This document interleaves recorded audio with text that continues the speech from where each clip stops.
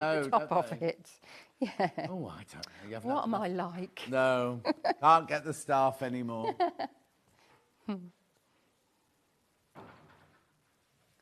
So you're doing all this before you actually add it to the bottom. So I'll just finish that there.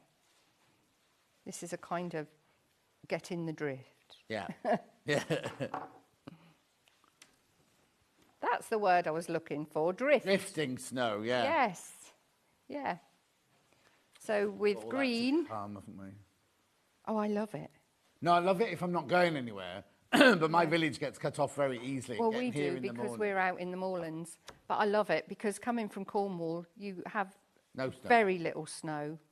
Yeah, and if you get snowed in and you don't see your grandson for 2 weeks, that's going to send you doolally. Yeah. Well, we go down once a month. So we can go down, yeah. I'm not going to use that needle because I need to do a stem stitch. So I need something a bit finer. Ah, that's better.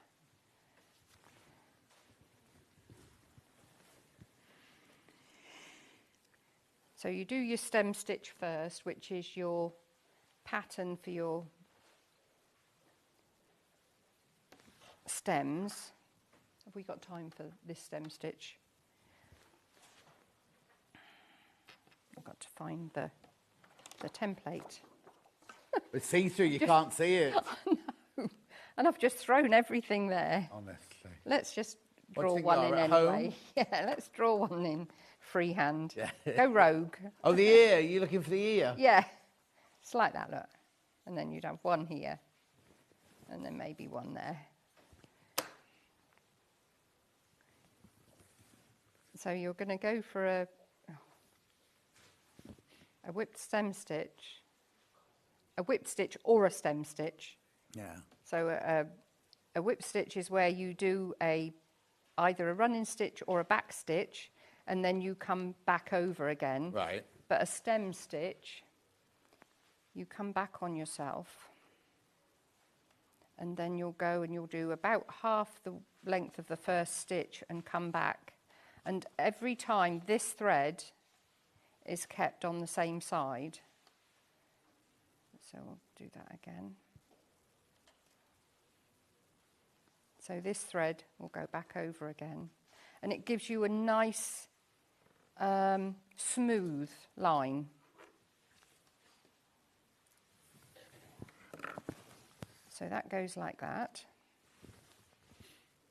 Right, now if I go there and come back up here, I'll show you what we're going to do with the leaves. Mm-hmm. So I'll glue a part of the leaf, so that one there. This would be tucked in underneath. Yeah, you do this first. And then the top one, and just fold over and make them all different. Don't try and make them the same. No. Oh. Oh, it's my finger. Oh, might stick. I've got glue on my finger. Oh, no. Just there. That's it. So then this, all you're going to do, oh, there it goes. Let's have a bit more. I didn't want to get the glue on the black.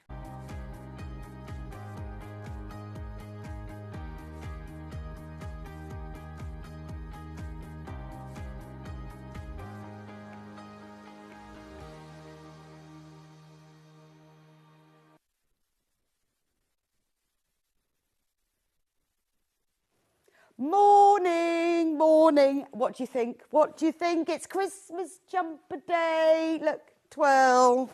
Very, very exciting. Now, these have been available on pre-order since 7:30. If you've had any problems with ordering it, we've had so much demand. A lot of people have said, oh, I can't get it on the website. It's all fixed now. It's all fixed. Available in medium, large, extra large and extra, extra large. It's got 4 different sizes. I will go through the whole size range with you. So excited to show this. But we've got to start with the early bird. We'll do that first because we always have to have an early bird. Very, very exciting early bird. It's this amazing pair of scissors. How gorgeous are these? Beautiful steel. They've got these, I can't remember what this is called. Is it like, it's not a rubber, right? It's a coating on the metal. Red handles. Look. Beautifully sharp, heavy-duty tailor's shears. So if you need a new pair of scissors because your dressmaking scissors just aren't up to the job, or you just want an extra pair of scissors, they're also very good because you can cut flat, and that's the main thing. So shears, the difference between scissors and shears is they've got one handle bigger than the other so that you can cut them like this. Now, price for these, I think, to be honest, beautiful quality, £24.99 is a good price. But it is an early bird. So what are we reducing the price to as it's Christmas jumper, Sewing Street's Christmas jumper day? £9.99.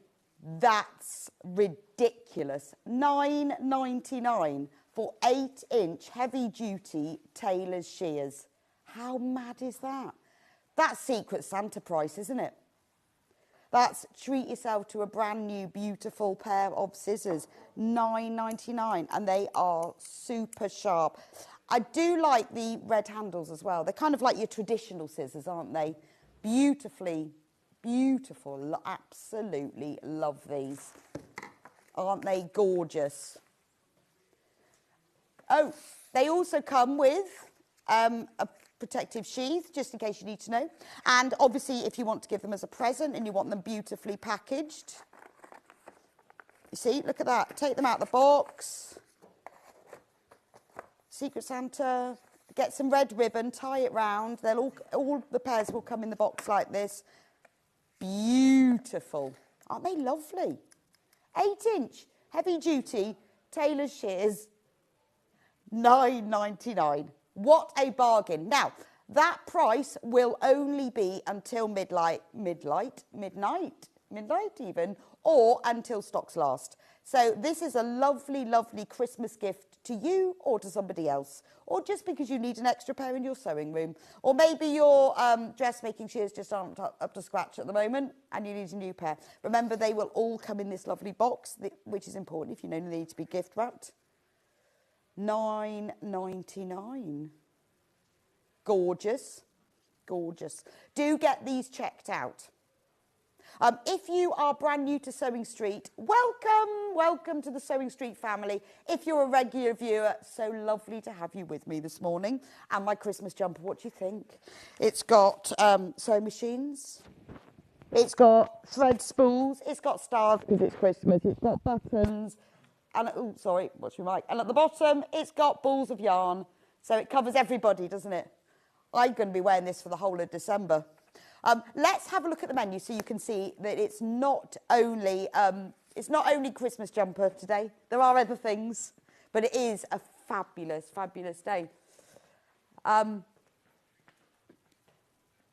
Right, so for the Sewing Street jumper, if you want to buy it, we're just trying to sort out the size ranges. If you phone the call centre, they will be able to help you because we're just having a few issues with the size, with selecting sizes. But if you phone the call centre, they will be able to sort it out. What do you think? Look at me and my friends. They're beautiful. So I am medium, and this is large. I've got to get these right now. Extra large and extra, extra large. These are gorgeous. Now, our wonderful Ian Munro has spent months developing these, and I've been working with him. Every week I come in, he go, what do you think about this colourway, Bex? And I go, oh, I like that. The first one he gave me didn't have designs on the sleeves. I was like, well, that's about nothing on the back. So he's been developing them. We're really sad that he can't be with us today. So we're sending him loads of love, Ian. These are gorgeous. These are his babies, and I think the web is so busy with so many of you wanting to buy this Christmas jumper. So thank you so much, Ian, for developing these. These are great. Now, Ian has... Oh, yes, so we have Oh, we've got to do the rest of the menu. I'm forward into the Christmas jumpers. Right, 9 o'clock, we've got the wonderful Louisa Galton from Sew Motion. She's got beautiful EPP Christmas decorations. I absolutely love these. There are 3 different colourways of kits. You can make 8 different cards, and the best thing is that the kits come with the cards, so you can give these as Christmas cards, and then when you give them to the person, they take the decorations off and hang them on their tree. It's like a card and a gift all in one. Absolutely gorgeous. That's at 9 o'clock. 10 o'clock, I will be here with Amber Makes. It is the latest in the sewing school, and this month we're covering FPP. So I've designed a sewing machine FPP block, and with it, I've made it to put onto a sewing machine cover. But the beauty of the sewing machine cover is that I've done it so it's made to measure. So I tell you how to measure your machine so you can make a sewing machine cover to fit your machine exactly. There are 2 different colourways, and I'm going to be going through FPP from complete beginner. If you've never done it before, this is for you. If you have done it before, you'll just find it easy.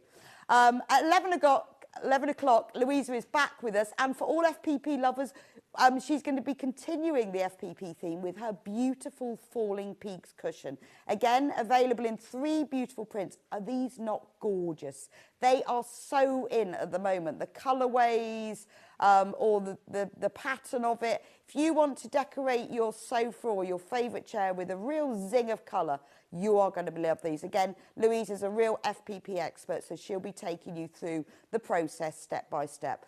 Then at 12 o'clock, it's a bit of a Christmas themed day, isn't it? We have got Steffi Stern from the Makers in with her exclusive Christmas stocking design. You cannot buy this anywhere else at the moment. It is exclusive to Sewing Street, and she's also got some of her other designs as well with a little bit of an offer as well. Always like a bit of an offer. So, the Christmas jumper. Oh, Ben's given me a breakdown. So, right, so we've had an issue with pre-order, because on pre-order, you can't select your size on the website. So, you can't add it to basket without selecting your size. But once these graphics come in, now, there we go, you can now select your size. So everyone who's bought it already has managed to do it on the phone line. Marvellous, well done. But now you can select your size. So if you go onto the website, go sewingstreet.com, click on Watch Live, and then when you see the jumpers there, you can select your size. So you select your size, whether it's medium, large, just like Ben's doing here, add to basket. Don't forget to check out. If you don't check out, somebody will have your Christmas jumper. Can you imagine how disappointing that will be? Those are all the different sizes: medium, large, extra large, XXL. So don't forget, you need to select your size, click add to basket, and most importantly, do check out. Right, let me show you the sizes. So when I came in this morning, they put the sizes in, but they put the ladies' dress sizes, and I said, that doesn't really make a lot of sense, because you need measurements. Well, I do. I don't want dress sizes, because it depends what shop I'm in. You know, they've made these jumpers. That's up to them what sizes they put in. So I've measured all the jumpers myself. So we've put in what the suggested bust size, but it depends how much ease you want. So I've measured all the jumpers this morning with the actual size, and I measure them just once across the chest. So the size guide here is for ease. So the medium is for somebody with a 38 to 40 inch bust, large 41 to 44, extra large 44 to 46, extra large 47 to 49. But the measurements, the actual jumper measurements are: medium is 21.5, and that's from there to there, obviously not all the way around. 21.5 inches is medium. Large is 22 inches, extra large is 24 inches, and extra large is 25.5. So if you want to measure a jumper that you've already got, so you can be sure, because it depends, you might want a really big and baggy jumper, and then you'll want the biggest where might want a different size. I mean, I've got the medium jumper. I'm a size 14 chest, and this is, you know, it's not tight, it's not loose. I think, because I don't like a really tight jumper, I have to say, because I want to be wearing something underneath it. It's a nice length, actually, look. I mean, I am quite short. Ben, if you could come in, please, because we've got Ben in the large jumper, and it's got nice long sleeves as well. See, nice long sleeves, and it's I mean, I'm quite short, to be honest. So the good thing is I am quite short. So this is Ben in his jumper. That really suits you. What do you think? Are we live yet? Yeah, we live. Did you see our Facebook Live this morning? It was really good, wasn't it? Rubbish. It was really good. Yeah, I'm in a large. Yeah? I'm a quite slight. You are, but it's a nice, really, but you're very tall and it's still a nice length, isn't it? Lovely length. It suits you. Thank you very much. It did really suit John yesterday. He looked I messaged him and went, that really suits you. I'm surprised he didn't take his hand. I know. He had the extra large on, I He think. did have the extra large. But don't we look fabulous? We look good. Because when we first got them from Ian, they weren't navy. I think they were red or green. They didn't look right. He has had so many Oh, I samples. can't. Every time I come in. The amount of times he's had to go back and forth. Well, we started off get and the it right. green was a bit teal. Just wasn't Christmassy. So we sent them back again. Yeah. And then we didn't have patterns on the sleeves. Well, no. I'm going to take this off now. Oh, because you're gonna message. need it, aren't Yay, got my jumper. Thank Well you, done. Ian, from Neve. Oh, I know. I was Thank so you, worried Ian. that something was going to go wrong. I know. People couldn't put it in their basket. I know. Ian has spent months on this, honestly, and he's really... Oh, thank you very much for your modelling. He spent months fine-tuning it, making sure that the pattern's on the back, and then we discussed, do we need yarn balls on? Is it just sewing? We thought we gave everything.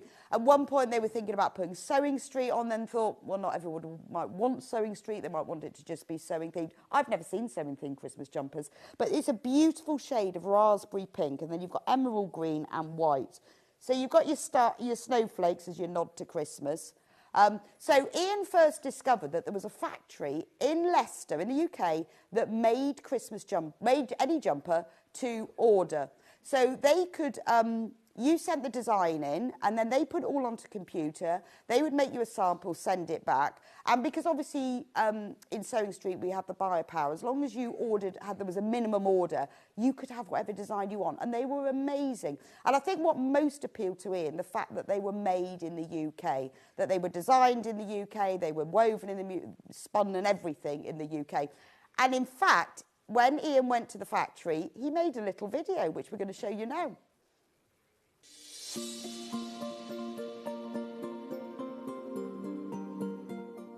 So a couple of weeks ago, I wore this Christmas jumper on the manager's specials, and you said you would buy one if we sourced it. Well, here I am today in Jack Master's knitwear factory in Leicester, and we're going to see how they make these Christmas jumpers, especially for Sewing Street.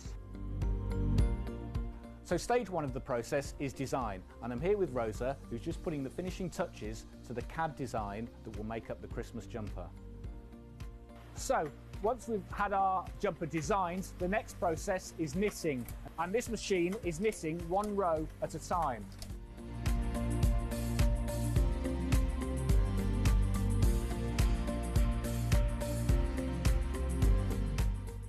So once the panels have been knitted, they're then steamed and pressed to put them into the correct shape.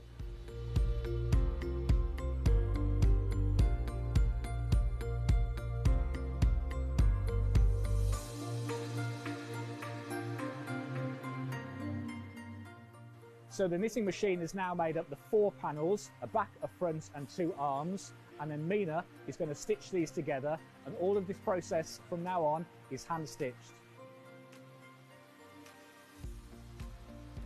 Thank you, Mina. So now we are looking like a jumper. The next process is to add the collar and quality control inspection.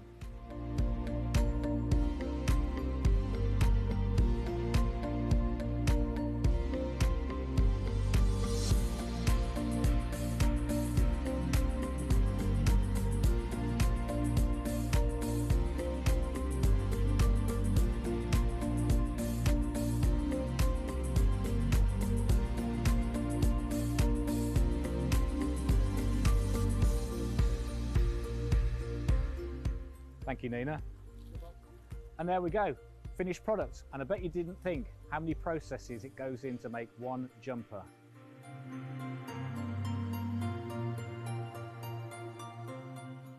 Isn't that lovely to watch? When do you ever get to see it being made? Now, I've had a few questions about the fibre content and washable, so I'm going to read the label out to you. They are fully machine washable.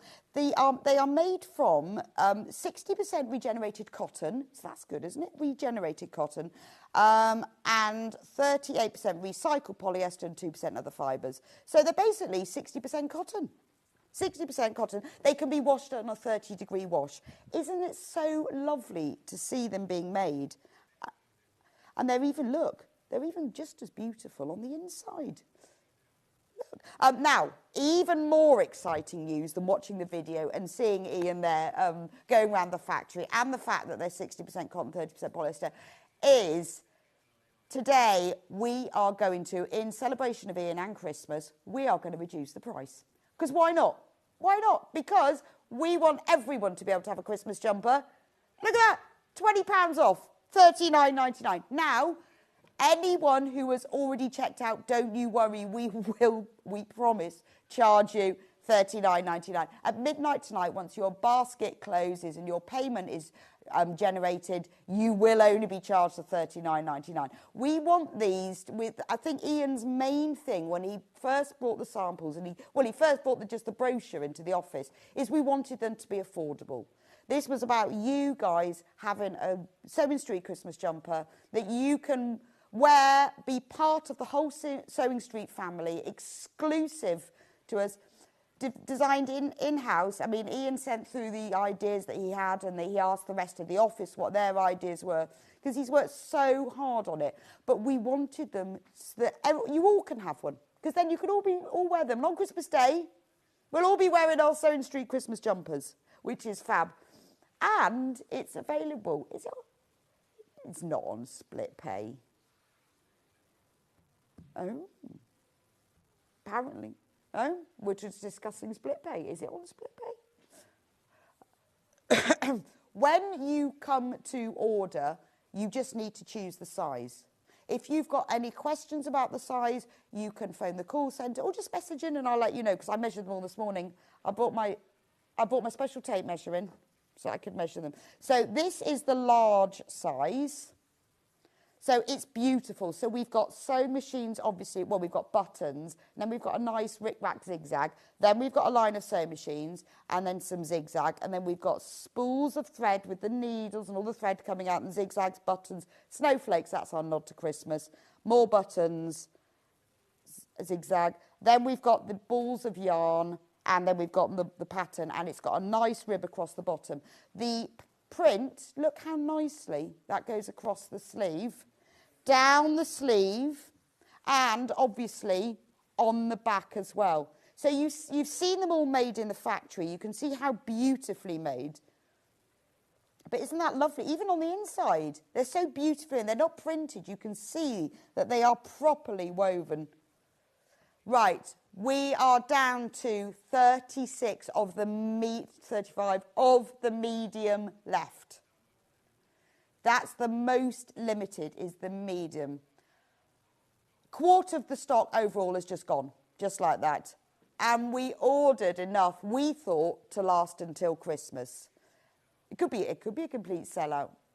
I love to see how the design was created. So when Ian first created the design, he was given it with different backgrounds, and we all agreed, I think, that navy was the nicest. Because we love a Christmas jumper, but we want it to be a classy Christmas jumper. But it's been a real collaborative effort. Ian was sent lots of samples of all of their different sizes of jumpers. So we all tried them in the office. We had Scott in them. Hayley had one on. Ian had one on. We all had one on because we all wanted to make sure that the sizes. So every time someone came in the office, we managed to get different size people. From Patricia, morning, Rebecca, the fam all wear Christmas jumpers, but it's a theme according to an individual. One wears Star Wars, one wears Harry Potter, and I can wear sewing. Exactly. Got mine, so looking forward to wearing it. Thank you, Ian. I know. Thank you, Ian. When you get your Christmas jumper, please send us a photo. Put it on the Sewing Street fan page. I know Ian would love to see them. Now, if you've only just tuned in, let me remind you of the message. So these are the measurements of what they suggest, but it all depends on ease, whether you want your jumper fitting or really baggy. So I measured the jumpers earlier. Now, I just measured across the front of the chest, not all the way around, so you just need to double it. I measured across the chest. The medium was 21.5 inches from here to here. The large was 22 inches. The extra large was 24, and the extra large was 25.5. And that's from there to there. So if you're not sure, and you've got a jumper that's the fit you like, just measure from the one armhole to the other. And I just, when you do that, don't stretch it out. Just throw your jumper down and pat it. Right, medium, 12 left. But if you are a medium, a large would be absolutely fine, because Ben was wearing a large, and he normally wears a small men's t-shirt. So a large is only, well, because it was a half an inch difference, wasn't it? So it will just be an inch in full diameter, circumference even. I mean, it depends on the fit you want, to be honest. But I mean, a lot of people wear oversized jumpers. It's entirely up to you. But if you think like the medium, I'm a size 14, and it fits nicely. But I could wear a large, and it would just be bigger. 8 medium left. You are going to need to be quick. £39.99. So we have taken £20 off the price. That's what they recommend. But obviously we can sell it for what we like, because they're only available from us. So we're not really competing with anybody at all, are we?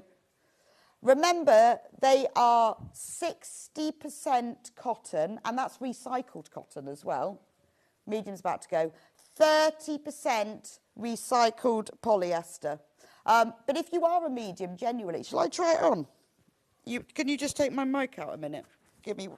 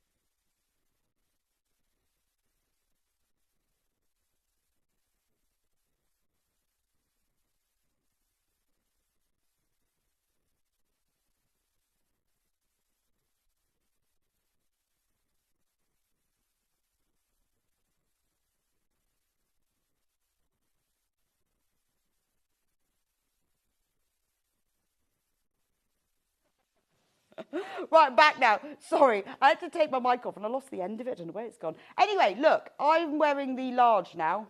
So it's fine, isn't it? The medium's completely gone. Can I come out the front? Just so you can see. So obviously remember, I am only 5'1", so it's obviously longer, but as far as the fit goes, it's just a little bit looser, isn't it? It just depends what what fit you want. So is the medium sold out? Right, so the medium's sold out. So there's only half an inch, well, an inch in circumference, but half an inch difference. But it's just a bit longer, isn't it? So that's what it looks like if it's the large. But I just thought I would just show you what. Yeah, shall we watch Ian in the factory again? Because I absolutely love that. These are flying out, and we want to give you a chance to check out before we move on to anything else. So let's watch Ian in the factory again.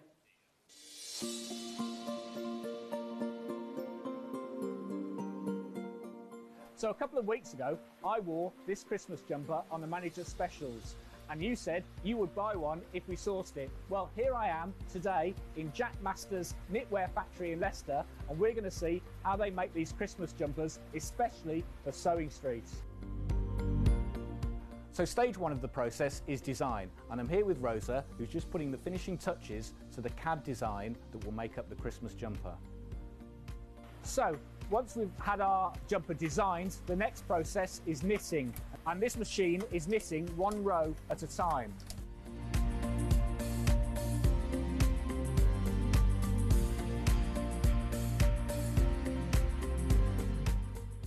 So once the panels have been knitted, they're then steamed and pressed to put them into the correct shape.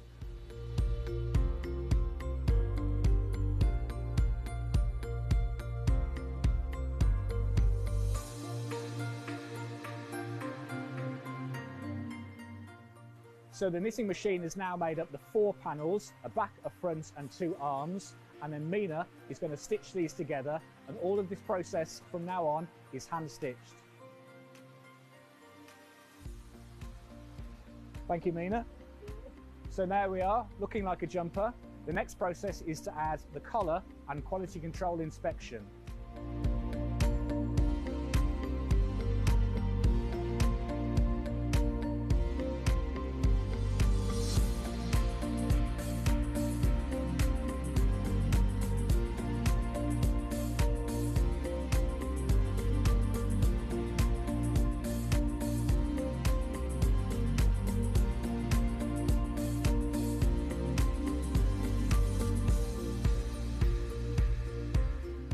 Thank you, Nina.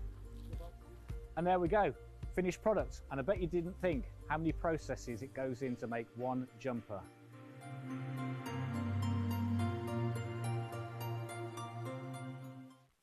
Well, I hope you enjoyed that again. In case you've just joined, it'd be a shame if you missed the Ian special VT of going to the factory. I wish I'd gone. I really wanted to go. Look, anyway, so the jumper, $39.99. Now, I'm now wearing the large because we've got those in stock. The medium is sold out. Remember, I'm a size 14, and this is a nice fit, isn't it? It's not too baggy. I mean, it's only actually an inch in circumference bigger than the medium, but it's a nice fit, isn't it? I think it looks lovely. We have got more of these left, so you're all right if you still want one of these. We have reduced, but we are down to double figures of all of them. Whoa.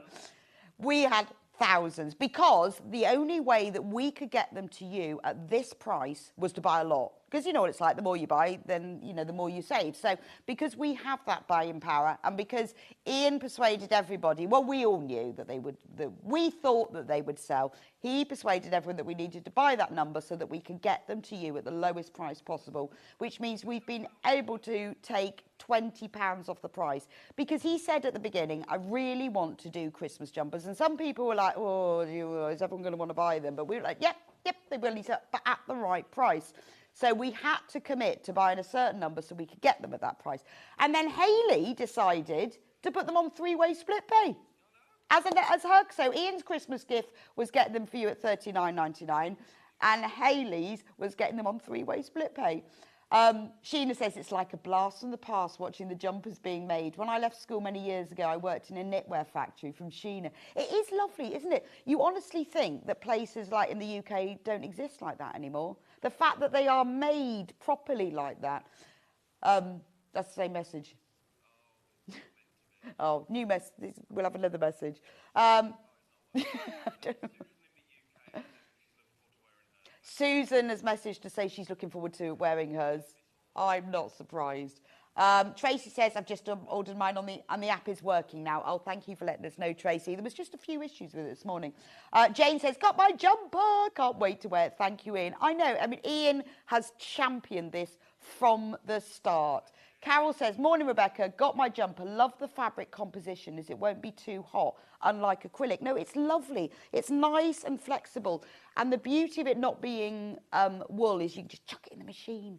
Good morning. Got mine. Thank you, Ian. Great jumper. Honestly, he has championed this from the beginning. He was the one going, we've got to do this. We've got to do this. Right. Extra, extra large.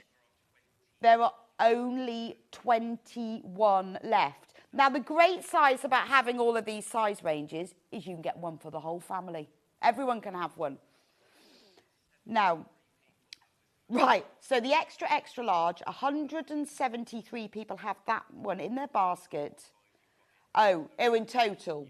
Right, 173 people, we don't know which sizes, have got them in their basket. And, like, for example, there's 21 of the extra, extra large left. And there are 19 of that. So you can get one for the whole family, can't you?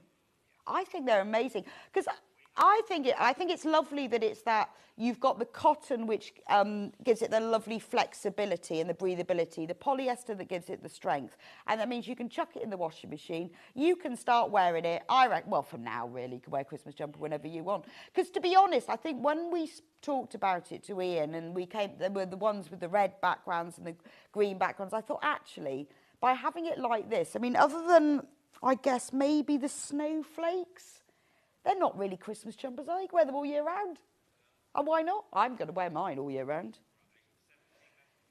17 left of the double XL. Now, we haven't talked about split pay. So Hayley's Christmas gift was, let's spread the cost. For those of you who really want it but can't afford or don't want to spend all that in one go but would rather spread the cost, she's put it on 3-way split pay, which is unheard of. And remember, when we do split pay, if you've never used it before, if you're new to Sewing Street, we don't charge you to do split pay, and we don't charge you any interest either. So 3 equal payments of £13. No, it's £13.33, I think. £13.33. So if you pay £13.33 now, we will send the jumper straight to you, and then next month you pay the next £13.33, and the next month after that. So it just means that if you really want it, but you think, oh, I don't want to pay all of that in one go, you can spread the cost, but it's entirely up to you. So when you're ordering on the web or on the phone, at that point, you can choose whether or not you want that. We have 9 left of the double XL. I was trying to count my fingers then. 9 left. That's really funny, isn't it? 8, can do that one. 8 of the double XL left. So they are flying out. This jumper looks so good. I've ordered mine. I can't wait to wear it. Cheers, Ian, from Christine. Honestly, when you all get them, please, please post a photo of yourself wearing the jumper on the Sewing Street fan page. 6 left of the double XL. And I know when Ian is back, because we are so sad that he can't be with us today, he will love to see the photos of all of you wearing them, because he has been the one from the beginning going, no, we're going to do this, we're going to do this. And he said, I'm going to the factory, I'm going to film the process, because I think it's so lovely for us to support British businesses like this. So this company, they will create the Christmas jumpers you want as long as you can commit to the quantity, and that was how we managed to get them at this price. If we had bespoke jumpers, if we'd only had 10 made, I think they would have probably about 5 times the price. So it's lovely that Ian managed to do that, and also it's been really nice that it's been so collaborative, because I remember the first time we saw the jumper, it was really teal and it just didn't look right. So we went new colours. And I think the design is lovely. So we gave them the design and then they put it all onto computers. I quite like the fact that on the inside, you can see, oh, there's my poppy. Where's where that gone? Anyway, after I lost my microphone on my medium jumper. The inside, you can see that they're not printed. Well, you've seen in the video, haven't you? But you see, if I show you the inside, you can see how they are properly. So that's why in the video, they all look pink, because they obviously fold them with the wrong side out. So when you look at the ins, I quite like it. So you could wear it that side. I mean, obviously you'd have the seam showing. But you can see now, can't you, how they are properly woven jumpers, because they are perfect. Other than the fact they have seams, they are perfectly woven, aren't they? But you could wear them that way around. Right, how are we doing for stock then? 5 double XL left. Right, less than 60 of the large, and then less than 80 of the extra large.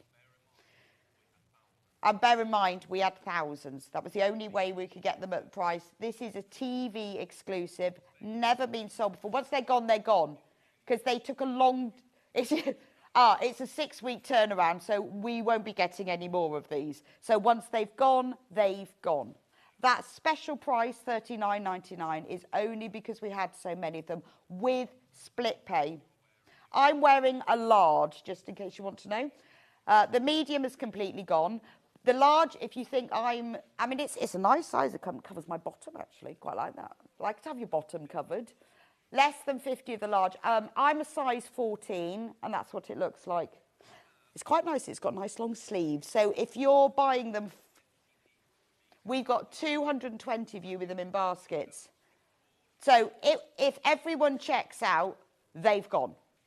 I like the fact, just think, because I'm obviously short, 5'1", so if you are taller, don't worry about the sleeve length. I mean, they're fine, I can pull them up, I guess I could roll it back. But if you've got longer arms, they will be absolutely fine. So you can see our can we show these pictures? They even fit men. They fit men and women. So just because they are unisex, they are unisex sizes and styles. But I just think that 2 of the XXL left. I think they're quite tasteful. I think it was a good shout of Ian's going with the navy background, because then it's not, because I know we don't want them really too shouty, do we? I think they're beautiful. And I was very keen as well when he said he was going to put yarn on as well. I think it's nice to have the yarn and the sewing machines. And they are totally exclusive to... Right, XXL has gone. So the XXL was 25.5 just across, and the XL is 24. So that means it's got a 48-inch circumference. Obviously, they do stretch. You know, they are stretchy jumpers. So if you've missed out on the XXL, the finished jumper has got a 48-inch circumference from the bottom of this part here. We can't get any more of any of the sizes. The XXL and the medium have gone now, and we can't get any more. There are 30 left of the large, and the extra large, less than 50 left. And we have 245 of you have got them in baskets. I mean, and they are just gorgeous. I love the idea. I quite like the fact that I'm standing next to all of my friends, because wouldn't it look great? In fact, if you've bought one for your whole family, I definitely want a photo. Wouldn't we look great? And you can just, all you need, a pair of jeans, you see. You can all look exactly the same, or your pyjama bottoms. You'll all have them on. How lovely to open this. Oh, 1 XXL has come back in stock. Someone's changed their mind on the sizes. So just keep an eye on it. If you've got it in your basket at XXL, check out very quickly, because one's just come back. Right, let's watch, in honour of our wonderful Ian. We are so proud of him, and thank you if you're managing to watch at all. I don't know whether you are, Ian. Thank you. We love them. We love them, and we know we all love them, because he's worked so hard on them, and we're sending you lots of love. Can we see the video one more time, please?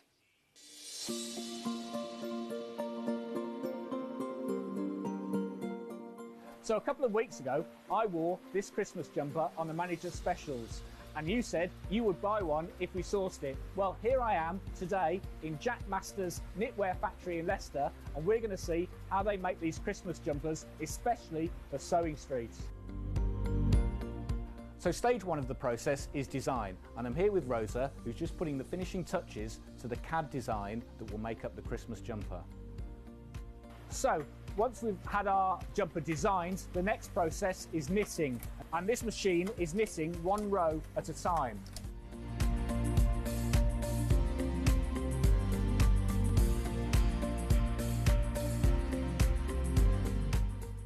So once the panels have been knitted, they're then steamed and pressed to put them into the correct shape.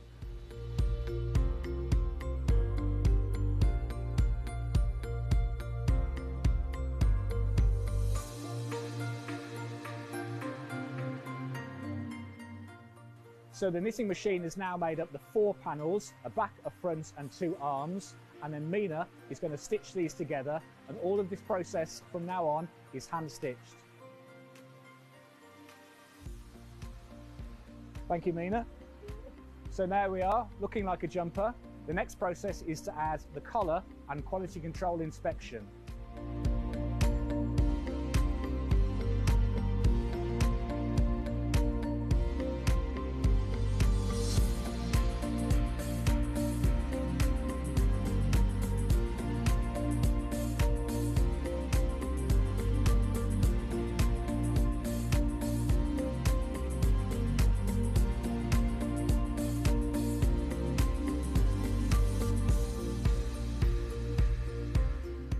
Thank you, Nina. And there we go, finished product. And I bet you didn't think how many processes it goes in to make one jumper.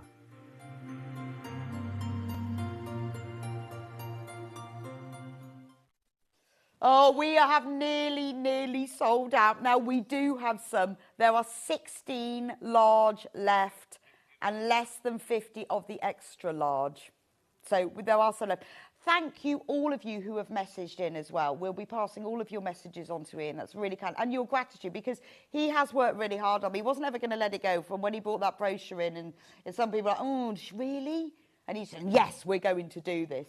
But then you see, to be honest, the advent calendar was Ian's idea. Yeah, but a long time ago, that was his idea. He's very good at ideas, isn't he? Amanda says, thanks so much for bringing us the jumper, Ian. I can't wait for mine to come. Oh, thank you, Amanda.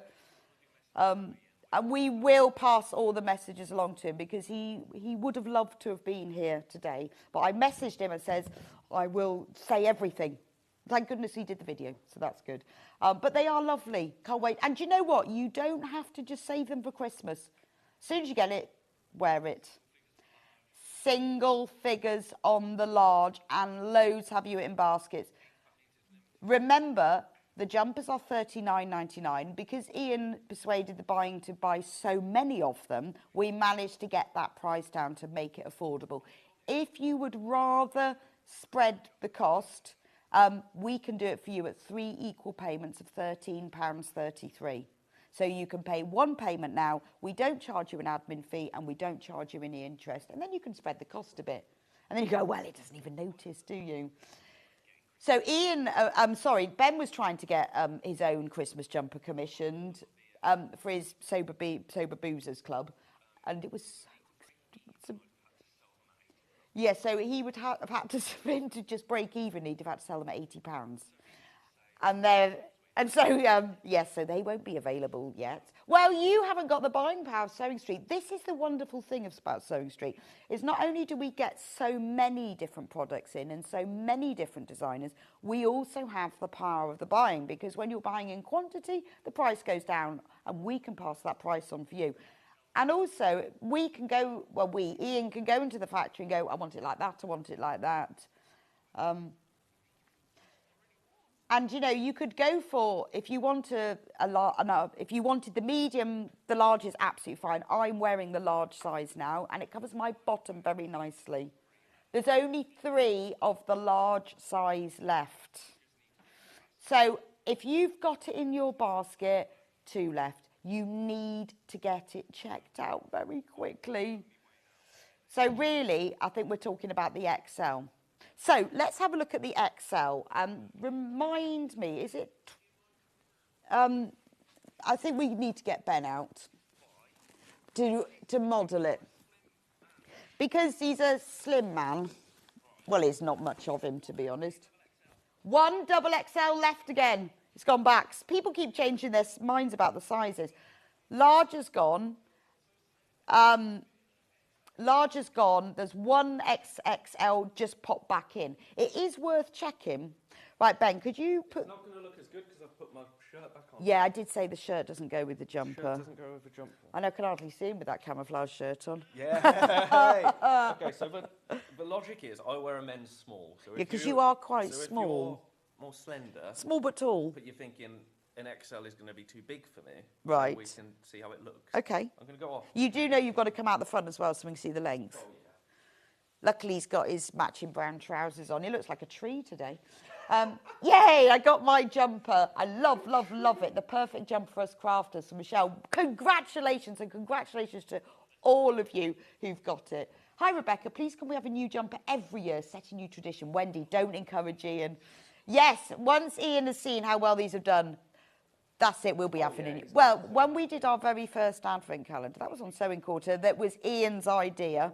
I mean, obviously, absolutely love it. And this is his new idea. He's full of bright ideas. So can we have a look at you in the XL? So here's me in the XL. So that's got a 48-inch circumference, finished size. So that's not chest size. You could do a French tuck, couldn't you? Oh, is that where you do that? So would you wear that size? I would, yeah. Because I'm a very trendy boy. Yeah. The oversized jumper. Yeah, obviously not with a brown trim. Oh, I tell you, my son, Freddie, is 22. He's a little bit, so he would probably be a large person. He wears XXXL. Oh, yeah. They all wear that, don't they? Well, you want to be comfortable. I That's know. your Christmas dinner. Oh, absolutely. Actually, a tight jumper. Oh, Oh, no. You don't want that kind of, you know when you have to keep going like that? no. You know? You don't want that. You want to be able to expand. You want to be able to undo your zip of your jeans, don't you? Without anyone knowing. Thank you very much. So we only have the extra large left. So the finished measurement of that, and I have bought my... I'm going to show you it. I've got my mouse tape measure. We used to sell these on Sewing Quarter ages ago. So it was one of the ones that Ian gave me. So there you can see from that seam, so underarm seams, it's 24 inches across. If you need to know that. $39.99 for the jumper. It is available on three-way split pay. So if you only want to pay $13.33 now, then you pay the other two payments. You can have your jumper. Congratulations to all of you who've got it. Wouldn't it be great? In fact, if you could all wear them to the Festival of Quilts next year, we could have a group Christmas photo shoot. How cool would we look? Maybe we should have Sewing Street summer jumpers, spring jumpers. Right, we all turn out. So anyone who comes to the Festival of Quilts next year, wear your Christmas jumper. And we'll get Ian to wear his as well. We'll do a big group photo. 39 jumpers left. So the only size you can get now, I mean, do keep an eye on it. Underarm, what, to cuff? I will, because I have my tape measure with me today. Love this tape measure. So from the seam to the cuff is 20 inches. From there to there. Would you like to know the length as well? I should work in a clothes shop, shouldn't I? I do, really. I do today. Oh, and I haven't shown you the label as well. I must show you the label because I really like that. 27 inches from the top of the neck to there. It's even got a nice label in it. Look, British Christmas jumpers made in Great Britain. And then if you want to know the composition on the label, it says you can put it in the machine, 30-degree wash.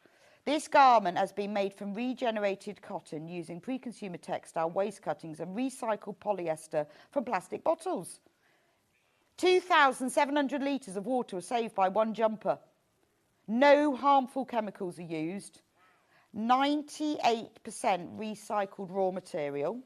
That is good, isn't it? So it says wash inside out, wash at 30 to save energy. Do not use fabric conditioner. Why not? Dry flat. 60% regenerated cotton, 38% recycled polyester and 2% other fibres. Made in Great Britain. There you go. Nice that you can put it in the washing machine, though. I hate that hand washing business. I mean, I do understand with the wool jumper. Although I do tend to, if I knit now, I tend to knit using the super wash stuff that you can, even the pure wool, you can get a pure wool that's machine washable. Isn't it lovely? I like, there's 20, have you seen it's got buttons on? When you look at these from a distance, they just look like circles, but they are actually buttons. And I love the rick-rack and the balls of yarn. And look, it's got a little heart on the yarn label. And then look, spools of thread. And the sewing machine. I mean, it had to be. When have you ever seen a Christmas jumper with a sewing machine on? I think we'll have to get Ian to write a knitting pattern for us. Yeah, maybe we should do that. Next year, we should do a knitting pattern and another Christmas jumper. I think there's a lot of room, because I've got an autumn jumper, and mine has rows of like acorns and toadstools and autumn-themed things. So I think we could easily have a spring Sewing Street jumper, couldn't we? We'll have a word. Could have like a pale blue background, couldn't it? And other things. Right. They're not itchy at all, and let me tell you, I've got a t-shirt on underneath, so, and I am the itchiest person. The itchiest person. I have to have non-bio washing powder as well. everything, really itchy to most things, and this is not itchy. Right, for the last 20, extra large is the only size left. Do keep an eye, because sometimes people change their minds on sizes, and the odd one will pop back in. So if you particularly want another size, keep an eye on it, because sometimes people do phone in and change them over. There are over 300 people with this jumper in their baskets, and we have 20 of the extra large left. Right. Okay.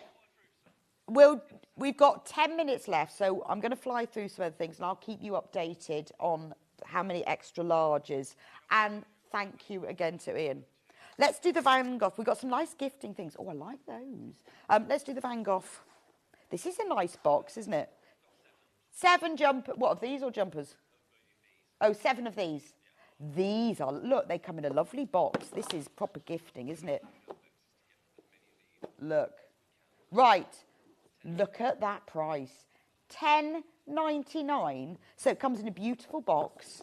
There are 2 in the box. That's a fantastic price, isn't it? Look. Beautiful. Aren't they lovely? So that's your Van Gogh sunflowers. And then you've got the Starry Night. That's gorgeous, isn't it? Absolutely beautiful. So you're getting 2. I'm just having a look at... Oh, these are very nice. The Leonardo collection. Aren't they beautiful? There's only left. They are made from fine china, microwave and dishwasher safe. I love the way it says wash before use. Can you imagine getting a mug out of a box and not giving it a quick swill? These are beautiful. Right, single figures of those. If you want the Van Gogh mugs, you need to get checked out. The budgies, I love these. Look at the purse with the budgies in their knitted beanies. Now, I guess we've got these because they've got knitted beanies on. $6.49. So cute. And look, it's even got a lovely cotton lining as well. And the outside is a really nice, stiffer sort of canvas fabric. Isn't that absolutely gorgeous? Budgies in beanies. Nice. Do you know what this is good for? If you're giving someone a gift voucher or cash for Christmas. Oh, a message from someone asking for the early bird. Somebody wants to see, yes. Can we do the tea towel? Look. The budgies in beanies tea towel. Thank you. Isn't that beautiful? I love that. See, what I would do with this is I made, when I went to Glastonbury last year, I bought, a friend of mine gave me a Glastonbury tea towel, and I made the tea towel into a rucksack. But they make beautiful, you can make them into tote bags, because all you do, I've made so many things out of tea towels. I ought to write a book one day of what you can make from a tea towel. You can cut this in half, and then you can make them into tote bags as well. I make loads of things from tea towels, because you can use them. You can make, I made one half was the front of the rucksack, one half was the back, and then I used the bits left over to go around the gusset around the side. $7.99, I'm a bit of a tea towel collector. Right, early bird, if you weren't with me at 8 o'clock, is this beautiful. We were so excited about Christmas jumpers and the checking out. Now, these are beautiful scissors, heavy-duty tailor shears. They come in a box, makes them great for gifting. Look at that. We have taken £15 off the price. $24.99, beautiful steel. They're heavy-duty tailor shears. Obviously, they've got one handle bigger than the other, which makes them shears. They are flat enough so that you can put them on the table and cut like that. $9.99. And aren't they lovely? They've got this proper, I don't know what it is, like it's almost like a plasticky coating that makes them really nice to hold and to handle. But they're what the old traditional scissors used to be. They were dipped into the coating. I mean, these are lifetime, aren't they? Obviously, you know, after many years, you might need to get them sharpened again. But these are the sort of quality of scissors that you can keep for forever. And at that price, that is a beautiful gift as well. I know I keep talking about gifts because I guess we're thinking about that at the moment. But this is worth a multi-buy, isn't it? And also they're so attractive. They'll look lovely in your sewing room, won't they? If you've got one of those, I have one of those wooden scissor holders that we sell. I've got, and when I got it, so it's got about 10, 20 holes in it, I thought I'd never fill that. I have to have scissors sharing spaces now. How did I have that many scissors? Oh, it's like the little scissors, the medium scissors, the pinking shears, the big scissors, the appliqué scissors. I have so many scissors. But they look lovely in that. And I'm quite fussy about how nice my scissors are in my scissor holder. £9.99. That's a fantastic price, isn't it? Right, we're going to go for a quick break. Before we do, how are we doing, Ben, on the jumper? Quick drum roll. There are 17 extra large left. And one large has jumped back, because I did say that what's happened, because people change their minds on the sizes. Oh, the large is gone now. I would keep a check, because every now and then people swap them back in, and so keep an eye on the web. But we have 307 of you in their baskets that need to check out. When you check out, you can choose whether you pay the reduced £39.99, £20 off price in one go, or if you want to spread the cost, 3 equal payments of £13.33. So I will leave that with you. We're going to go for a quick break now. Congratulations to all of you who have a beautiful Christmas jumper, and massive thanks to Ian, who has championed this through from the beginning all the way through, even went to visit the factory. It was his great idea, but it's been a really collaborative journey with the whole team choosing the colours and the designs. So I'm so pleased that I could bring them to you today. Do keep an eye on the website to see any sizes pop in. We have 10 jumpers left. I'll see you back here in a few minutes' time with the wonderful Louisa Gould, who's going to be doing EPP for us. Oh, they're brilliant. If you want to make your own cards this year that come with Christmas decorations, you are going to love the next hour. So get your Christmas jumper on, and I'll see you back here in a few minutes.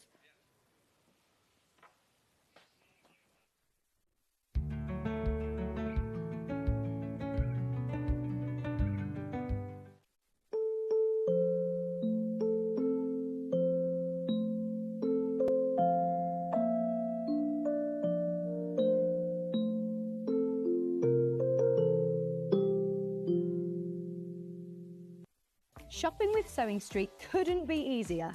You can shop via our website at www.sewingstreet.com, where you can watch our live shows and see all the products from that day. We also have a huge amount of products on our website, from your sewing room essentials to fabrics, sewing machines and much more. You can download and shop on the go with our Sewing Street app. Simply head over to your app store and search Sewing Street. Alternatively, you can contact our UK-based call centre 24 hours a day on 0800 001 4433. Shopping made easy at Sewing Street. Every day, our experts will bring you a wealth of knowledge. They'll take you through the steps of making projects, and we feature fabulous tips along the way. Whether you're new to sewing or a seasoned pro, you're sure to learn something new. We're live every day from 8 AM till 1 PM, and you can also watch back all of the demonstrations featured on the show on our YouTube channel. Hi everyone, Andy here with some exciting news. On the back of our first Craftopia weekend retreat in conjunction with Hobbymaker, Sewing Street and Jewellery Maker, we're pleased to announce that tickets are available for the next one, taking place this November. Tickets are now available for the weekend of the Saturday the 9th and Sunday the 10th of November at the Abbey Hotel in Redditch, here in Worcestershire. Now, if you've been to one before, you know what to expect. But if you haven't, what can you look forward to? Over the weekend, you'll be taking part in 4 exclusive workshops with some of the best tutors in the business. From Hobbymaker, we have Carla Bagshaw and Julie Peplow. From Sewing Street, we have Jenny Jackson. And from Jewellery Maker, Debbie Kershaw will be joining us once again. Your tickets include your accommodation, all workshops, all materials, all refreshments, lunches, dinners and Saturday night entertainment. Plus, you'll get an exclusive 20% discount just for you to use across any of our channels over the weekend. We have single, double and for the first time, day tickets available. To buy those tickets or find out more information, check out the website below or call the call centre. Now remember, as always, spaces are limited.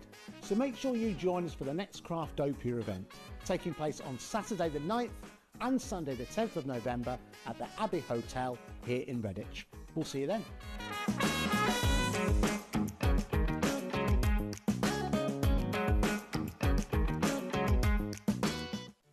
Did you know at Sewing Street that on various products we offer split pay?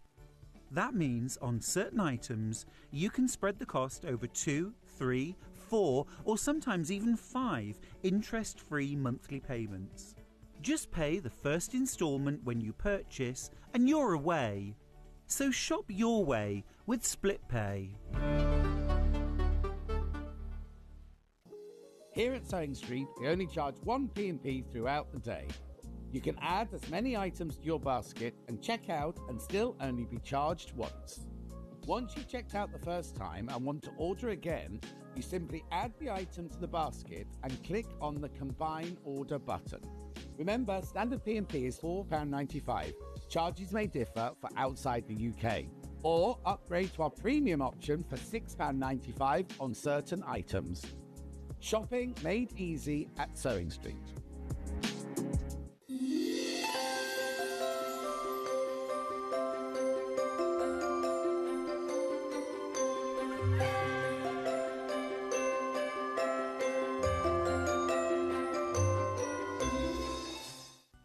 Never miss a show by watching on the go with the Sewing Street app.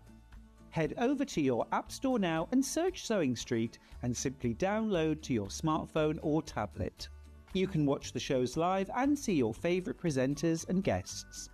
Click on the Today button to shop all of the products that are featured in today's show.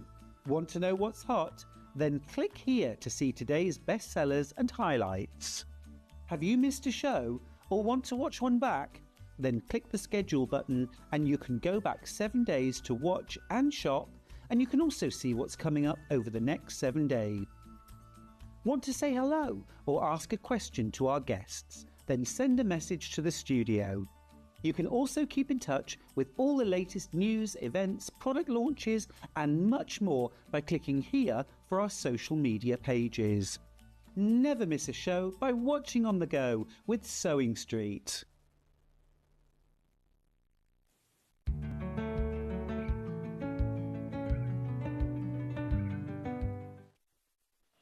Welcome back to Sewing Street. Still got my jumper on. We have still got a few left of the extra large, but not many. 15. The XL is the only size we've got left, and we've got 15 of them. It's lovely. 314 baskets. Anyway, I'll leave that with you to think about. Now, these are fabulous. I absolutely love these. So we've got the wonderful Louisa Galt with me. Good morning. Morning. How are you feeling after the show? A bit worn out. Was it a feet busy are one? hurting. It was busy, yeah. The creative and Good. crafting. Yeah, creative NEC. crafts shows, yeah. So was that all Christmassy or not? It was half Christmas, some card making, arty, and then some sewing. So they brought in the sewing from, they normally do it in March, and they were bringing it in for the autumn. Oh, I see. So it's the first time they've done this? Yeah, sewing for pleasure. So, Busy though? Yeah, it was busy. Good. Well done for coming in today. Thank you. All the sake of saving some petrol, because we were nearby. I was like, I'll you just may do it as on well. Monday. I bet you never thought about the fact that you'd been there for 4 days. Of course had no not. sleep. Mad. Now, these are, absolutely love these. These are brilliant. So they're all EPP. And now what I love about them, so in each kit you get 4 designs. You can you can make them into little Christmas decorations like this, but in the kits you get these cards. So what you can do is you just sew it to the card, then you send the card to somebody and they've got the card and they can keep it on there if they want, or if they want to undo the stitches, they can hang it on their tree. I think that is absolutely genius. So this is a beautiful way of you having a set of Christmas cards or decorations or both. So in the kits, there's enough to make 4 different designs. 4 different designs, 2 of each. 2 of each, so 8 Christmas cards, and we've got them in 3 different colourways. So Louisa, why did you decide, how did this happen? I love the process. It was a customer actually. Okay. Because I do the jewel one, which is the star. Right. In a bigger version as bunting. Okay. And the customers, I think it must have been a festival or something, she said, oh, do you do it in smaller sizes for Christmas cards? Because I make Christmas. So finally, a year later, I was like, oh, yes, actually. And then a couple of the other designs. So the big round one. Oh, right, this one here. That's my sunflower design. So they're existing designs already. Oh, so that goes on a pincushion. I mean, it works beautifully as a Christmas wreath. Yeah, exactly. And in the mini version. So, yeah, and then the other one's a lotus flower that I've used before or something. So you could just make these as decorations for your tree, or you could use them to send to your 8 favourite people. Or you could hang them on a one long thing for bunting. Oh, that would be nice, wouldn't it? Now, there's 3 different colourways, so we're going to go through those. What do you want me to start with? Traditional. That's traditional. That happens to be the one I've got. So traditional, let me show you the traditional ones. So $27.99. That's an amazing price for 8 decorations and 8 cards. So you've got the wreath, you've got the little, look at the tiny hexy one. Oh, there's a picture of all of them. I've got to make sure I pick up the right colours. What's that That's one? I call my lotus flower. Lotus flower. It looks like a little star, doesn't it? And then the Christmas star. So those are the 4 traditional ones. That's what you'll make. You've got there. Oh, have I got the wrong one? Not that one, the other one, the star. The star should be that one. Yeah. Mixing up my colourways. Look, there we go. And they are double-sided as well. So that when you hang them on your tree, there we go. So 20% of the stock went on pre-order before we even started. Now, in the kit, you get full instructions with photos. So could a beginner do these? Yes, I think so. I mean, they are small pieces. Yeah. So, if they're good with their hands. And If you've been sewing but you've never done EPP, then you'd be fine. You get all of this fabric. Now, this is Macawa fabric. It's beautiful. It has gold metallic on it. Look how lovely that is. So you've got, that's a beautiful design, isn't it? Lovely. I love that one. And then you've got the red with stars, this beautiful foliage design, because it works so well in the colours. You've got the red and then the gold with the green with the gold stars. So you get all of that. You get, it's not just cards, it is envelopes as well, red ones. Proper Christmas. Proper Christmas. And they're different sizes. Yes. Depending on which card you're going to go to. Yeah. So you get, I presume, 4 big and 4 small. Yeah. So that's the big and small. And they come with the envelopes as well, which is fab. You get the ribbon so that you can then sew them on. And you get the EPP pieces. And can I open this? Try not to rip it too much. In here are all the EPP pieces. Look. And all the buttons as well. So you've got the buttons. So you've got 8 buttons. You've got 8 buttons. You've got white ones and red ones. You've got all of the EPP pieces, which are all on the proper card. Because it's important with EPP that your card's not too thin, not too thick. It's got to be exactly right. So you've got all of these pieces, and some of them are really unusual shapes. So they're all pre-cut for you. Easy peasy and full instructions. That's the traditional set. Okay? So you've got to choose your colourway now. Or, because you've got 8 in here, if you want to make more, you could get different colourways or you get lots of the same. Isn't that gorgeous? I'll just put that to one side. Right, the next one is Scandi. So let me show you the Scandi ones. So you've got the wreath, you've got the lotus flower, you've got the star. And the hex. Oh, and then you've put that one on there. And so, look, they're double-sided, so they work perfectly to hang up. Or if you make them as bunting, remember you've got 8 of these to hang up. The Scandi kit looks like this. So those are what you'll get. And inside, full instructions again. You get Macao fabric, gorgeous. Let me show you the fabric for this. I love that. You've got the grey snowflakes. You've got red and white. You've got white with silver stars, and that's got metallic on it. This one's metallic. That's beautiful snowflake design. I guess with EPP this small, you need these tiny prints. Yeah, on these pieces, yeah. It works so well, doesn't it? Then you can get the little... And then you can fussy cut the snowflake. Oh, of course, yes. So if you look at this, you see Louisa's fussy cut. The snowflakes are in just the right place on the things. Obviously, you get the 8 cards and envelopes. and the ribbon, and you get all the buttons and EPP pieces, which are exactly the same as the other one, so I'm not going to open that one because I've already done it. So you get exactly the same, all the EPP pieces and all the buttons as well. So that is the Scandi version. It's hard to decide. And honestly, when you make somebody a card, they always keep it.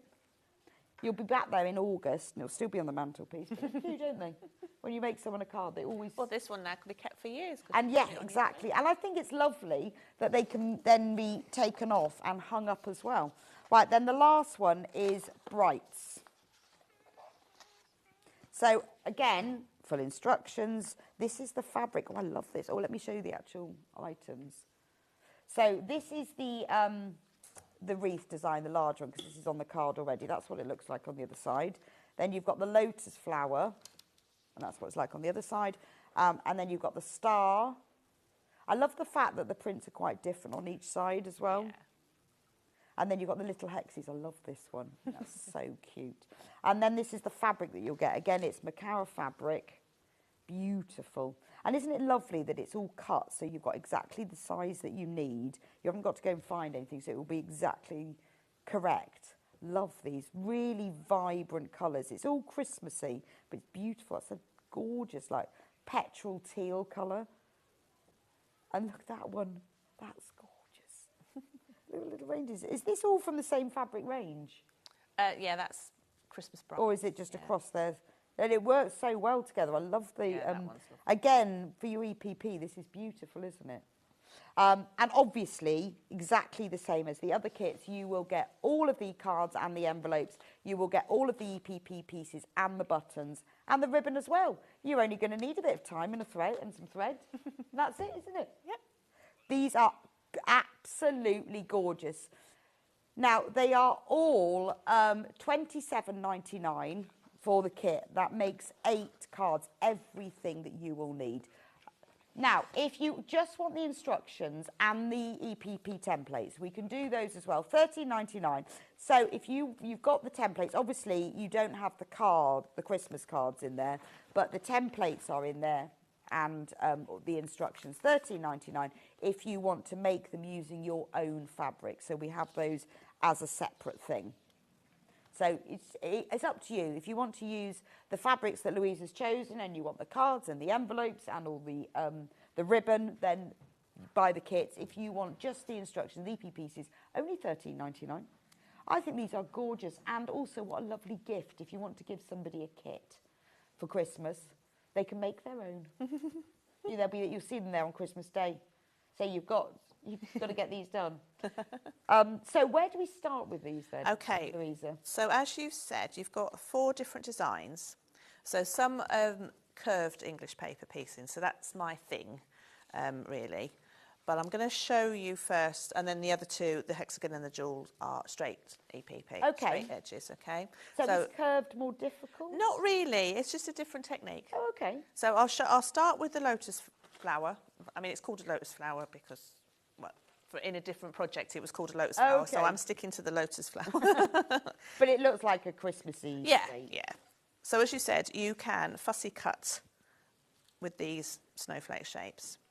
And the other ones as well. So you can, if you really wish, put it on a light box so you can see through it, and then position your paper on top of it. I'm just going to eyeball it and hope for the best. So... Oh, yeah, hang on, we're going to have to move you over a bit. Oh. Da, All da, right, da. da, da. You can see me now. Right, so the trusty glue pen. So it's a temporary fabric glue pen. I'm sure you have them. Yeah, we do normally, yes. So you position your fabric face down, dab a bit of glue on the back of the paper. These are all symmetrical, so it doesn't matter which side you put it on. And then just position, because you can see the back of the fabric, position your paper on top of one of the motifs. So as I said, if you want to be really exact, you can put that onto a light box so you can see through it, or you can hold it up to the light that way, so you can see your shape behind it to see if it's centred or not. And then you're going to cut it out with a generous seam allowance. So I go about 3/8 of a seam allowance, a bit bigger than a quarter. Okay.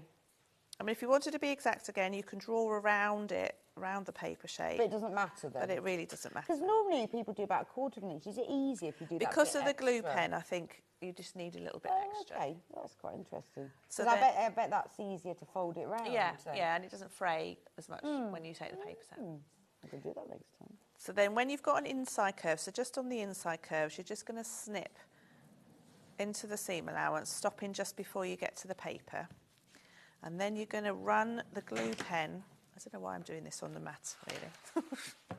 Going to run the glue pen, not right on the edge of the paper, just in from the edge, just a thin line, and then fold your fabric over. So my papers are quite strong and sturdy, so as you said, you need the right weight card to do this. So you can push quite firmly and get that nice smooth curve. If I tried to do that with copy paper, it would buckle and I wouldn't get such a nice. Well, I think that's the great thing about the kits, and the instructions, is that it's your template, so you know they're the right ones.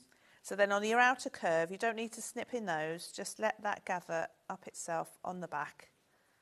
But you just want that curve to be as smooth as possible. So if you get a pointy edge, just unpeel it and re-glue it and re-stick it down again and it'll be fine. So the same the other side. So you get that nice smooth curve, and then the straight edges just simply fold over, press down. So I find glue basting as well gives you a nice tighter finish. I wouldn't suggest you thread baste through my papers anyway, because you'll get very holy fingers. Okay, but you... but also, I think generally with glue basting, you get that nice tighter fold on your edge. Yeah, and that's why these look so perfect. Yeah. Right, so, and then that's that shape. And then your second shape is this one. So I'm just going to, again, glue that down, position it. I mean, again, you can fussy cut this, or you can just line it up with a row so it's centred, so you can see around the fabric. And again, cut it out with a generous seam allowance.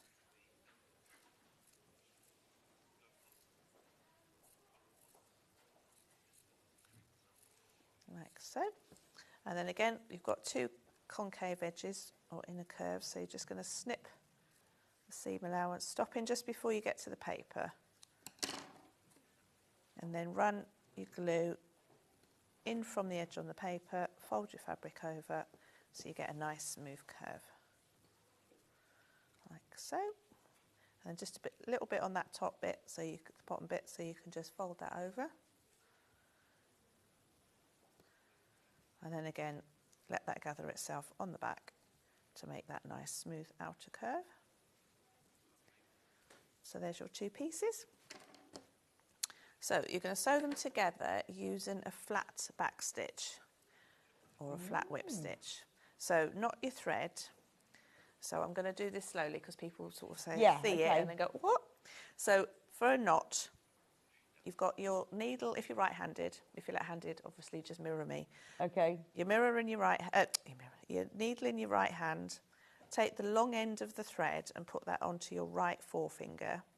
Roll the end, not the end, the full length of thread around the needle 4 or 5 times. And then take it through your forefinger and thumb of your left hand and pull it all the way through, and then you'll get a knot at the end. Wow. Has that got a special name? You know, like all these knots? I think it is a quilter's knot. Is it? I think. Okay. I think somebody would probably say otherwise, but I can't remember. I think you should just call it the Louisa knot. The Louisa knot. Yes, it could be yours. Right. That's really good, and that stays together. That doesn't come out at all. No, not at all. And obviously, the more times you wrap it around the needle, the bigger the knot. So. Fabulous. So there's Louisa's thimble. That's definitely important. Right, so I'm going to start. I'm going to start just by bringing the needle up at the bottom point of the bigger shape into the seam allowance. Just add a stitch just to secure your thread. And then you're going to take it across to the bottom point of your second shape, like so. Okay. Okay, so you're holding them flat to each other because obviously they're curved, so you can't hold them right side. sew them right. Right. Oh, okay. So you hold them with a flat, sew them with a flat back stitch. So you're going to hold them flat to each other. And the other thing I do with curves is I always connect my point with a couple of stitches, and then I'm going to sew from the other end of the seam towards it. So I know now that that's not going to move anywhere. Right. Okay. But what I am going to do in this shape, I'm just going to take my thread, just a running stitch, across the bottom of that shape, because that shape's quite small. I'm going to leave the thread hanging there, so then that will then connect to the next Oh, I see. Okay. Okay, so I will probably just cut that there for now.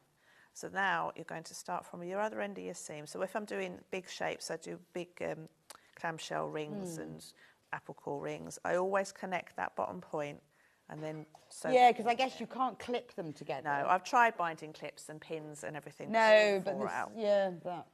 I think it's easier to do it when you're doing right sides together to put a clip on and hold it, but with a flat. But then if that secures it, that means you Yeah. don't have to do any unpicking. Exactly, and it takes the stress out of your shoulder because you're not hanging on for it for dear life. Yeah, that's true, actually. Hoping And I it think, doesn't I mean, they're only little pieces. It's Yeah. worth taking that Yeah, exactly. 30 seconds. Yeah. So I've just connected that again like we did before, and then you're going to sew across the backs of the seam allowance. So where you didn't glue right to the edge of the paper, you've got a ridge of fabric there that's not stuck down. So that's what you're stitching into. So it's still a whip stitch, you're still going up and over, but you're going across the back. And because you're going across, I'll do a few of those. Okay. But because you're going across the back, you're not taking your thread through to the So front. you just go, I guess because although the fabric's stuck on, you can still get the needle underneath. Yeah, because you've not glued right to the edge of the paper. So that you bit just of go fabric under there. the fabric on both sides. Yeah. And how far do you space those stitches? Probably about a 16th, quite Okay. close. Quite close, as you would do EPP. Yeah. Norm. And how much fabric do you pick up? Sort of 2 or 3 threads, I'd say. Right. I mean, you can go, I wouldn't go too far out because it will get a bit baggy, but about, again, a 16th. I Okay, suppose. and then about 2 or 3 threads of fabric. Yeah. Right. Yeah. And because you're not going through to the front, your thread's not going to go through. And also, there's no chance of you going through the card there, is No, there? because you can feel it as well because it's fit. Yes. But yeah. Because that's where I find EPP hurts my fingers. Yeah. So I have to use a thimble. Yeah. Because even if I try my hardest, I end up going through the papers. Sometimes I catch the very, very edge, but you can just tear that away. So you don't, it doesn't hurt your fingers? No. See, I always end up, I do it for about an hour, and then I remember I need to put a thimble on because my fingers are really sore. This is fabulous. I love these. So you go all the way down. Oh, what a nice thing to do as well in front of the telly. Exactly, exactly. So this is the full ring. So you connect all your pieces. Beautiful. And then when you're, oh, this is the one I was going to do. So you connect that to there. So that will connect your ring. So again, as we did before, actually what I'll do is, so I'll finish this seam. So you go all the way down. So could you go round and connect all the bottoms of all of them? Not because that shape is quite big. I wouldn't do a Oh, no, running of course. stitch through there. No. So only the little one. It was just the sunflower you can, because that is a small shape. Oh, I see. Yes, So I too do far do to that. go across. Got it. So just take that. So the last, when you come to the end of the line, the seam, just take your thread through the last loops, couple of loops of these stitches, just to secure it, and then you'll break that thread. So that's that seam done. And then you'll go back and rethread that length that you left before. It's just a bit of a time saving, really. Okay. Half of the stock of the instructions on their own is gone. So if you want to buy just the instructions on their own, don't forget they do come with the papers as well, which is the key, really. It's the Yeah, papers, it's the because you've worked out exactly the weight Yeah, of the these- card and yeah. the card stock. And these are all my designs, so they all fit together. Yes. So half of the stock's already gone of that. So then when you've rethreaded your extra length, your rolled length that you left before, then you can connect that again to your next piece, as we did before. And then this time I would knot that and break thread and then sew up that seam again. Okay. Yeah. Okay, so that will connect all your pieces. Yeah, so that makes sense. So it's the connecting at either end Yeah. and that lovely flat stitch. Yeah. Oh, I do like these. So then when you've finished, let's just pretend that I've sewn all of that together. Okay. You give it a spray with some Best Press, Why is that then? just so the I just wanna move edges, your- brilliant. Yeah. just so you keep that nice tight fold once you've taken the papers out. Okay. Okay, so it just stiffens your edges. So I'll just spray that. And what if you haven't got Best Press? Can you use water? Does it do the same? I think so. I mean, sometimes, as to be good. honest, I haven't had the Best Press with me and I haven't bothered. And as long as you are going to sew them together as soon as you take the papers Right. out, Okay. You It's should be better to fine. do it with the synthetic starch, but Yeah. Just to give it an extra bit of body, really, because you are playing with little fingers. Oh, that's hot. Okay, so then when you take them out, obviously this should be all completed. You just peel back the seam allowances. So if you've left the glue in for a while, which I have on this bit, the glue, the heat of the iron will soften the glue up again. Oh, I see. So you just peel back the seam allowance. So it doesn't matter if you've done loads of them. No, in you can advance. do them all in advance. So if you were like going on holiday or something, Yeah. you could do all Just of do all the those glue in if at you wanted home to. and then take them. It's a great thing to sew. do on the plane. Yes, it is. I've done EPP on the plane. Yeah. As long as you've got a very, very small pair of scissors. Yeah, or one of those cutters that. Oh yeah, those thread. Yeah, that's Yeah. true. So there you go. So this bit I've used. So the thing with this as well, you can reuse the papers because you've not sewn through them, which I've grown to. And you're not going to really. No. So what I am doing here, actually, I'm leaving the papers in one side and taking the papers out of one. So if you get the kit, you get all the make- fabric and everything, but you can then reuse the papers. Yeah. And make You your can own. make even more because you're going to get another set of papers because you're only taking papers out of. You're only leaving the papers in one okay. side. There's So only actually- 20 of the traditional Christmas kit left. Only 20. I mean, if you wanted to take all the papers out, what I've done before is put a bit of wadding in the middle just to give it a bit of body. Oh, so you keep the papers in one I just side. keep in one right. side just to give them a bit of stiffness and body, really, so they hang. But there's enough for both sides. There's enough for both sides, yeah. You don't need to reuse any for the 8 cards. Okay. So you could make 2 sets, actually. Yeah. So the traditional Christmas one is the one that has this beautiful traditional Christmas fabric in it. You've got these. I mean, I love the colour on this. It's like a dark green, but with a bit of blue in it It's as well. a bit of petrol-y, yeah. And red, and these are all metallic. And Louise has chosen these because the scale of the print is perfect. I love the plain red as well because it's like a mottled red, and the green. And then that lovely one with holly. So you've got 6 pieces of fabric. You've got 8 cards and 8 envelopes. So you can you sew them to the cards so you can send them. You've got all of the FPP papers and the buttons and the ribbon and the instructions. So the only thing you're going to need is some thread. Yes, and a glue pen. And a glue pen and your time, maybe an iron. So, yeah, so once you've taken the papers out, give it a nice little press to re-flatten those seams.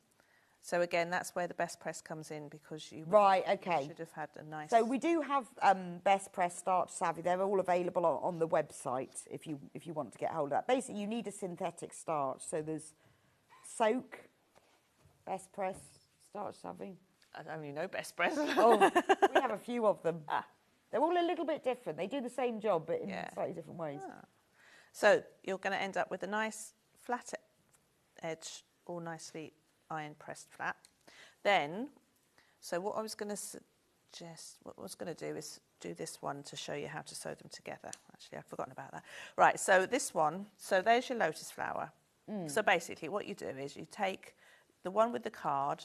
Oh, actually, no, I'll do this one. So one of them you don't take all the cards out of? Yeah, one you leave in. So the diamond one, or the jewel one, is just your normal English paper piecing with straight edges. So if I'll just base this one quickly, just to show you.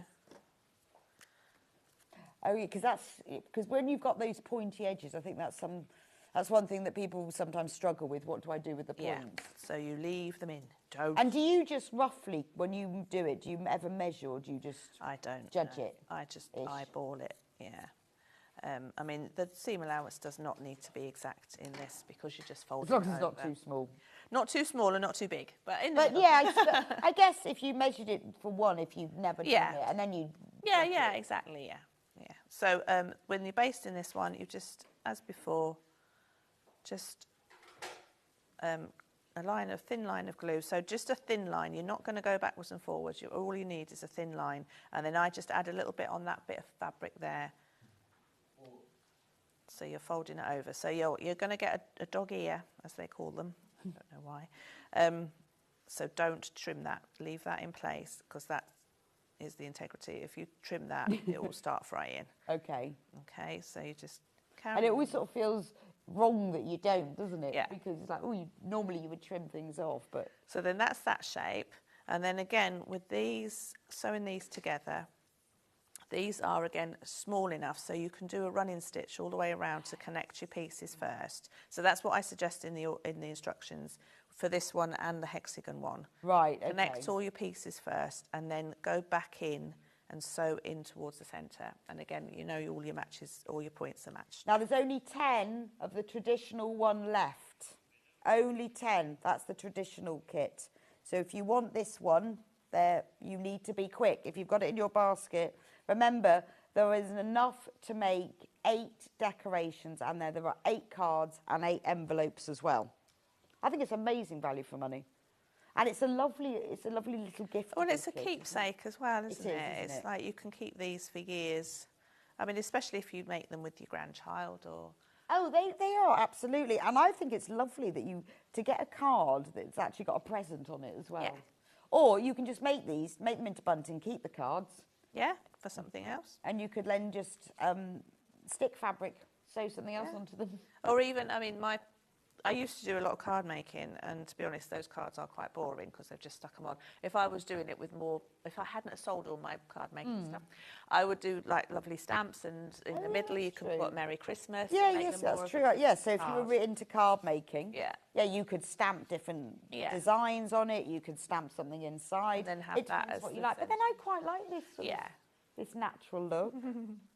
But if you're a hobby maker fan as well. Yes, exactly. Then you can stamp all of your cards. So with the straight edges, you can, where's my thing book? You can put these right sides together and sew over the top in the traditional way because they're a straight edge. So you're just going to hold them tight. I mean, this is where your fingers do get a bit crampy sometimes. And again, I would probably connect or sew from that end normally, so you're not holding on to it for dear life and it comes out. Well, the thing is, even if when you hold it, it still doesn't work, does it?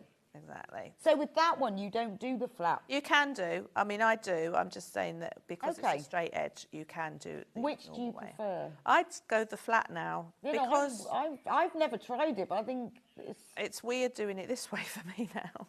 So yeah, I would go flat in. Also because you're not so there you can see that its stitches are on. Well, kind of. Oh, you does that mean you don't see the stitches? Much, because you're not physically taking the thread through to the front. This is genius. With the flat back. I'm going to try this. So you go all the way down, connecting all those. And then, so if I connect the button to one of these. So on the side that you haven't taken the cards out, you're going to connect the ribbon and the button. Okay, so this one is for this one, so this is going to go on there like so. But so take the papers out of this one, leave the papers in this one. So you're going to cut about a 10 centimetre loop. And all the ribbon is in your kit? Yeah. If you get the kit, obviously you'll need to provide your own if you've got just the instructions. Nice ribbon as well. Yeah. So then you're going to fold them over so they're staggered, so it makes sort of a loop. Okay. And then just dab a bit of glue on. So this is up to you now. Some of them I've put them on the point, but you are going to have to play around with this dog ear while you're putting the ribbon in. Okay. So I suggest maybe putting them in the middle. Oh yeah. Of one of the. Well, it wouldn't matter, would it? No. So fold this over. Oh, because that one there you've put in the middle. Yeah, and then I think the other one I put. So it doesn't matter really. So hold that bottom in place, a bit of glue on there. So you kind of stagger in them a little bit so it makes that nice loop. And then turn it over and make sure it's in the centre. And then you're going to stitch through it and connect your button at the same time. So because you're going through the back, you're not going to see the join or any of this stitching because the button hides it. Oh, they're so lovely, aren't they? And you could, well, if you buy just the instructions, then you could make loads of these. Yeah, and I do sell the hexagons and the jewels are new to me, so they will be on the website. Right. So if you do once you've made several of them, and you want to decorate your whole tree, this is where you can change your colour theme. But it is a nice little thing. I also think, like as a craft group, it would be lovely. You could all make a few each, couldn't you? You know, maybe if you had a tree like in the local church or something, you could all decorate the tree. And a nice thing, you know, we all go to these Christmas wreath workshops. How nice to go to one of these. Yeah. Oh, yes. Don't give them ideas. I haven't got any time this year. Yes. Louisa will come and do workshops. All of them. Just give her a ring. Next year. Yeah, but you could run your own because all of the instructions are in here. So you could buy a kit, one for each person in your group. Yep. Get them all to buy a kit and you could all sit there together and have a Christmas sewing day. That'd be lovely. There are only 23 left of the instructions and templates on their own. 21. Just saying. So when you connect the button, it's just by connecting a button. So you're going to go through the paper and the ribbon a couple of times and then come out the front and connect your button onto the front, like so. So that hides the sewing on of the loop. And the button, this is where I do get holy fingers because I can never find the hole. And I guess if you did them in a group, what would be nice is that you could then have complete beginners, more experienced, and then everyone could help each other, couldn't they? Yeah. And you would all come away with a nice little sewn decoration. Exactly. So you sew that onto there, and then you go into, so a couple of stitches, so that just holds that in place. You don't need to be a lot. It's only a loop. Unless you've got a cat that's going to... Yeah, so just enough to hold it in. But I like the button. I think things where you put a button in, it gives it that really handmade look, doesn't it? Yeah, and it's a nice accent.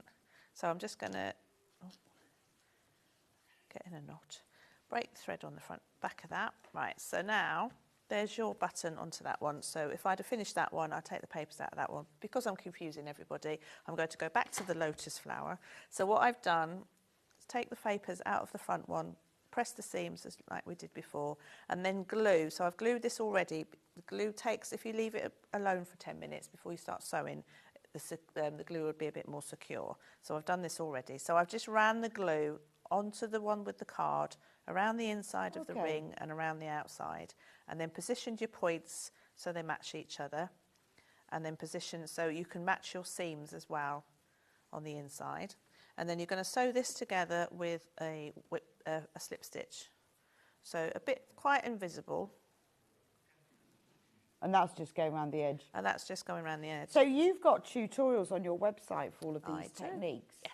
Which is fab. So again, if you're getting this for yourself or somebody for a gift and they are a complete beginner, or if you've got a group of people, in the instructions, because I was just reading them, there's details of Louisa's website and where you can go to if you want more papers or you want to watch the tutorials. Yep, sewmotion.com has got all. And there's also on the back of them the templates. So if you did lose any and you needed to make another one, just use something thick enough. The templates are actually on the back as well. Yep. So when you're doing a slip stitch, you just start off. So I've got the one without papers on the top and the one with the papers at the back, and I find that you can pick up the fabric with the one in the papers a bit easier and then bring it into the one that hasn't got papers, and then go back tiny little stitch. So you're going directly across and then coming out a bit further along. So that should mean that your thread isn't shown because you're travelling in the one with the card in, if that makes sense. So I do suggest that you do the inner circle first in the instructions, but to be honest, it doesn't make that much difference. All you want to do is try to connect those points. Okay. But because they're all the same size and shape, and because you've used the card templates, they will be. And you've pressed your seams on the one that hasn't got the papers in. I mean, by all means, you can leave the papers in both sides. It doesn't matter. It's just that I thought, well, if I take one out one side, then you can make another card. Absolutely, yes. So because then you could take them out of that size, and then if you were using your own fabric to make a leather set, if you bought the kit, you could then take them out of that side to use for the other side. So when you're doing the star, this is why I was going to show this one. When you sew the star together, you've obviously got those pesky dog ears to play with. So if I so pretend one of these has got papers taken out, and I'll stick that on there. So I was just going to show you how to get rid of them. So... Yes, because there you'd think, well, do I cut them off now? No, don't cut them off ever, ever. Do not, under any circumstances, cut off your ears. So what you're going to do is, as before, slip stitch, oops, up to the side. So what I'm going to do is fold those dog ears out of the way so they're both facing the other direction. Slip stitch up to the point. Oops. Without getting in a knot.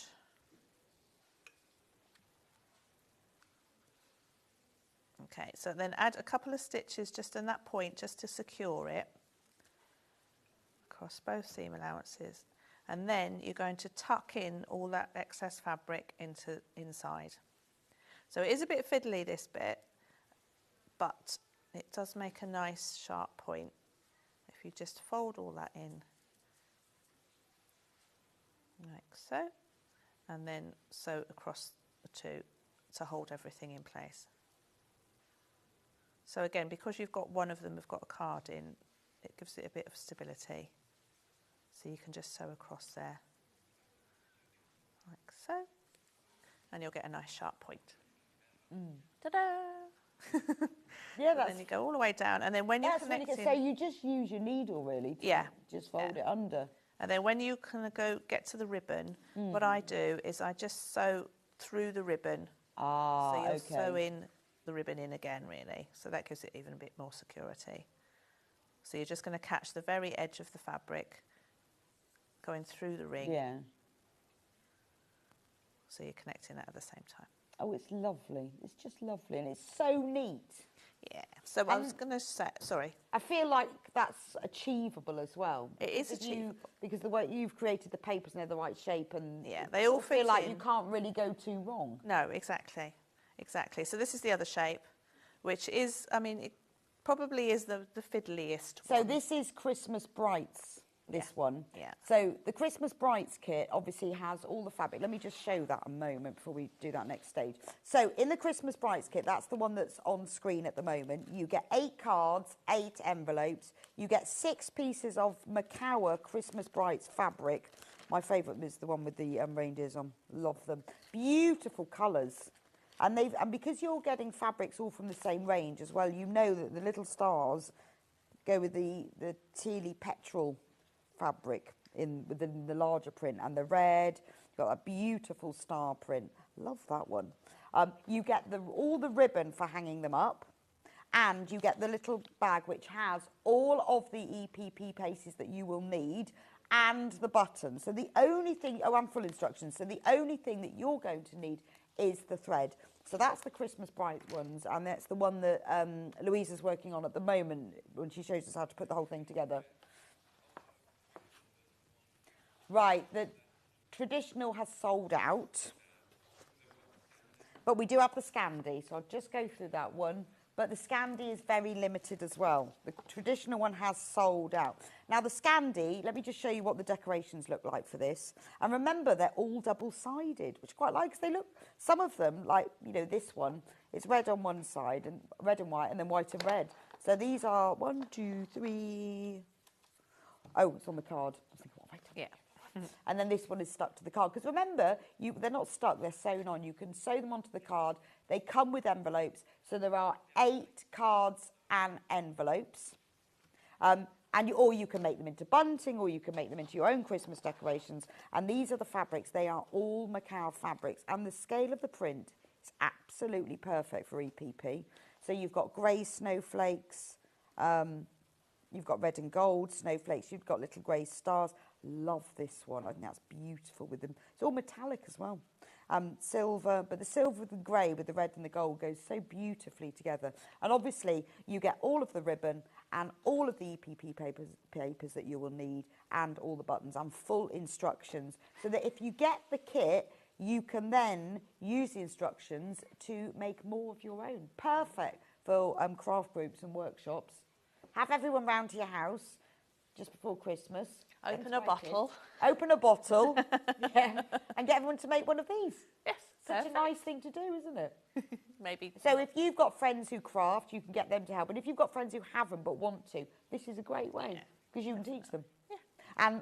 And Louise has got loads of beginner video tutorials on her website as well, and all the details for that are in the instructions. So I just wanted to show you the sunflower, because this is where it gets a bit small, to say the least. So you've got the clamshell shape and the petal. I am going to so when you're doing the petal, again, it's the same thing, just a dab of glue, and then you can fussy cut it, put it on top of a star. But with this shape, just be very generous with the seam allowance. Okay. Okay, so it is a tiddly tiny piece, and it will look too big, but still go with a good 3/8 of seam allowance. Right, so when it's a little piece, Just because when you do take them out, obviously, the fabric can fray a bit, so you don't want that too near to your sewing. Right, okay. Okay, so then when you're glue basting this bit, just again, same as before, both sides, press nicely so you get a nice smooth curve.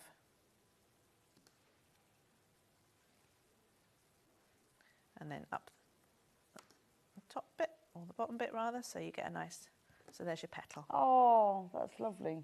And then you put it all together. Fabulous. So if you've got these in your basket, you need to get checked out. Now, we've only got 10 minutes. We need to talk about the pay bag. Oh, yeah.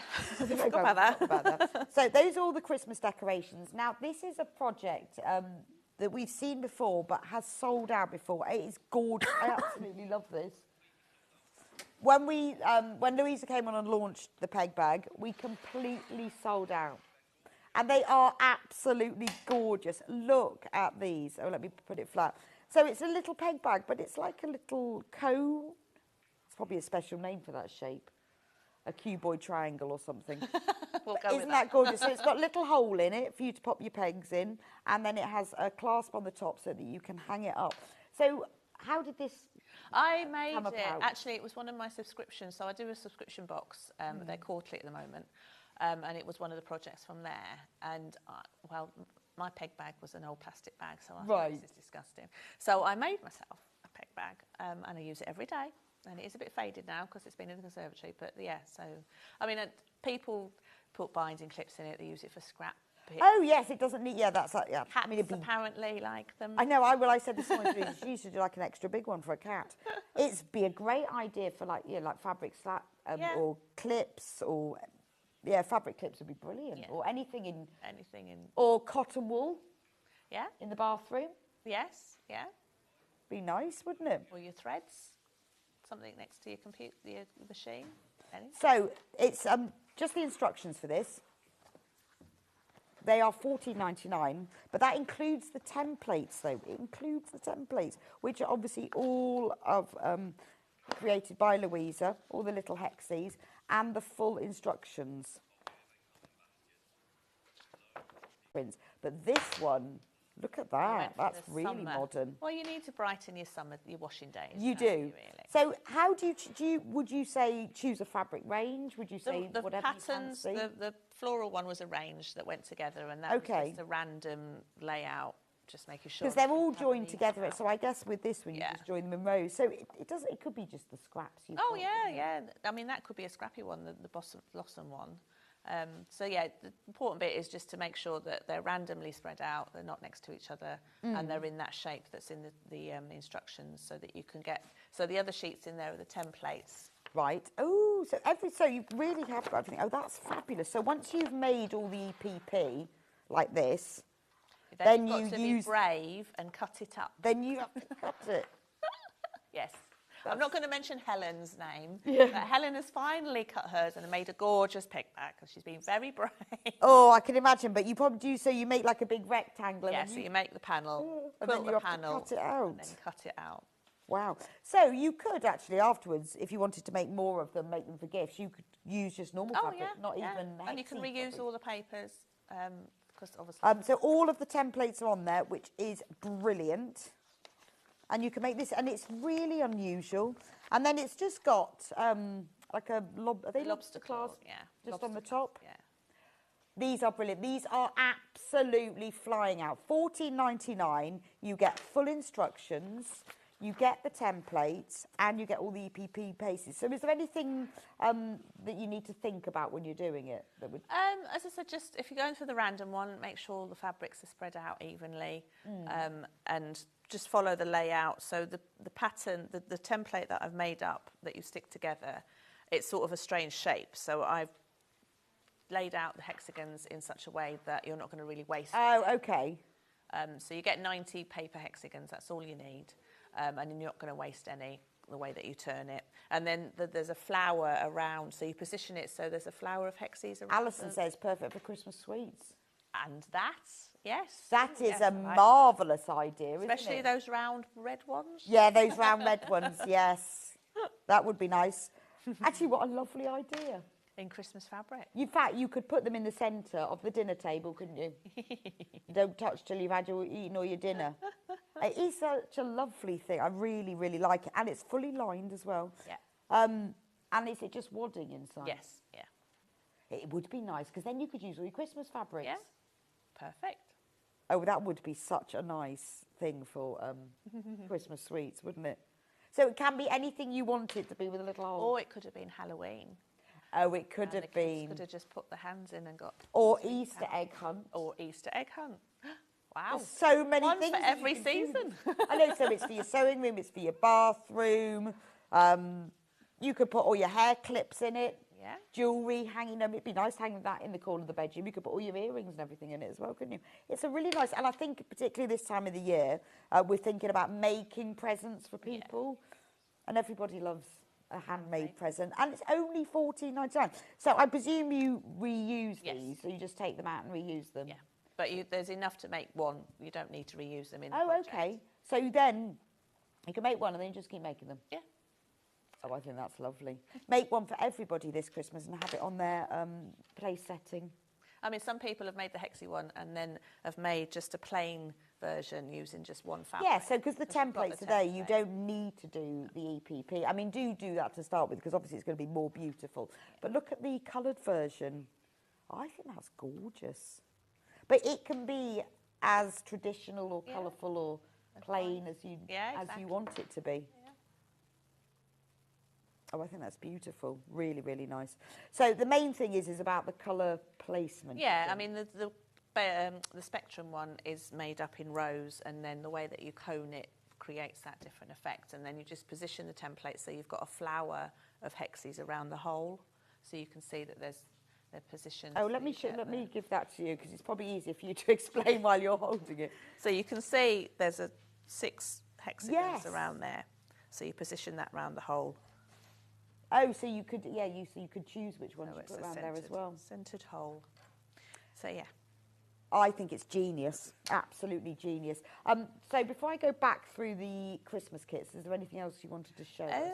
No, I think that was it. That's what I didn't want to. Oh, apart from connecting it to the. Oh yes. So how do we? Card. This morning I thought you'd stuck it to the card. No. So once you've. And I guess it'd probably come off if you stuck it on. Yeah, and also they won't. I mean, it might damage it when they go to take them off. Yes, that's why I've just. So what you would do is just, to be honest, it's just quite simply lay your card out, position your decoration where you want it. When you've got the round ones, you might have to position that there, and then when you've got the loop, just tuck the loop underneath it when you post it, because obviously the loop will be a bit big for the card. And then what I did was just position that and then poke through the buttonholes through to the card. So you've got your 2 dots, and then you're going to, excuse my teeth, sorry. I'm going to damage myself one day, I'm sure. Oh, it's only thread. So you can double up your thread, put a knot in it.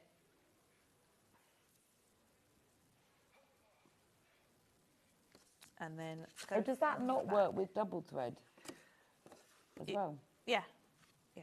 Just this bit. Yeah. No, well, I haven't seen that knot. I didn't really. Oh, with the knot. Yeah, yeah. I think that's great, because they can just easily snip the thread off. Yeah, but it's really secure. And it's not going to damage the front at all. So secure your threads a couple of times, and then position back your thing, your decoration. Bring up your needle, and then bring it up through the holes of the button again. Oops. Probably take quite a while to find the hole of the button. Oh, so it goes through the button. So you're going through the buttonhole. So then when you do disconnect it, you're just going to snip that bit of thread there, and then it will come away. Perfect. So you're not damaging anything. Oh, I think that's genius. I love these. So the The traditional has sold out. We do have the Christmas Brights kit, which is the one, but we only have 18 of those left. And there's 17 in baskets, so you need to be quite quick. That means there's only one left when everyone checks out. The Christmas Brights kit obviously has all of this beautiful macawa fabric in teal, or sort of petrol. It's like a deep petrol colour, and greens and reds. Gorgeous. Full instructions, and it does have the templates you can trace on the back. Obviously, they're not in the right card, but if you need to trace them. You've got all of the EPP pieces and buttons as well. You've got the red ribbon, and you've got cards and envelopes as well. If you want the Scandi set, there is on full instructions. Obviously, again, the macaw fabric in shades of grey and white and gold and red. 8 cards, 8 envelopes, EPP pieces, buttons, and Ben, can we put the Scandi kit on the screen and then the red ribbon as well? That's okay. That's okay. There we go. So only 20 of those left, so you need to be quick. That's the Scandi one. And now instructions on their own have sold out. So if you want these, you can only get them now if you buy the Scandi set or the Brights. The peg bag instructions, 10 left. I'm really not surprised, because it's a lovely thing to have yourself. And I can say, well, my mind is whirring like, who am I going to make one of those for? What would I use? Oh, yes, actually, I could do it in just normal fabric, and I can do it in the EPP. Anyway, so do check out, because once everyone who's got them in their basket checks out, it's gone. It's gone. Oh, right, before our break, so we'll see you back here in an hour to do her cushion. Fabulous. I love these. Aren't they gorgeous? Well, we're going to have a masterclass from you first. Very short one. I'm doing a small piece, and then you're going to do the masterclass for me.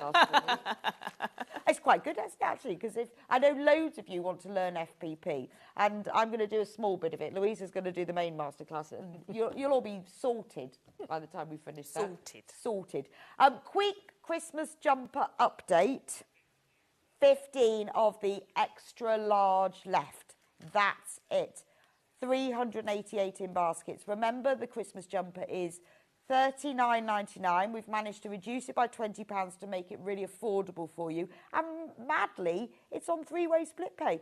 3 equal payments of £13.33. The extra large has got a 48-inch circumference, so it's 24 inches from here to here, 48 inches in total. Beautiful. Only 15 left, so if you want a Christmas jumper, all the other sizes have sold out.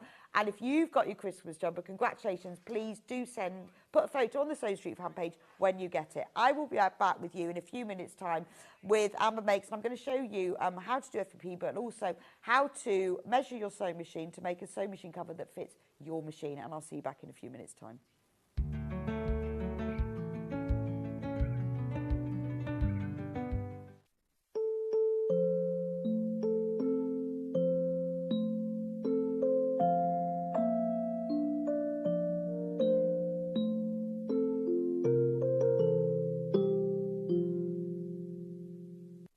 Shopping with Sewing Street couldn't be easier. You can shop via our website at www.sewingstreet.com, where you can watch our live shows and see all the products from that day. We also have a huge amount of products on our website, from your sewing room essentials to fabrics, sewing machines and much more. You can download and shop on the go with our Sewing Street app. Simply head over to your app store and search Sewing Street. Alternatively, you can contact our UK-based call centre 24 hours a day on 0800 001 4433. Shopping made easy at Sewing Street. Every day, our experts will bring you a wealth of knowledge. They'll take you through the steps of making projects, and we feature fabulous tips along the way. Whether you're new to sewing or a seasoned pro, you're sure to learn something new. We're live every day from 8 a.m. till 1 p.m, and you can also watch back all of the demonstrations featured on the show on our YouTube channel. Hi everyone, Andy here with some exciting news. On the back of our first Craftopia weekend retreat in conjunction with Hobbymaker, Sewing Street and Jewellery Maker, we're pleased to announce that tickets are available for the next one, taking place this November. Tickets are now available for the weekend of the Saturday the 9th and Sunday the 10th of November at the Abbey Hotel in Redditch, here in Worcestershire. Now, if you've been to one before, you know what to expect, but if you haven't, what can you look forward to?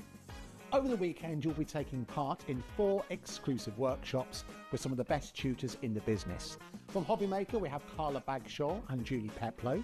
From Sewing Street, we have Jenny Jackson. And from Jewellery Maker, Debbie Kershaw will be joining us once again. Your tickets include your accommodation, all workshops, all materials, all refreshments, lunches, dinners and Saturday night entertainment. Plus, you'll get an exclusive 20% discount just for you to use across any of our channels over the weekend. We have single, double and for the first time, day tickets available.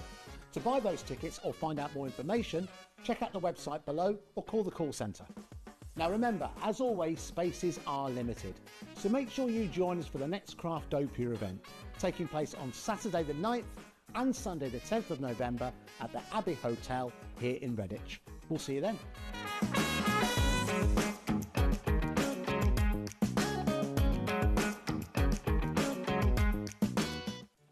Did you know at Sewing Street that on various products we offer split pay? That means on certain items you can spread the cost over 2, 3, 4 or sometimes even 5 interest-free monthly payments. Just pay the first instalment when you purchase and you're away. So shop your way with split pay.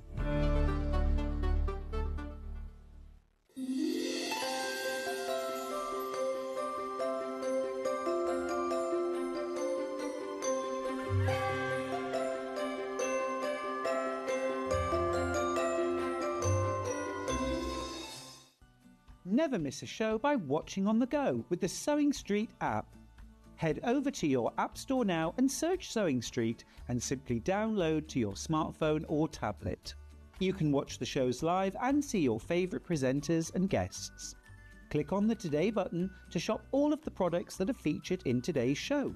Want to know what's hot? Then click here to see today's bestsellers and highlights. Have you missed a show or want to watch one back? Then click the schedule button and you can go back 7 days to watch and shop, and you can also see what's coming up over the next 7 days. Want to say hello or ask a question to our guests? Then send a message to the studio. You can also keep in touch with all the latest news, events, product launches and much more by clicking here for our social media pages. Never miss a show by watching on the go with Sewing Street.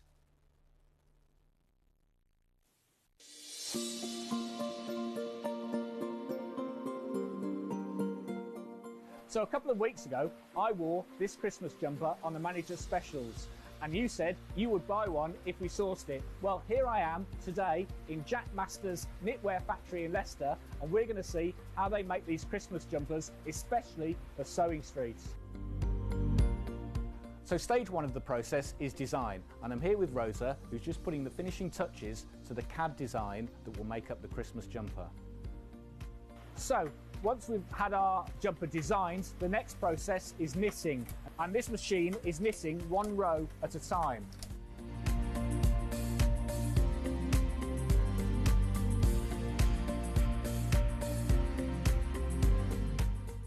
So once the panels have been knitted, they're then steamed and pressed to put them into the correct shape.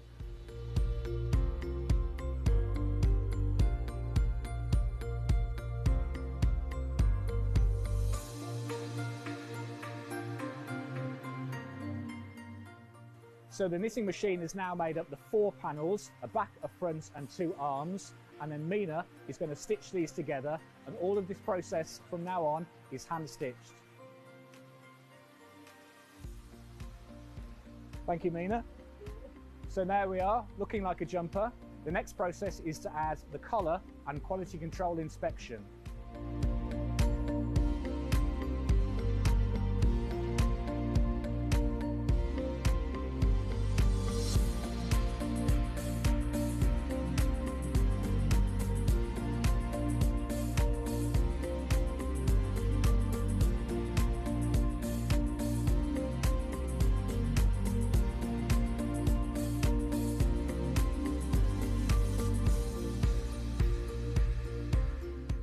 Thank you, Nina. And there we go, finished product. And I bet you didn't think how many processes it goes in to make one jumper.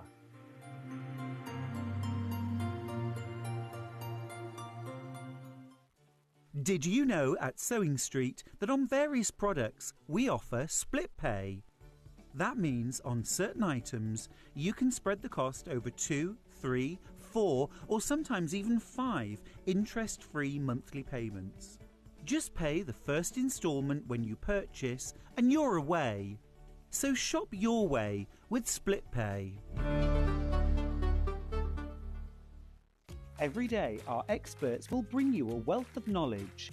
They'll take you through the steps of making projects, and we feature fabulous tips along the way.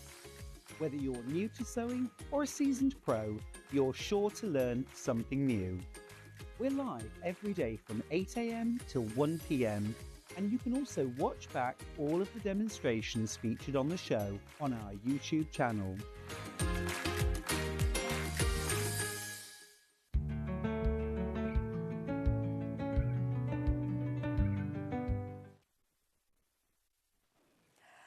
Welcome back to Sewing Street. So, and congratulations to everyone who's got the Christmas jumper. You can see I'm still wearing mine because there are a handful left, just a handful. It's gorgeous, isn't it? Anyway, so this hour is Amber Makes Sewing School. So as you know, if you've been following Sewing School from the beginning, we have covered a new technique in every kit. But it doesn't matter whether you're a complete beginner, because I cover the technique from the beginning, or whether you already do that technique. I've also designed the project so that they make something that I think that you'll want. Well, there's something I want, so usually it's something that you want as well. So this time I decided to do FPP. We've done lots and lots of other techniques, but I've done FPP and I've based it around, if you've not done it before, it builds gradually. There are various templates, and some of the templates only have one piece of fabric in. Some of them have 18 pieces, but you can build up and learn because the technique is the same, whatever you do.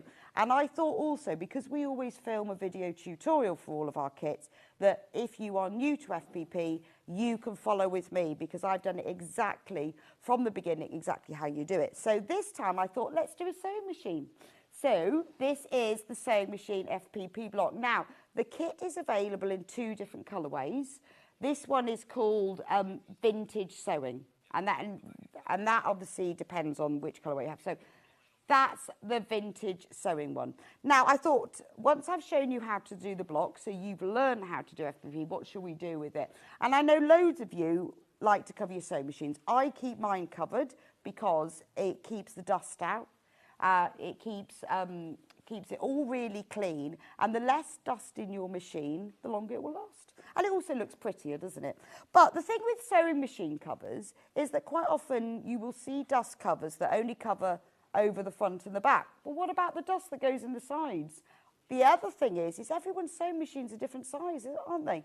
So how do you create a cover, a pattern to fit any machine? Well, you can't really. And this cover I made to fit one of my machines at home. I have various, obviously. And I put it on one of our smaller machines here, and it just swamped it. And that's useless, isn't it? Because then it will look really messy. And obviously, if it's not big enough, it won't fit your machine. So what I've done is the instructions show you how to measure your sewing machine, how much to add to those measurements for seams and ease and all that. And I've made loads of these sewing machine covers, so I've worked out seams and ease, how to measure it, and then you can use the finished block to make your very own sewing machine cover. You could then use those measurements and that technique if you wanted to cover your overlocker or any other machines. The sewing machine cover has pockets in the side. You can either divide them to make 2 pockets, or on this side, 1 pocket, so you can keep your foot pedal in. It's a fully lined sewing machine cover as well, and you will fit your machine perfectly. So that is the vintage sewing. So let me show you what you get when you buy your kit. This is the panel. Now, the thing about FPP is that it's very important, obviously, that you use the right fabrics and you've got enough. And because I have designed this for beginners, I have given you more than enough. So what I did was I cut out all of my pieces of fabric, worked out how much you need, and then added some. So you have got plenty of fabric. So with the vintage one, you get your background fabric. This is the big piece of fabric that's used for the sewing machine body. So it's that I've given it that kind of old sewing machine black, and you know how some of them used to have like little red and gold flowers on them, so that's the idea for that. And then you've got all the other fabrics, and they are all numbered. So fabric 5 is for the outside of the machine dial. This fabric is that piece of fabric that's on the sewing machine that's being sewn. This one I love. I asked Amy when we designed this one. This is the centre of the dial, so I got her to print the dial on, so that you can also, that's another little technique of if you need to specifically place a piece of fabric, I show you how to do that in the instructions and in the tutorial. This striped piece of fabric, that's for the thread spool, so it looks like the thread. You've even got the wood, that's used for the balance wheel knob, and that's the wood that's because the old sewing machines always sat on a wooden base, and then a slightly darker wood for the bottom. And then you've got gold, this is the thread spool, you've got loads of more than enough fabric, because with FPP you need a little bit of room for error. If you're a beginner to it, you want to be cutting bigger pieces of fabric. But when I first started EPP, I always cut my fabric as I went along and was never absolutely certain, and would cut all these little slices. So I've also explained to you, and I'll show you in a moment, cut all your fabric out to start with. I've explained how big you need to cut them. Cut all of your fabric, pin them to all of your templates, and then you can just whiz through it. And because you've got to concentrate when you do your FPP to make sure you've got the right side and the wrong side and stuff, you don't want to be fussing about with fabric. So if you cut out everything to start with, and you've got oodles of fabric, so plenty. Now, you also get in your kit, clearly, an instruction booklet. So it's quite a big one this month because I had a lot of pictures to put in. So this explains exactly, I put very close-up photos of all the stages, so you can see exactly where you pin or stick it on, where you cut it, where you sew it. I've put loads and loads of photos in here, but also the tutorial I film making 2 whole templates from start to finish, and then exactly how to join the templates together, and then how to make the sewing machine cover. So I've listed in the instructions exactly, like this bit says, how to measure your machine and what you need to add to it so that you can make your own bespoke sewing machine cover. I mean, it could be a cover for your toaster, couldn't it? Same method. Once you know how to do it, could be for your microwave. Be quite funny, wouldn't it? It could be for your food mixer. It's the same process. And I've also made it in a special way so that the lining doesn't hang down, and you don't have to hand sew it to the top. So I've shown you how to sew the lining to the top invisibly, but it holds it in place. That's all on there. It actually fits this machine really nicely. It's a little bit big, so if I was making a bespoke, because it wasn't for this machine, I made it. If I was making a bespoke one for this, it would have been a slightly different size. Now, in here, block diagram is there. All of the templates are here. So what you can do is you can photocopy these. You can trace these. Now you can see Amy's coloured them all in, which makes life so much easier. So whichever pattern you're using, there's a little key that tells you. So that you can see that ginghamy one is fabric 10. So it's much easier. Also, when you buy the instructions, there's a link on there to take you through to our Amber Makes website. You can download these yourself. So it means you can print them off. But you'll only know what that link is when you get the instructions. So that means that once you've learned how to do it, you can do it again and again. Or you can just photocopy these. And then at the back, terms and techniques. In the instructions, there are certain words and phrases that I have coloured in orange, which are the technical terms and phrases that you might not know what they mean, or even what the FPP is. And in the terms and techniques, I explain those. So what is FPP paper? What is FPP? What sort of fabric glue do you need? What kind of erasable pen? How to use fusible fleece? Because we all say just press it on, but I've put the actual instructions that they tell you you're supposed to use, because this has got wadding in it. So I can't really tell you how much fabric you're going to need to make the sewing machine cover. And it depends how big your machine is. I used about a metre of outer and about a metre of lining. We have got this fabric available because I used fabric that we sell at Sewing Street, but until you've measured your machine, I can't really tell you how much you'll need. But obviously, what I used about a metre of each. It might have been a bit less. So that is the vintage one, okay? Now, we've also got it, because I wanted to give you a sort of a pretty floral one. Let me show you. So with my block, my floral block, I thought, well, I'm not going to make it into a sewing machine cover because I've got one now. I just made it into a little bag. So it's only a little tote bag, nothing fancy. I didn't put instructions in for this because this is just a bag where I put mitered seams, and then I use the 2 fabrics to make handles, but that makes quite a nice little bag. So what you could do is make one for your machine, and then you could make a little bag. I thought it would be quite nice if you were taking your machine to place, you could put your foot pedal and all your accessories in it, or just take it shopping. So it's just a quilted bag. So this one is different. You've obviously got a really pretty floral machine. You've got a patchwork fabric that's pre-printed for the fabric that's on the machine, a little floral base. And you've got the balance wheel is in green, you've got the gold thread, and then the background fabric is in all this really pretty lilac spot. So let me show you the panel for this one. You also get on the panel, I forgot to show you on the other one, lots of little machines. So if you wanted to use them, you could use them, maybe sew those across the top of the pocket section on your sewing machine cover. So you get a large piece of background fabric. So there's a lot of fabric on here. You get the pretty floral sort of teal. That goes on the sewing machine itself. You've got the piece of fabric for the dial. That's the patchwork fabric. So now this is the beauty of having the fabric panel, is that we can print the piece of patchwork that's the right size and scale that will fit in the design. The dial, again, has been printed so that it's right in the centre. You've got the gold thread, you've got the spotty bit that goes on the wheel, and then this little floral piece for the handle, and more sewing machines. The instructions are exactly the same, obviously, and it doesn't matter which panel you have, because the key will still work because it tells you what fabric number is which. So you get everything that you need in here because you've got all of those walkthroughs. So if you are completely new to FBP, then I will teach you from the beginning what all the different things are that you need and how to do it. You'll have it cracked. A message from Margaret. Good morning, all. Will the sewing machine cover be large enough to cover Juki UX8? Yes, Yvonne, the thing is, that at the beginning I said that you measure your machine.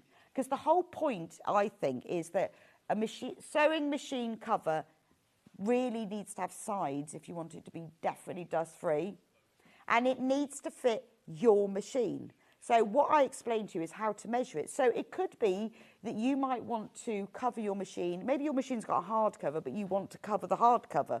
So you choose whether you cover your machine or the hard cover. It's up to you. And I tell you how to measure it, how to convert those measurements by adding seam allowances and ease, because I've covered quite a lot of sewing machines now.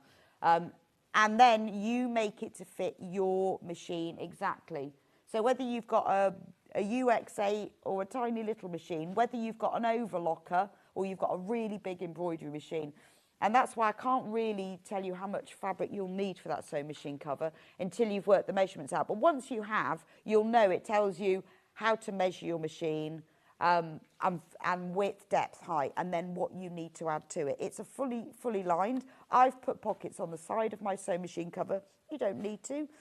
You can do whatever you like, but it will fit your machine exactly. And then you can use that. You can use your FPP block to decorate the front of it. And how nice will that then look when you've got it on your table? Obviously, this one I haven't made to fit this machine. It fits one of my other machines. So it's not quite the right size, but when you've got it on a machine that it fits, it's perfect. And it has a nice bound bottom edge. And you'll also learn the technique of invisibly sewing the lining to the top as well. So that's the 2 sewing machine blocks. Those are the 2 brand new ones today. Right, now I've also, this is, where are we now? November. So we've been doing sewing school since February. So we've had quite a lot of projects. Now, several of them have sold out. I managed to persuade them earlier in the week or last week. Let me just bring my trolley over to anything from the trolley to reprint some of the ones that we had sold out on. So I didn't know, shall I start from the beginning or go backwards? Well, let's go back. What did we do last month? Was it I think it was the Goldilocks bag. I think it was. Right, so the Goldilocks bag, so this was last month. This was, sure it was. This was bag making. And we completely sold out of this floral patch one. So the fabric is already printed on here. Now, the beauty of this bag is that the whole design is already printed on the panel. Yes, so this is called Folk Art Patch. The design and the shape, because it's got a really nice curved shape with a little darted bottom to give it that shape. It's got an optional, so if you want to learn how to do this special technique where you put a zip in the top and then it opens out completely so that you can get right inside the bag. The bag is fully lined and all of that fabric comes with it. It's lovely lining as well. It's really pretty pink. And it's called the Goldilocks bag because it's not too big and it's not too small. And it also comes with all the fabric to make a little padded pouch that you can put your phone in or your glasses or your sunglasses. And then you zip it all up. And that sits just in there. So the technique of how to put one of these zip panels in the top of a bag, you can then put your umbrella across the top of there. Couldn't you? That was Ollie's idea. Never thought about that. You just put there. And it has the handle. And the handle has been printed specially so that it looks, you've got the print running down. And then it's just the right size, you see. Just put under your shoulder. Anywhere. And that one completely sold out when we did it last time. But if you want to learn bag making, but you want to make something that's a little bit different, so you'll learn the sort of the basics of how to construct a bag, but you don't have to put the zip in if you don't like doing zips, but you've got all of the pieces there. And remember, there's a full video tutorial, there's all the photos, so it would be a really good way for you to learn to do that. That's what the panel looks like. So you can see all the pieces are printed to shape. So there's none of that template business. Just cut them out, sew it together, easy. It also comes in the retro colourway.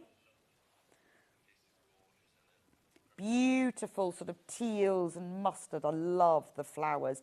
And I like the zippy bit across the top, that panel. And the inside is really nice. And actually, because the outside and the inside are exactly the same sizes, you could actually, if you used your, well, it could, no, it's not reversible because of the zip, but if you used your own fabric for the lining, you could make 2 bags. But you could make 2. But it is so lovely. I really like the size and the shape of that one. Right. Loads of you have got this one in baskets, and they did sell out before. Right, the next one I'm going to show you is a zippy tray case, because again, these both sold out last time and the time before that. This technique was how to put in a zip, and this makes, so it starts off like this, little cube. You can put all of your vintage sewing as this one. You can put all of your sewing supplies, or you could put your makeup, or your art supplies, or your pencils, and, oh, very limited on that, I'll do it very quickly. You open it up, and it becomes a tray with sides, and it has a baby one as well. There we go. So you can put everything in there, and I show you exactly how to put the zip in, and then you just zip it up and it's done. So that's the vintage sewing one. It also comes in the Portuguese tile print. So only 3 of this one left. I'll show you very quickly. There we go. And it opens up to make a tree. Because I know there's a lot of you who have been asking for that one. Next is the bags. So this one was patchwork. Yes. So this is the shibori style. I'm trying to remember what the technique was. I think it was patchwork. It was patchwork. Do you know, I couldn't remember what it was. It was patchwork. So this is shibori style. So it makes a bag that's just perfect to take shopping. It's just the right size. It's got the handles are printed to look like leather. It's a lovely size. You can get your laptop in it. You can get your files. It's really good for taking to school. This style and shape of bag is really popular at the moment. Anyway, you'll learn patchwork for the front, and the back is already printed for you. Easy peasy. That's the shibori style one. It's also available in Portuguese tiles. So you patchwork the front. All the pieces are on the panel for you to learn. If you've never done patchwork before, you'll be able to. But if you just want to make a lovely bag and you have done patchwork before, it's fully lined in beautiful matching prints. I love these. And then the handles are printed to look like leather. And they've got the little dots on that look like where you would sew along them. And you will learn how to make that. But it's a really nice size. There we go. And that's the piece of tote Portuguese style bag. What's the next one that we did?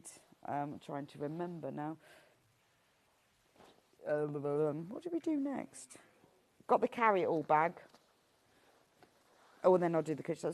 This one, I'll do the sewing bee one to start with. Now, I designed this because I wanted a really big bag that you could take like for big shopping, or you could take on the beach, or if you were going to workshops and you wanted to be able to put loads and loads of stuff in it. But this is all EPP. So if you want to learn EPP, all the pieces are printed on the panel so that you can create it. It also includes this kit, by the way, all the paper pieces that you need for it, already cut out and in an envelope ready for you. That's the sewing bee, because it features sewing bees. And exactly the same one, but in Portuguese tiles. Again, this is all EPP, so that you create that. It comes with the back, so you don't have to do the back, because that's printed for you already. And it is fully lined as well. But lovely big bag. Carry it all bag. The storage of pots. Yes, so the storage of pots. So this is the technique for this was working circular seams. And this is sewing room. And you've got all of the pieces to make, to cover 6 tins. And they're baked bean tins or golden syrup tins. There are labels. There are labels on the panels so that you can put whatever, you can choose what labels you put on them. So this is for your sewing or your sewing themed things to put in your sewing rooms. We've got notions and safety pins and oddments and buttons. But there's loads of labels on the panel, so you will learn how to make circular tins. They've even got little bases as well. And then you can keep everything organised. Now, we also did them in the other colourway of Natural Home, because I know that this whole sort of natural textiles thing is everywhere at the moment. So exactly the same idea, but the tins this time, let's see if I go on to it's come out now. They're covered in like crochet prints, you kind of seagrass. So this one is for your office or your study, isn't it? That one's to put the plant in. I Will Survive. Pens as a tool one. So it's a really good way of recycling. If you want to sort out everything like in your office or your study. But obviously you've got labels and you can decide to put them on or not. But it's a really good way of you recycling all of your tins. So that's that one. Then we've got the doorstops, and I think we have a few of those left. The giraffe and the elephant. So this one was all about making 3D shapes. So there's the elephant to start with. So it's an Indian elephant, obviously wearing all of the Indian regalia. And all of these pieces are printed onto the panel to size, so there's no templates at all. Also, all the pieces are labelled with like A and B. So when you join them together, I've made it really easy for you. So you just join A to B and A and C to C and whatever. There's a little knot in the tail. And then if you want, you can personalise it. This one's got Ellie on it, but you can write the name. So £17.99, and you've got everything you need. All of the printed pieces are on the panel. Again, full video tutorial. So it's a doorstop, or you can just have it as a decoration. But everything is printed, so you don't have to bother with all these templates. And if you've never made filled shapes, you'll learn how to. And if you have, that's your elephant. Then we have the giraffe. This is my favourite one. I love the giraffe. Look at Geraldine. Oh, like her horns have got a bit squashed. So she's got ears and little horns. There we go. And knot in the tail. And again, if you want to, you can put the name. You can put the name. I've put Georgina on this one, whatever name you like. But all of the prints have been designed. Amy's drawn them all so that when you match all of the pieces together, all of the print flows around. So if you know anyone who loves a giraffe, that's a great Christmas present, isn't it? There we go. I love the face, because often the hardest bit when you're doing soft toys or filled shapes is getting that face correct. But Amy's already drawn it on there for you, so you don't have to think about that. There we go. That's the giraffe. The cushions. If you want to learn how to make a cushion, it's something that people ask me all the time. This is vintage sewing room. So on the panel, you get all the pieces to make 2 cushions, the front and the back. So if you used your own fabric, you could make 4. So what you'll learn is the very simple but important technique of how to put a zip in the bottom of a cushion. And you can see it's almost invisible. And again, because there's a video tutorial, you will learn that. But if you know how to do that already, then that's fine. But you will get a beautiful pair of cushions. This one is real vintage sewing, where your scissors and your tape measures. And that one's got the vintage sewing machine on it and all flowers around it. And then its matching friend has a treadle machine on the front. And on the back, this one is an envelope cushion. So once you've made both of them, you will have learned how to do an envelope cushion and how to do a zip bottom cushion. And they match. So that's the vintage sewing pair of cushions. But we also did them in a William Morris print. This is the... it has the strawberry thief obviously on it. And again, look, it's got a zip in the bottom. So you'll learn a really easy, neat, fail-safe way to make a cushion cover with a zip on the bottom. Or if you just want them, you know how to do that, then you just get a beautiful pair of cushions. So you've got the strawberry thief in miniature on one side and larger on the other. And then its matching one, which I haven't got in a cushion pad, has got an envelope back. And I show you in the instructions how to either have a simple one or how to put loops on and put buttons for a posher, fancier look. And then you've got those prints. So on the panel, you also get, because there was space, 6 charm squares for free, which you can do whatever you like with. But there was a little space, so we put 6 charm squares on there. So that's the... that's it. And then I think the last thing what I haven't covered is the bags. This was the first one. So this was your kind of basic sewing skills. If you've never used a sewing machine before, basic farm shop to start with. But I also designed these for those of you who already know how to sew. These are easy makes. But this is, again, I was thinking actually this would be a nice set of presents. Always keep your vegetables and your bread in cotton or linen fabrics. They breathe, and they don't sweat, but they also keep them dark. So you've got one big bag for your potatoes. You've got the next size bag for vegetables. That's quite nice for your carrots. Then you've got a small bag, really good for things like herbs, garlic, ginger, or broccoli, whatever you fancy. And then you get the bread bag. So I always keep my bread in one of these bags because in the plastic they do sweat. It's got a nice box bottom. So what you can do, once you put your bread in, it's got a drawstring top. They all have, and the drawstring is on there, is you can then roll the top down. And once you've got bread or rolls in it, it becomes a bread basket on your table. So this is a great way, a lovely present for somebody, because, you know, when you've gone to the supermarket, it does look, it's a better way to store your food, but also it looks really nice. So it comes in 2 colourways. That's the farm shop colourway. And then we've got the grocers. So with this one, let me find the bread bag.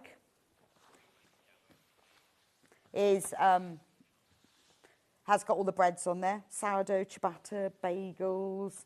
So that's your bread bag. Then we've got the large one for potatoes.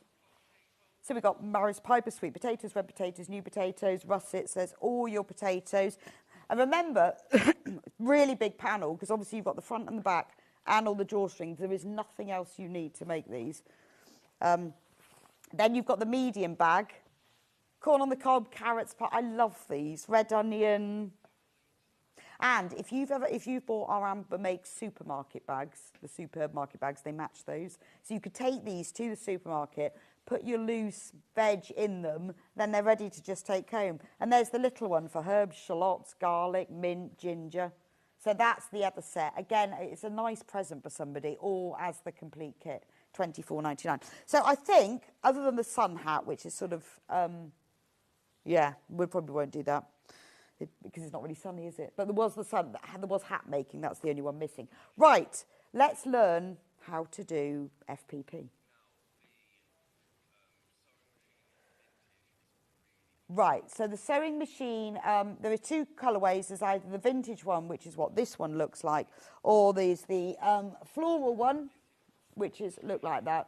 The vintage one is really popular. I'm not surprised, really. You say it's lovely, isn't it? I like this. I like the floral one, though. I think that's really pretty. Anyway, those are the 2. So what you need to do to start with is you need to get the templates. This is the most important thing. You need the templates. Now, you can either photocopy these, keep the block diagram because you use that to refer to. Now, you'll notice that this is back to front to the finished one.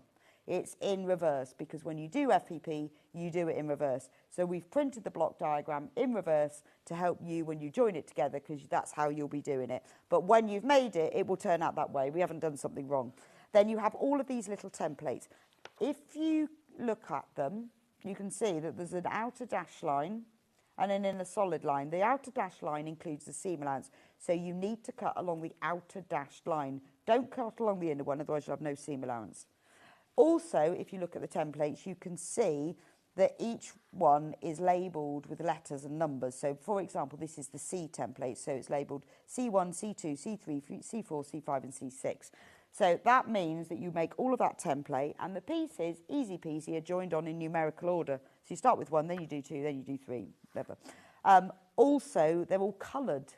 So you know which fabric to use where. So if you look at this dark grey and you go to the key, dark grey is fabric 2. Easy. So you know exactly which fabric, and on your panels are labelled with those fabric 1, fabric 2. So start by cutting out all the templates. So if you're a complete beginner, it doesn't matter how many pieces you're putting on or how big or how small they are, the technique is the same. Then you need to cut out the fabric pieces. Now, what I do, the fabric pieces need to be at least 1/4 inch bigger all around. So I cut mine 1/2 inch bigger, then I'm safe, and there's more than enough fabric to do that with. In the video tutorial, I show you all of this. So if we look at, let's look at A template here, right? So if we wanted to cut the piece for A4, and you've got to include the seam allowances in this. So A4 is 3 1/4 inches from there to there. So I would cut a piece that's 4 1/4, I'd round it up, 4 1/2, up that way. And then if I measure from the seam allowance to there, that's 1 3/4. So I would cut this 2 3/4, but round it up to 3, just to make it easier for cutting. So I'd cut a piece 4 1/2 by 3 inches, and then label it on the back. So all the pieces that you cut are labelled. And if you do that, it makes life a lot easier. Now, what I've decided to do, because I've prepared one piece earlier, is to make it easier. So let me show, well, I'll show you because this one's cut to size. So for the O template, and template O is this piece at the bottom of the machine. I've cut this one in advance because hopefully I'm going to have time to show this to you. And you can see O1, which is that fabric, which is fabric 11.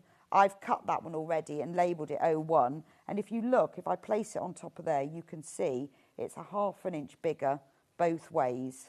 And I've labelled that one. And it really is entirely up to you, but I find it easier to cut out everything to start with. O2 is that one, and that's cut bigger.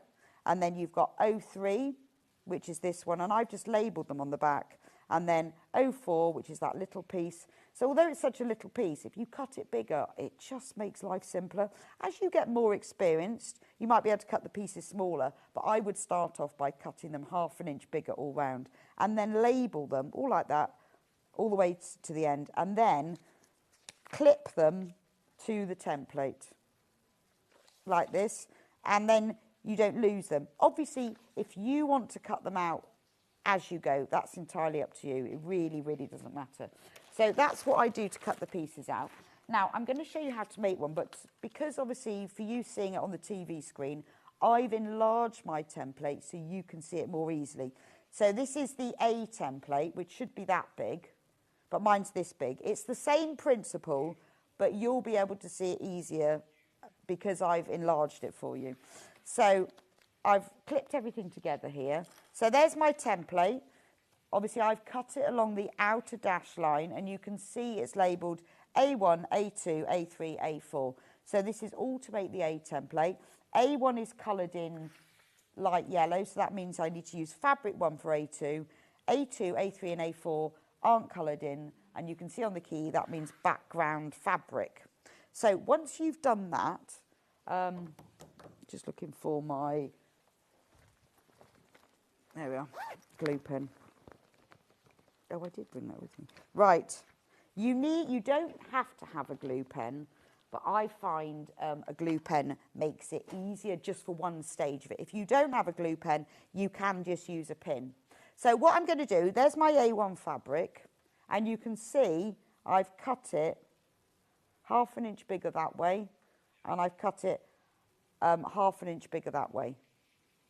So that's fine. Now, what you're going to do is you are going to put, let's turn it over, this is the wrong side of the paper. Really important to remember this. And this is the right side of the fabric. So the wrong side of the fabric goes on the wrong side of the paper. The right side of the fabric is facing up, and the right side of the template is facing down. So if you just think wrong side of fabric, wrong side of paper. It's really important that this piece stays in place, and this is where your glue stick comes in. If you don't have one, don't worry, you can just pin it. But on the A, where the A1 is, you can actually see the lines through here. I'm just going to put a little bit of glue just where the A1 is. And then I'm going to place this piece. Now, I can see through this paper. You could, if you wanted to, you could draw the lines, because you can hold them up. You could hold it up against the window. But I'm going to place this centrally, right sides up, over the back of the paper. So that's in the right place now. Now, if you want to be sure, you can see, well, you can actually see through there. If you hold it up to the light, you can see that there's a little ½ an inch all the way round. Now we're going to do some trimming. So I'm just getting my cutting mat. So take A1 and A2. Now I'm going to join A2 on. So what we've got to do now is, you see this line here between A1 and A2. We need to fold the paper along that line. Now you can just score it with your nail and fold it back. I find it with it easier with the ruler. Now the add a quarter ruler is ideal for FPP. It's got a nice sharp edge that you can use for folding back. And you see this little lip? It's exactly ½ an inch wide. So what you can do is put your ruler on the A1, A2 line and just fold it along there. If you don't want to do that, then you can just score it with your nail and do that. It's entirely up to you. Once you've done that, take your ruler. Now, whether you've got an add a quarter ruler or whether you've got a normal rotary cutting ruler, you've got to cut the fabric ½ an inch bigger outside of the fold. So ½ an inch outside of the fold, like this. And you don't need that bit now. And now that will stay in place. If you haven't got glue, you could have pinned that into place. Don't worry about any of the other piece of A1 that extends beyond. We'll be sorting that out later. Now here's my A2 piece of fabric. That's the right side of it. So you can see I've cut it 1/2 inch bigger all round. Now, obviously, you don't have to think about right sides and wrong sides because we've put that on now. You always sew with fabrics right sides together. Well, not always. Nearly always we sew with fabric right sides together. So once you've got this piece on and you've got the wrong side of the fabric against the wrong side of paper, you don't need to be thinking too much. Just always remember fabrics are right sides together. So we fold that back. Now this piece of fabric needs to cover that A2 section.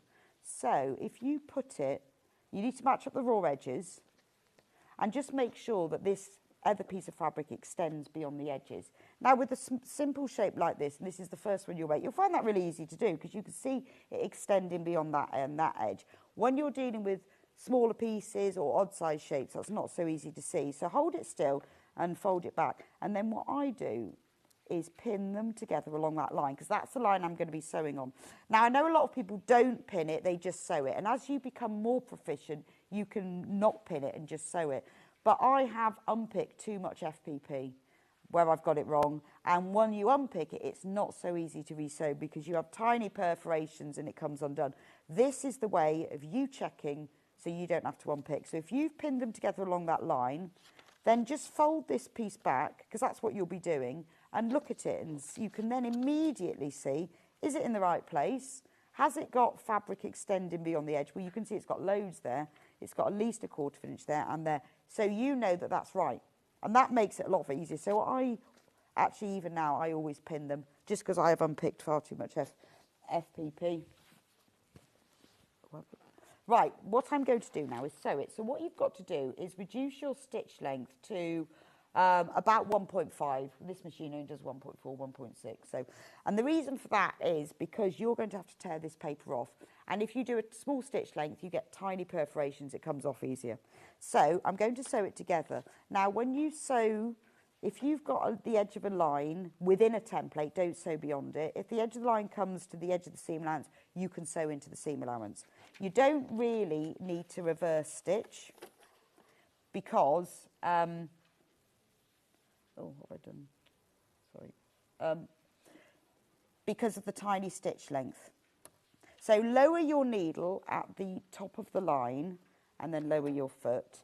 If you want to do a little security stitch, if you're not sure, I just hold, if you hold the paper and fabric still with your hands and don't let the feed dogs work, it will work a few stitches on top of each other.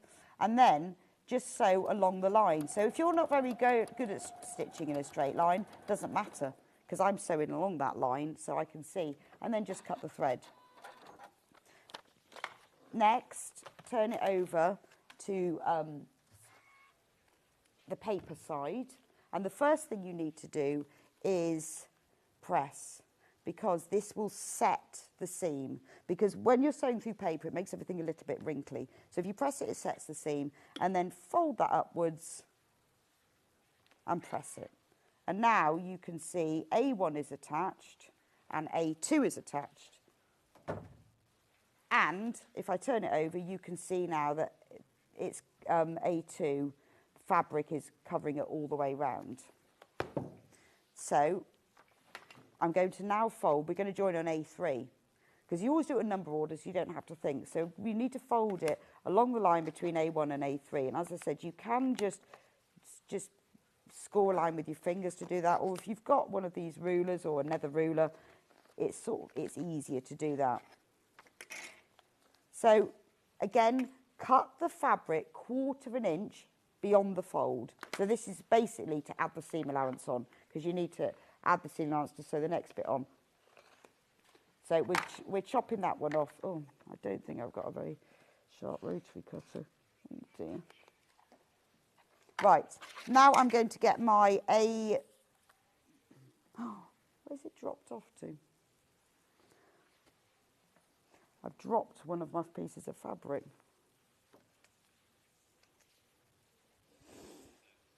Well, let's hope that one fits. I've dropped a piece of fabric somewhere.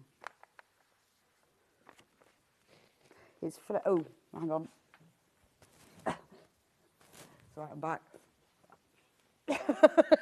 I knew I'd lost a piece. I've got them all labelled and one bit that floated. So there's my A3 piece of fabric, labelled A3. So I'm going to place that, remember, it's always right sides facing, with the trimmed piece of fabric.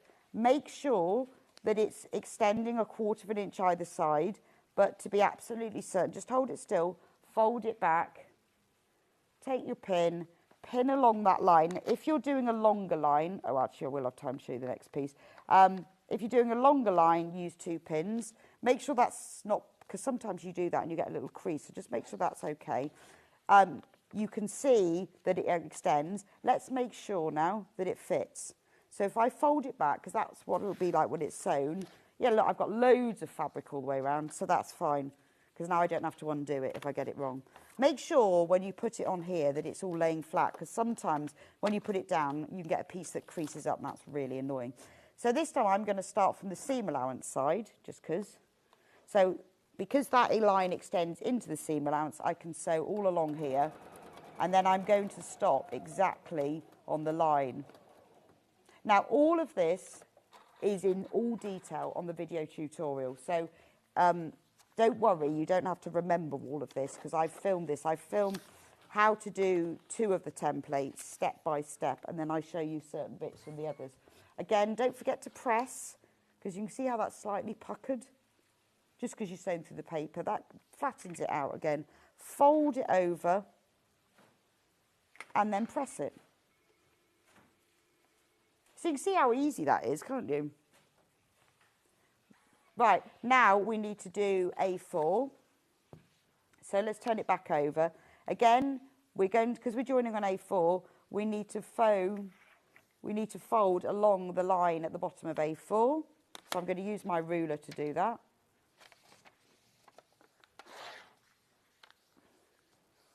Fold it there. Then again, I'm going to trim.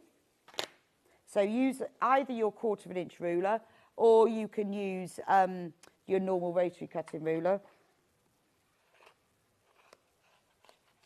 And do use a sharp rotary cutter.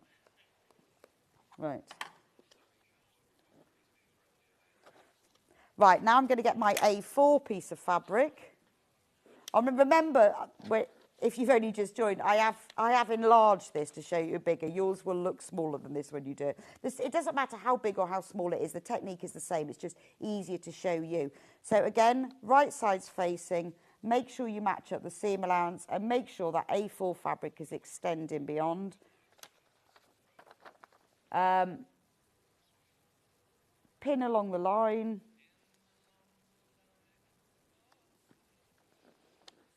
And again, always double check. So I put 2 this time. You could put another one in the middle. Fold it back, double check, yeah, loads of space. And that's because I cut it nice and big. Actually, I might pop another one in the middle just because it does help to keep everything still. And then with this one, because the lines come out either side of the seam allowance, you can sew starting right on one side of the paper and moving to the other. Just make sure you stitch along the line, but that's quite easy to do because it's printed on the paper. Now, you can use normal photocopier paper for this. The thinner the better.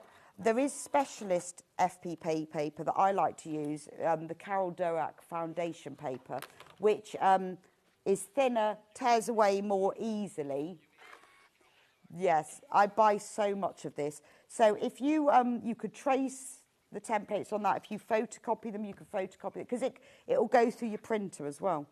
Fold that back over and give it a press. And that is template A done. So all you need to do now to finish it off is you've got to trim. You must trim along the outer dash line, because you need...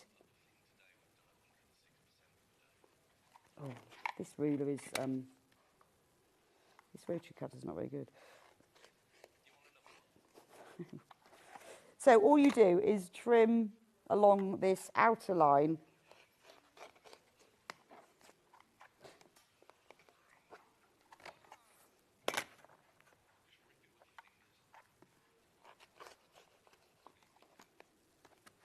and then fold over. So make sure you're going along the outer dash line, because you still need your seam allowance, because you've got touching all of these together. So there's template A finished. It looks like that on that side, and if you do it, it looks like that. Let me just show you, because I have made these in advance, what they look like.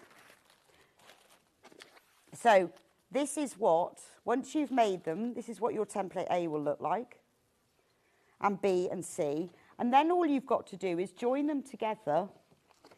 And if you look at the block diagram, it shows you what order to join them together. So you can see A and B, but actually in the instructions I've said in detail, put A below, above B, then join C on, and it tells you the order.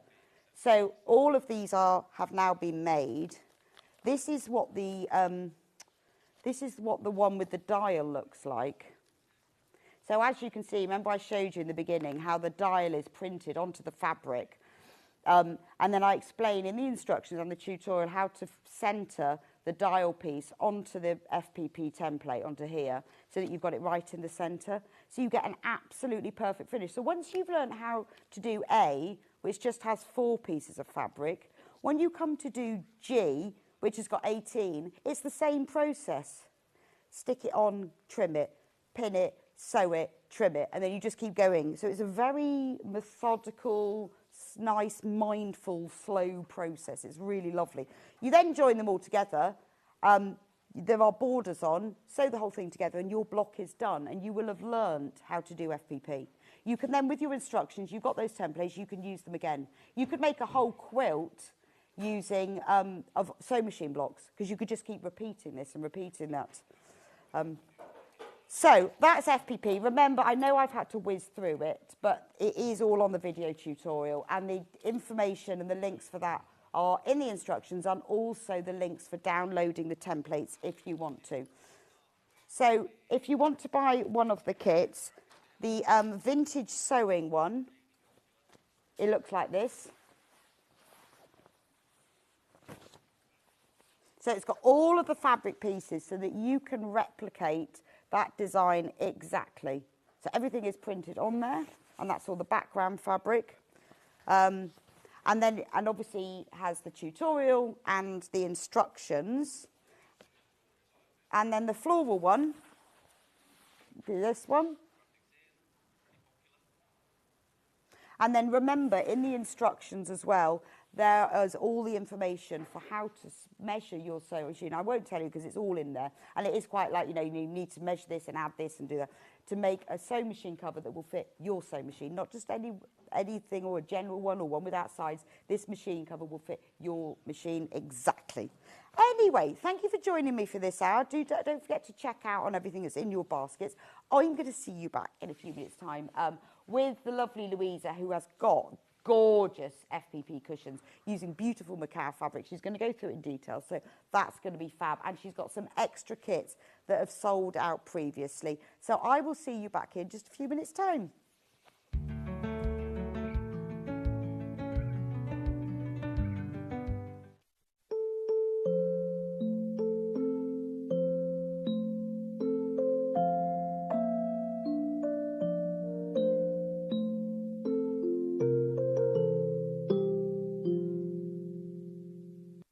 Shopping with Sewing Street couldn't be easier.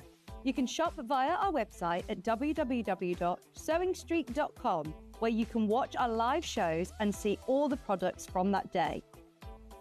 We also have a huge amount of products on our website, from your sewing room essentials to fabrics, sewing machines and much more. You can download and shop on the go with our Sewing Street app. Simply head over to your app store and search Sewing Street. Alternatively, you can contact our UK-based call centre 24 hours a day on 0800 001 4433. Shopping made easy at Sewing Street. Hi everyone, Andy here with some exciting news. On the back of our first Craftopia weekend retreat in conjunction with Hobbymaker, Sewing Street and Jewellery Maker, we're pleased to announce that tickets are available for the next one, taking place this November. Tickets are now available for the weekend of the Saturday the 9th and Sunday the 10th of November at the Abbey Hotel in Redditch, here in Worcestershire. Now, if you've been to one before, you know what to expect. But if you haven't, what can you look forward to? Over the weekend, you'll be taking part in 4 exclusive workshops with some of the best tutors in the business. From Hobby Maker, we have Carla Bagshaw and Julie Peplow. From Sewing Street, we have Jenny Jackson. And from Jewellery Maker, Debbie Kershaw will be joining us once again. Your tickets include your accommodation, all workshops, all materials, all refreshments, lunches, dinners and Saturday night entertainment. Plus, you'll get an exclusive 20% discount just for you to use across any of our channels over the weekend. We have single, double and for the first time, day tickets available. To buy those tickets or find out more information, check out the website below or call the call centre. Now remember, as always, spaces are limited, so make sure you join us for the next Craftopia event, taking place on Saturday the 9th and Sunday the 10th of November at the Abbey Hotel here in Redditch. We'll see you then.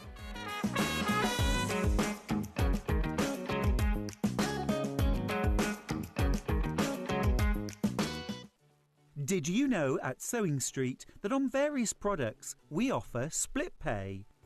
That means on certain items you can spread the cost over 2, 3, 4 or sometimes even 5 interest-free monthly payments. Just pay the first instalment when you purchase and you're away. So shop your way with split pay.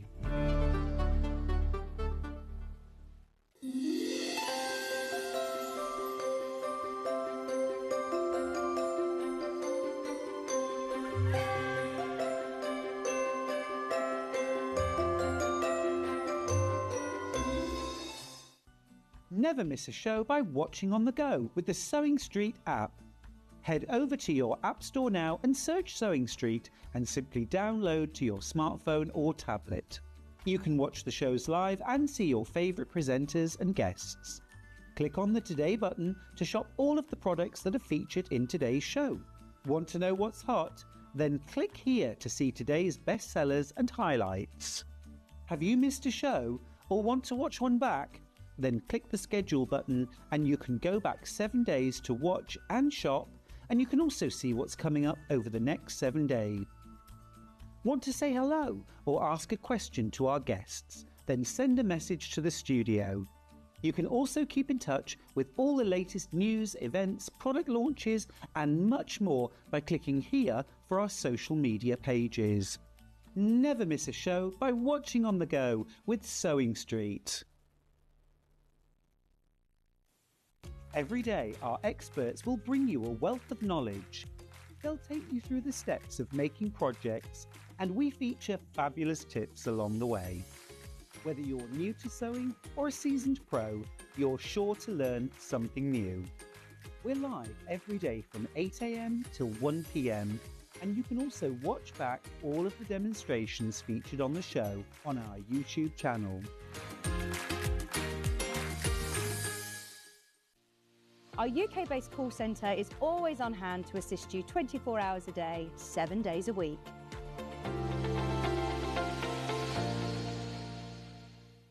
Not only is Sewing Street live from 8 AM till 1 PM on Sky 670, Freeview Channel 73, YouTube and the Sewing Street app, now Virgin subscribers can watch on Channel 754, which means there are more ways to watch your way with Sewing Street. Did you know that we can deliver to over 20 different countries worldwide, spanning 4 continents from the UK to Australia? Check out our website for the list of countries and delivery costs. Sewing Street, stitching the world together. Keep up to date with what's on Sewing Street, as well as all the latest news and special offers by signing up to our email newsletter. Go to sewingstreet.com and scroll down to the bottom of the homepage. Type in your email address and click the envelope. That's it. You'll never miss out on the latest news and special offers ever again. We're proud to have some of the most skilled and experienced experts in the industry. They're brought to you here every day on Sewing Street.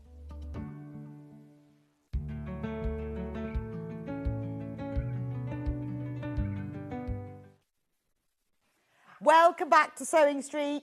Still got the Christmas jumper on. Actually, I'm really liking it now. Have we got any left, Ben? Any Christmas jumpers left? Last time I saw, we had 10. Yeah, we're going to check just to see whether we have any Christmas jumpers left. 7. 7 and only an extra large size, which is a 48-inch circumference or 24 from there to there.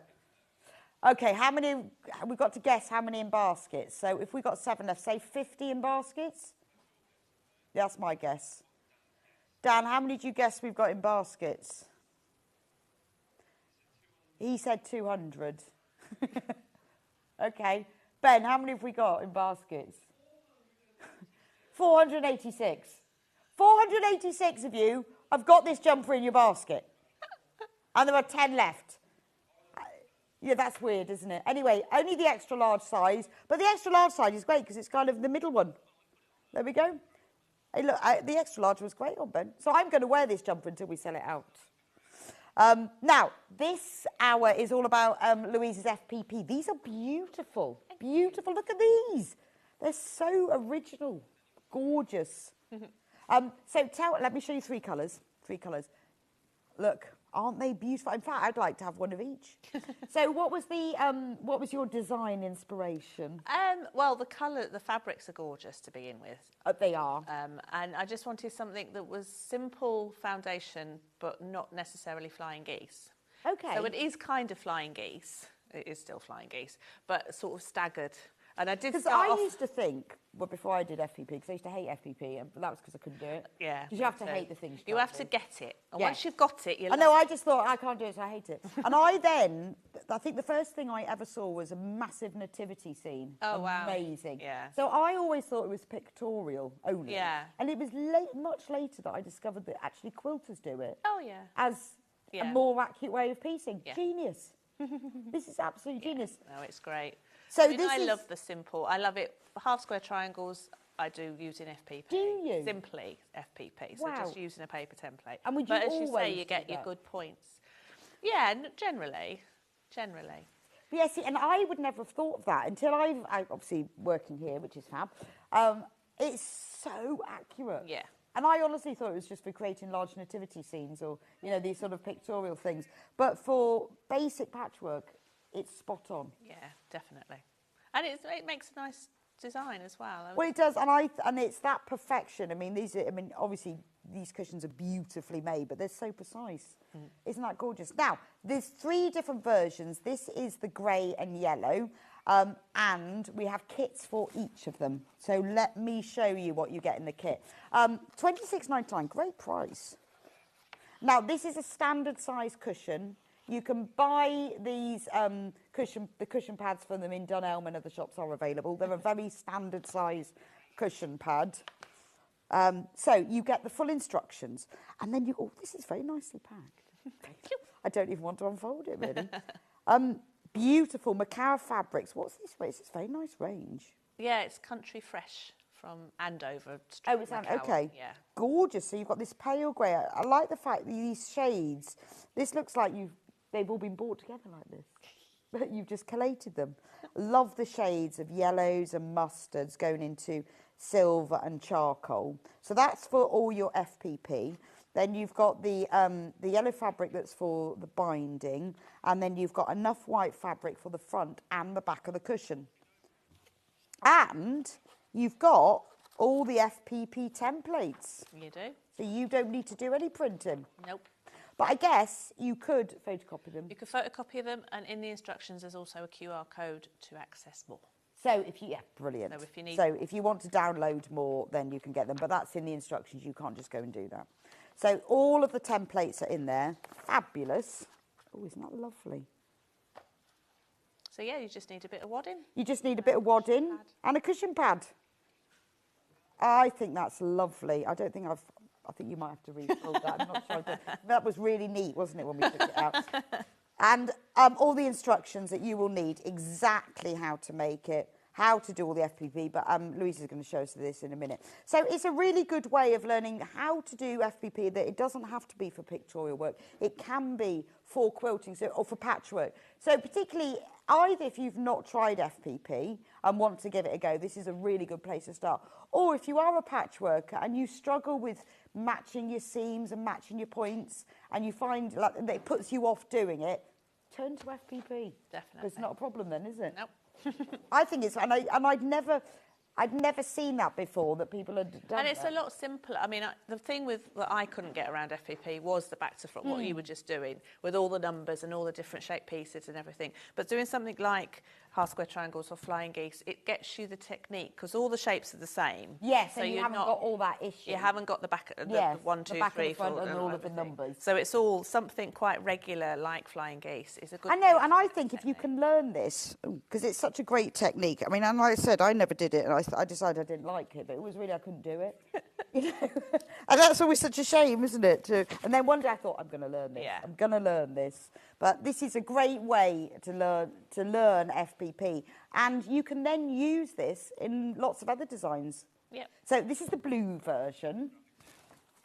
Gorgeous. Well, blues and greens. Now, this is what you get in your kit. I feel like I don't want to unfold this one. I failed badly with the other one. Full instructions. You've got that lovely, I love that royal blue for the binding, and all the white fabric, all the FPP templates. And then this is the print fabric that's used for your FPP. Really, really gorgeous. So you've got like light blue, you've got the, I like that design. That's really nice, isn't it? And you've got sort of a mid blue and a bluey green that moves into the green. So the colours grade very gradually. Can you say grade very gradually across the blues and into the greens? So you've got a modern design, but using a traditional technique. Yeah. And the two together go so well, And don't it's they? a bit of a Bargello as well. It does. I thought when I first saw it was Margello. I did design it as a quilt, and it was huge. And it went the full thing, but I thought, I'm never going to make this in time. So you've got a cushion. See. Did it have bigger pieces, or were there just more of it? They were bigger, I think, slightly, and then just the whole spectrum. Oh, wow. So all of the fabrics, because there's a purple bits as well that I haven't used. see. And you can just, and the way that they're staggered, kind of graduated. And Yeah, no, it is beautiful. so if you're adventurous, then you can. If you're adventurous, once you've learned this, you can make yourself a whole quilt and just keep going. Definitely. That's the blue and green version. And then if you want the hot pink version... My favourite. I think I like the hot pink version. I really like that. Ben says he loves it in the pink best. But I think I like it in the blue-green best. Tricky.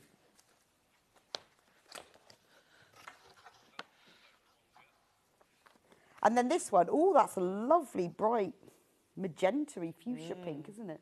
To go for the binding. And obviously you've got the white fabric. You've got enough for the cushion front and back. You haven't got to find anything else.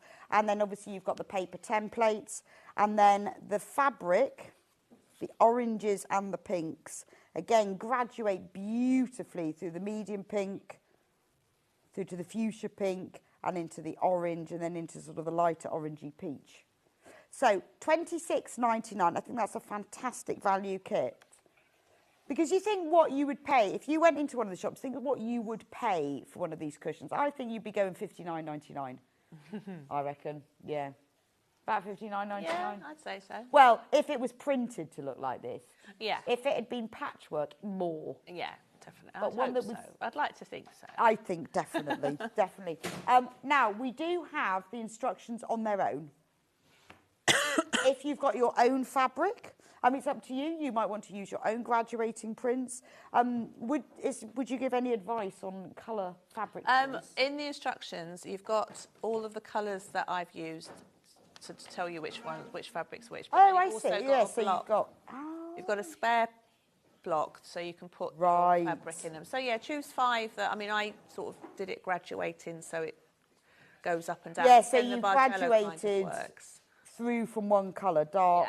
Yeah, exactly. Have 5 that okay. graduate from one to the other. Right. I did try a rainbow version, but it didn't seem to work as well. I mean, it probably would.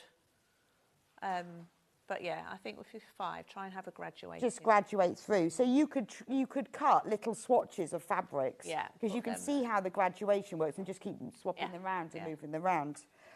So if you want the instructions on their own, £9.99. It does also have, it's not just instructions, it does have, I've taken that one out of there, it's got all of the paper templates as well. So you don't need to print them out. They are all in there. £9.99 for all the papers and the instructions as well. Right, I'm dying to see how it's made now. Okay, right, so this is the template. So it's basically 7 of these. So obviously you get 4 sheets, so you've got a spare one if you need it. Okay, so as you can see, they're numbered 1, 2, 3, 4. So they're the order that you're going to piece them. Similar to what you were just... Oh, right sorry. a bit. Lovely. There we go. Similar to what you were just doing. So we're going to start with, and then they're also coded colour A, colour A, colour B, colour B. So that's in that key brilliant. on the first page is what that relates to. Okay, so you're going to start with a white or background triangle. If you are using your own fabrics and the background fabric has got a right and a wrong side, make sure that that's face down. Okay. Place your paper template on top, and as you were showing before, you want to see, so you can hold it up to the light, or the pieces are quite big enough, so you just basically want a lot of excess of the fabric around that triangle there. Okay, and then use a pin, and then you are going to sew along this line, so you don't want to pin it anywhere near there because you're going to cross it obviously. So if you pin it parallel to it, then you're just not going to get any way. Okay, so we're going to concentrate on just this line to start with. Turn it over. Oh no, sorry, don't turn it over. Keep it that way up. And then I line a piece of card, just a thin piece of card, along that line. Fold your paper over, so you get that, and fold quite crisply. So you get a nice sharp fold. And then use your add a quarter ruler. If you don't have an add a quarter ruler, use your normal quarters ruler. Have we got the add a quarter rulers, Ben? Could you pop those in? Because they're marvellous. Oh, they are. So if you're using a normal ruler, just line up the 1/4 inch line along the edge, along the fold. But if you're using add an inch ruler, so the add an inch ruler's got a lip on the side, and that is 1/4 inch. And what that does is sits against the fold of the paper. So on the screen, the £24.99 is you get 2 rulers for that. You get a 6-inch long one and a 12-inch long. Nice. Because sometimes you just need a little one, and sometimes you need the bigger one. Exactly. So it's much more economical. We'd like to say cheaper. It's much more affordable. Value for money. Much better value for money than if you buy them individually. So if you can buy both, £24.99. Perfect. So butt that up against the fold, and then you're going to trim off that excess fabric. And what that does is leaves you 1/4 inch seam allowance in the excess. Fabulous. Okay? So then you unfold, flip it over to the front, and then we're going to start with the first colour, which is the light orange. So that's colour A. So you're going to line the longest edge of your triangle. So the instructions show you how to cut it all. I cut 3.5, well, you've got the 3.5 inch strips of fabric, and you're going to cut those into 3.5 inch squares and then cut across the diagonal. Right, okay. So it's quite easy to cut. You've given all of that. Yeah. That makes it a lot easier, doesn't it? So much I used to easy. sort of be randomly cutting chunks off a big piece. Well, because they're all same size, same that shapes, makes it then so you much can just easier. use the same shape. So then you're going to line the longest edge of the triangle up against that trimmed edge that you just cut, and then take it to the sewing machine. So I'm going to lower the sewing machine stitch length to about 1.8, which means that it's a smaller stitch which will perforate the paper a lot more, so it enables you to take the papers out when you finish at the end. Okay, so then you're going to just start off just off the edge of the line in the seam allowance, and then sew it across that, along that length, along that drawn line. Why is this being sent off? And then come off and finish a couple of stitches off the end and cut your thread. Okay, so that's your first drawn line, sewn line. So turn it over to the front and open out your piece. So you can use a seam roller if you haven't got access to an iron. Have we got I think I put the seam rollers in. Or you can press it if you've got one of the little stinky irons, they're lovely as well. So you can press that flat. So then now what you're going to do is you can remove that pin now because your first two pieces are connected to the paper. And then you're going to do the same with the line between 1 and 3. So we're going to connect this shape here. So you're going to line up your paper along that line, fold it over. If you find you've stitched into the seam allowance and there's a bit of stitch there, just pull it away. And then you're going to line up your ruler again. Trim off your excess. So that leaves you your 1/4 inch seam allowance. And then you're going to line up your next long edge of your triangle along that edge, and then take it to the sewing machine. Put your foot down, and then again start off edge of the line, finish off the edge of the line. So you've got your sewn line there, and then you're going to open it out again and press it flat. See, yeah, because I think if the only other way you would do this would be half square triangles or flying geese. You'd never get it. It would be smooth. tricky, yeah, exactly. I mean, you might. You might. I mean, there are if you tried different. really, really hard. Yeah. But this just makes life so much. Oh, I know. I love it. And then again, now you're going to sew Do you along think this is line. what FPP was sort of developed for, or was it? Well, I don't know. I mean, I've always done flying geese with FPP. Yes, I never have done. I'm going to give it a go. Do it. Well, only because it is so. It's just so accurate. And I mean, as I said, half square triangles. So when I do half square triangles, I have a huge page of the template, and you put two pieces of fabric right sides together, the paper on top, and you sew down all the red lines, and you cut all the black lines. Okay. Have I not done that with you before? No. And then you take the papers out, and you've got an accurate half square triangle that you don't need to trim down. No. Oh yeah. Because I hate doing that. Yes. The last time I did something, I had like 100 and something half square triangles. To trim. Yes. Well, you don't need to do that. So if you want, say, 100 identical half square triangles, you can cut them and make them 8 at a time, 16 at a time, whatever size you've got. This is genius. I've got templates on the website. Yeah, I've got to give all it the a go. different shapes. But I think this is great.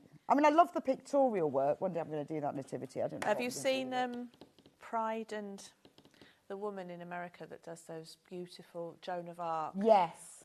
I know. I would love to do something like that. She's just awesome. And she's just done a double-backed one. So she's got, I think it's a Native American lady with a quilt over her shoulders, and that's the front, and then the back is the quilt. So and then she's lined it up and quilted through both layers by lining them up at the same time. So I think she must have put a light box underneath her long arm so she could line them up accurately. Wow. I mean, there's some amazing people out there. Yeah, that's very good, isn't it? It's nice to see things like that, though. Oh, it is. It's inspirational. It's inspirational, exactly. So now we're going to do that line between the 1 and the 4. Oh, I see. So then that's going to be your work peak. out how it went upwards. Yeah. So you've done your two. Yeah. Which bits are the geese? I always forget which. The body is the big piece, and the wings are the little pieces. Okay. So I've got wings and. Yes. Body. So there's not quite flying geese, I suppose. Yeah, I think, it's split in the big pieces, the body and the little bits. Yeah, yeah. So it's still a flying geese block, it's just that I've changed the colours up. So you get that arrow, or peak. It's a peak, that's what it is. It's a mountain. Yeah, that's true. Some people call them that. I always call them body and wings. Yeah. Because to me that makes it, body's the big thing, wings are the little thing. That's the only way I can work it.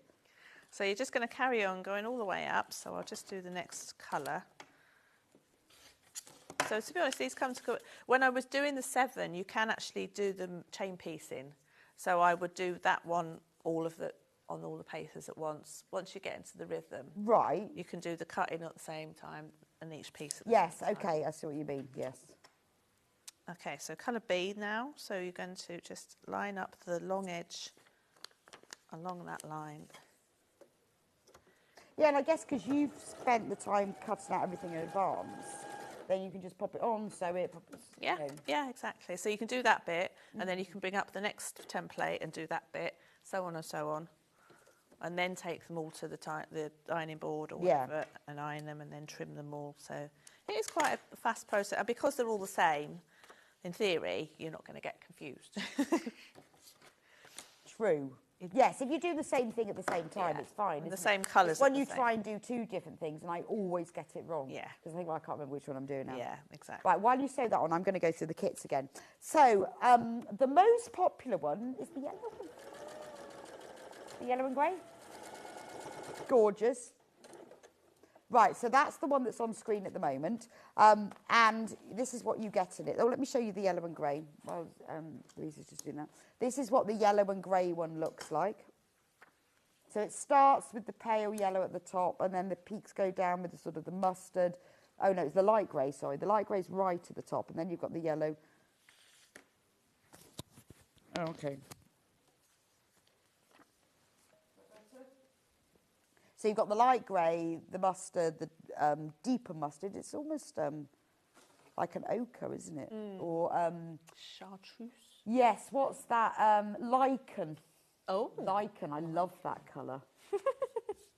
It's really vibrant, isn't it? And then the grey and the dark grey. That's what you will make. And in the kit, you get everything for these. Now, we've got loads of you've got this in your basket. You need to get checked out. Do you remember in Louisa's last hour where we sold out of the traditional Christmas kit? If you've got this in your basket, you need to get it checked out or you're going to lose it. So you get white fabric that goes for the front and the back of the cushion. You've got this lovely sort of mustardy yellow that's for the binding, and then these beautiful pre-cut strips of fabric. So all you've got to do is cross-cut them, and these are used for all the FPP, and they're all Macara fabrics. Absolutely gorgeous. That's the yellow one. That's really popular. Please get that one checked out. I just wanted to let you know before we got any further. Right, Louisa, next. Okay, so there's your finished panel. Wow. Okay, so I just did that. That was really quick. So I'm just going to trim it now. So you can see the dotted line, so that gap there is 1/4 of an inch. But I also tend to, when I'm trimming, line up the 1/4 of an inch ruler on that solid line and trim it down. So you're just going to trim that so it's nice and tidy. Oops. Like so.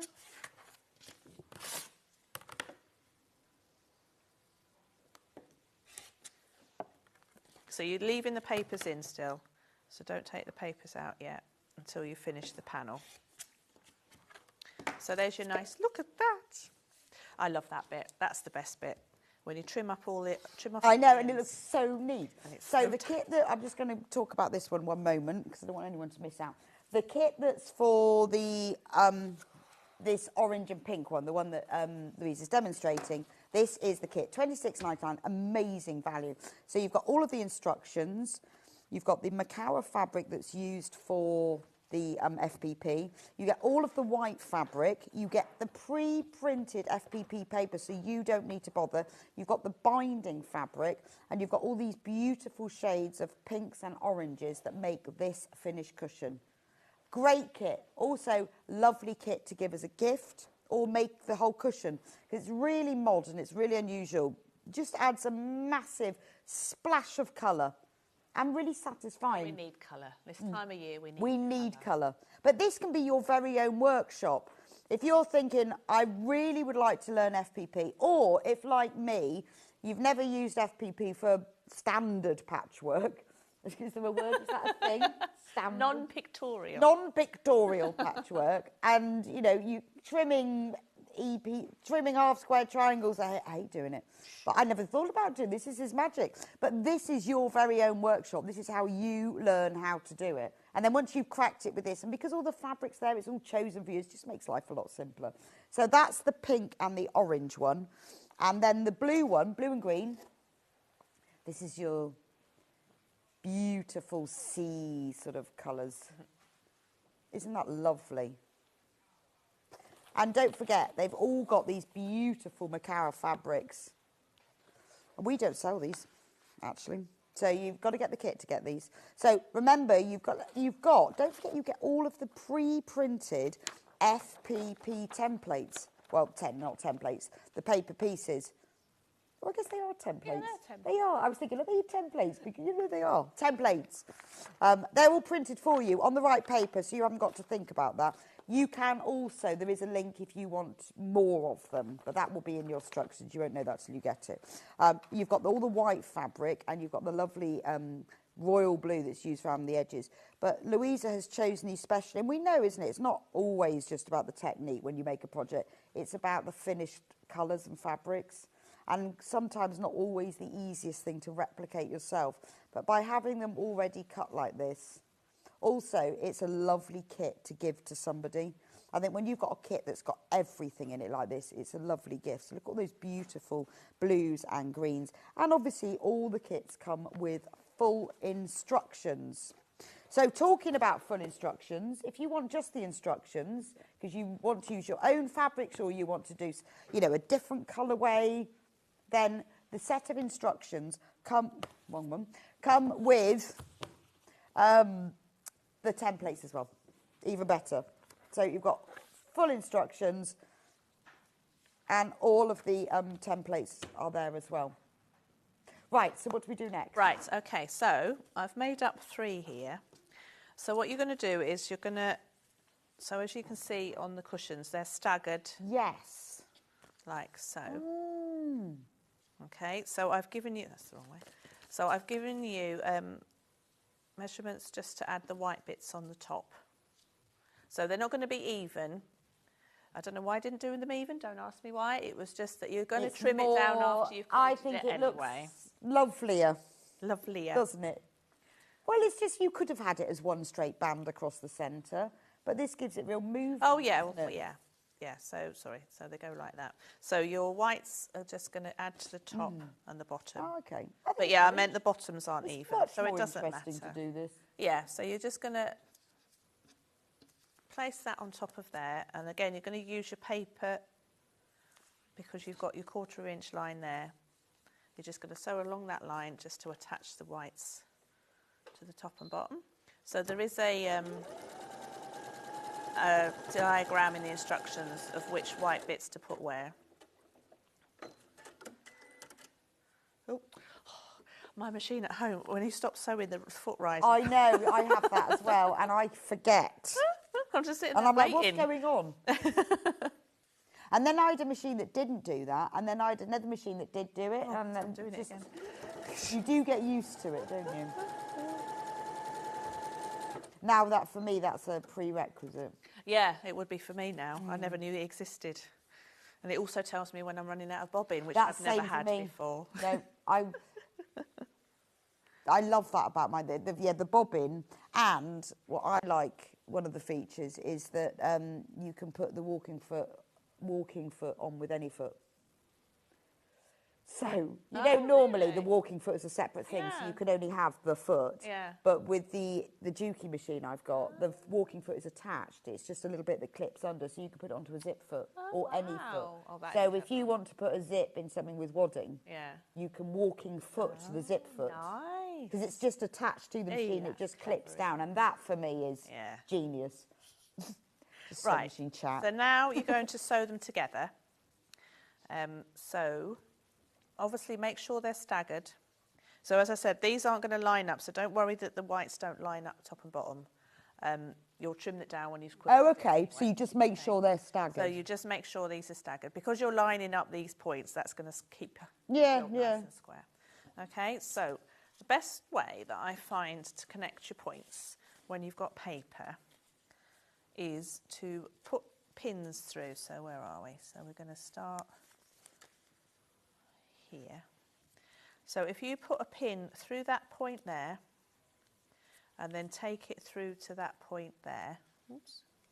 So obviously going through your drawn lines, leave that just like that for now. Oops. Do that all the way down your seam. So you're just going to leave those perpendicular, is it? Would you say that's the word? I don't know. You're a bit confused, aren't you? So carry going all the way down. I like this method, though. I think it's And I do this with lots of things, not just where I want it to be precise. Yeah. And I know it's a fiddle, but... Well, it's because the papers, if you put those pins in directly down, you've got a lot of seams there, a lot of bulk there, and you're going to destruct your seam. So if you do that, and then you put a pin in either side of that pin, away from all the bulk, and then put that down, then that's not fiddling with... That's not moving the fabric around too much. Yeah, because you see, I always thought with FPP, because you're doing it on paper, everything's solid, and when you then sew it together, it's all solid. But it's not quite like that, is it? No, it still moves. Yes, and I couldn't get my head around that, so I always... This is why you didn't like it. No, honestly, I like the look of it. I just didn't like it because I couldn't understand how it worked. So I thought, oh, I'm not going to do that. And then once when I understood it, but I quite like the precision of it. Yeah. And I find it, you need to have time, but... You do, and concentration. It's not something you can do watching the telly. But then it's a lovely thing to do, isn't it? Because you sort of like, you're doing 3 different processes. It's very immersive. It is. I absolutely love it. So when you've done your pins either side of that pin, you can take the centre pin out. So you're just going through both lines, either side of the pin. And then, making sure you go through the line, obviously.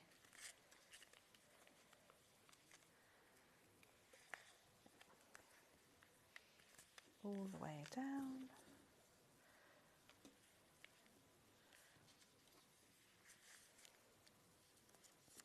Oops. Because and also I suppose spending the time getting this right means you haven't got to unpick it. Well, exactly. So what I was going to suggest also, when I sew this bit, I increase my stitch length on the machine to about 3.5. Oh, do you? What? So whenever you join templates, you do it bigger? Just to check that everything matches up first. Yeah. And then if it doesn't, you've only got big Okay. Do you sew over it again then? Yeah. Oh. Yeah. I mean, again, it's a bit of a faff, but again, it's... No, I'm with you because... It saves you time.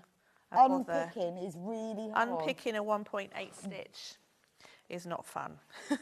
Especially through paper, because obviously you'll take the paper away as well. And getting the smooth threads out. Yes, exactly. So if you've only got a 3.5 or a basting stitch as such to undo, then it's not such a pain, right? Now, I've done this in a hurry, so I'm not promising that my points are going to match. I'm just telling you now. I know, but it's nice to see it exactly, because you can explain it, but actually seeing it, you can see the point of why you're matching up those points. So if you increase your stitch length to 3.5, say, and then I'm going to use the 1/4 inch stitch, which is 06 or 08? Oh. I'm not absolutely sure. Each one of these machines is different. Right, so so if you've got a 1/4 inch foot or 1/4 inch stitch, only because on the white bits you obviously haven't got the paper template to follow. So it's just for the white bits. Good point. And then then you follow in the line on the paper for the rest of it. So all up that seam. Oops. Right, while you're sewing that, I'm going to talk about the Flying Geese pouch. So if you are loving FPP, then you are going to love this. This is only £9.99, these instructions. They're absolutely gorgeous, and they're flying because they're flying geese. So this is the craft pouch. I love this. And, you know, we were talking earlier, Louise and I, about flying geese. Never thought about that. I mean, I would be really impressed if anyone got it this perfect without FPP. Yeah. I mean, I know it can be done, and I would be well impressed. So just think how you'll impress yourself by doing this. It's just amazing because it's absolutely precise. It's a lovely pouch. It's got a nice open wide zip across the top. I like that because then you can open it. Oh, no, it's got coloured pockets inside. Nice box bottom. So you can, well, it's used as a craft pouch. I've used mine very, very much. So this is the original one. Oh, okay. And it's very, very well used. A very lot of mess in there. But yes, I've used it since. So again, this was another subscription box project. Okay. So it could be a craft pouch. It could be a wash bag. Yep. It could be to keep all your chargers in, or your tablets, your pills, whatever it is you want to put inside. That's what the modern version is. Or you could make it like this. Depends what you want to do. You can get a nice, just neutral fabric.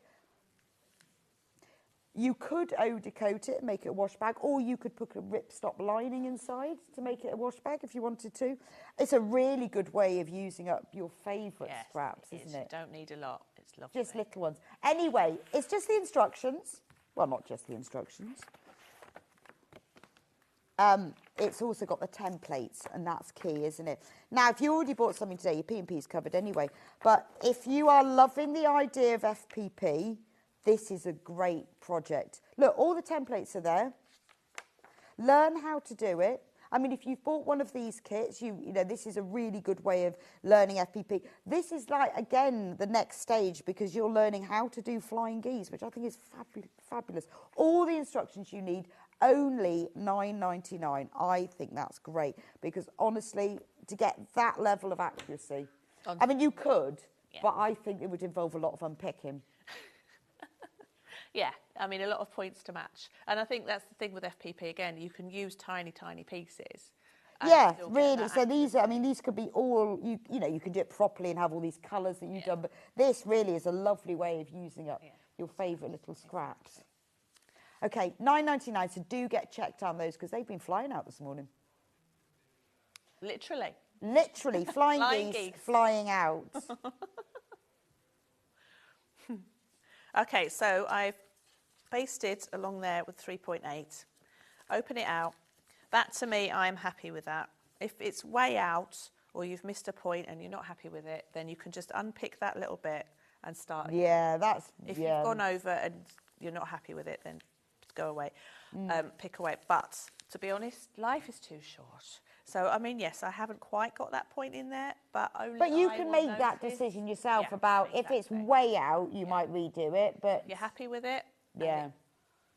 To be honest. So then you're going to go back. And do you go back over on the short So now I'm going to go, decrease it again now to 1.8 and go down the same line as you did before. So I'll do this so I can show you how to take the papers out.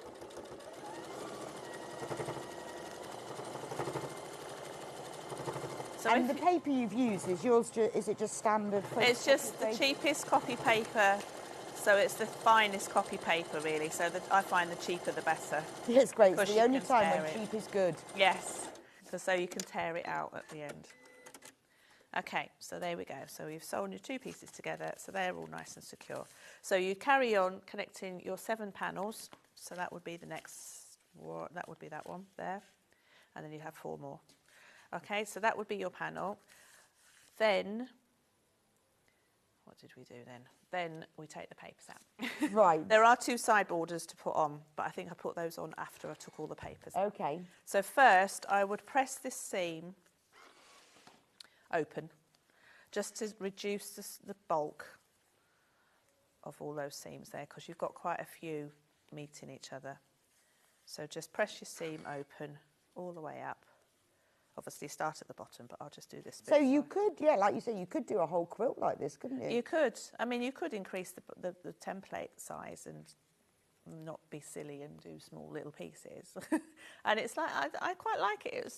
It's just like a bargello, isn't it? But with no, it really is. When I first saw it, I thought that's what it was. Ah. It's an FPP bargello flying geese. There you go. So it's Perfect. It's a new thing. It's a new thing. Invented. You've seen it here first. By Louisa. Well, you haven't seen it at all because Louisa didn't make it.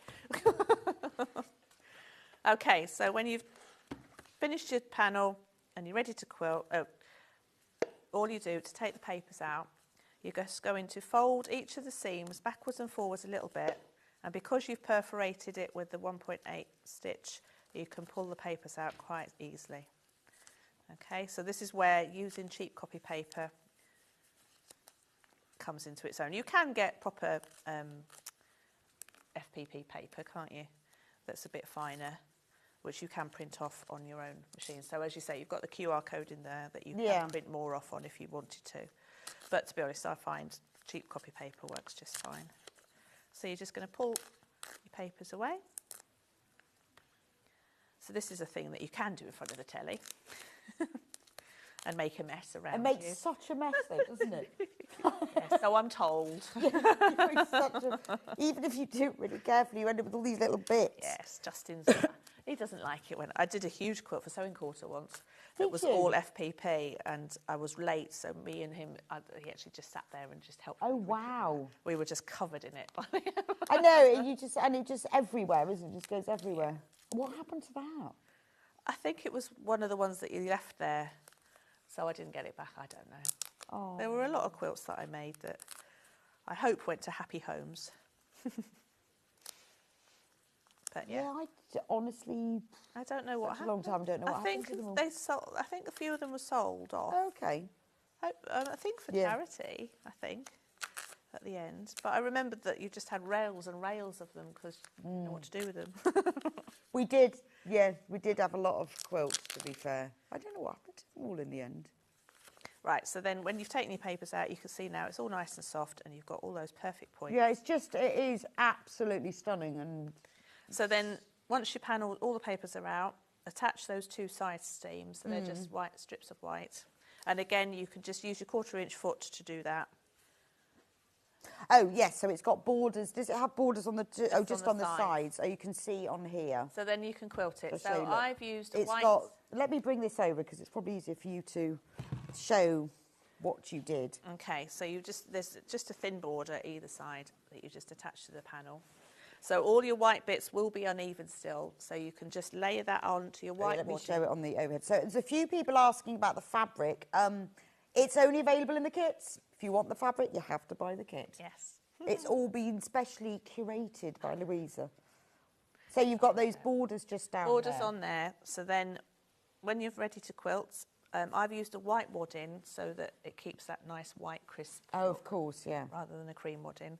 And you've just done lines. So that one is a wavy line. I think one of the others is a parallel straight line.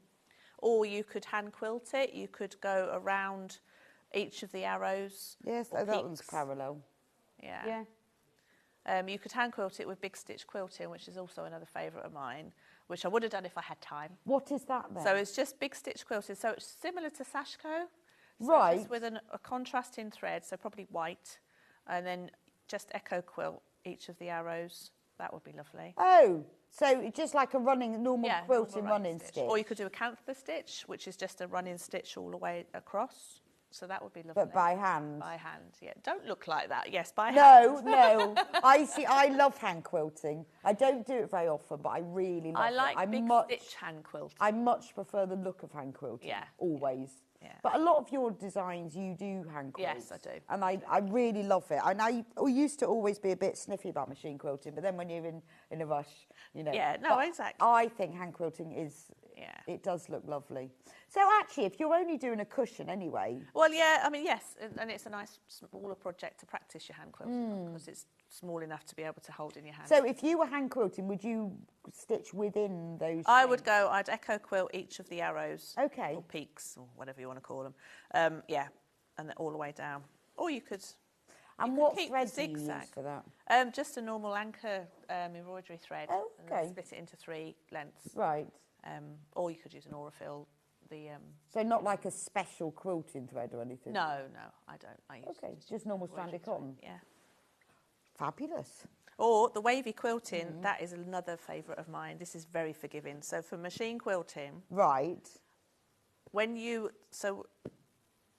baste it up, I don't tend to put anything behind the wadding if I'm machine quilting. I know you should because you get a lot of fluff in your machine, but No, I don't I don't either. tend No, I don't. I don't know why. Can't be bothered. Is that it? yeah. If I'll you're hand clean my quilting, machine after. Yeah. If you're hand quilting, I do put some butter muslin on the back because Right. it's nicer to quilt through.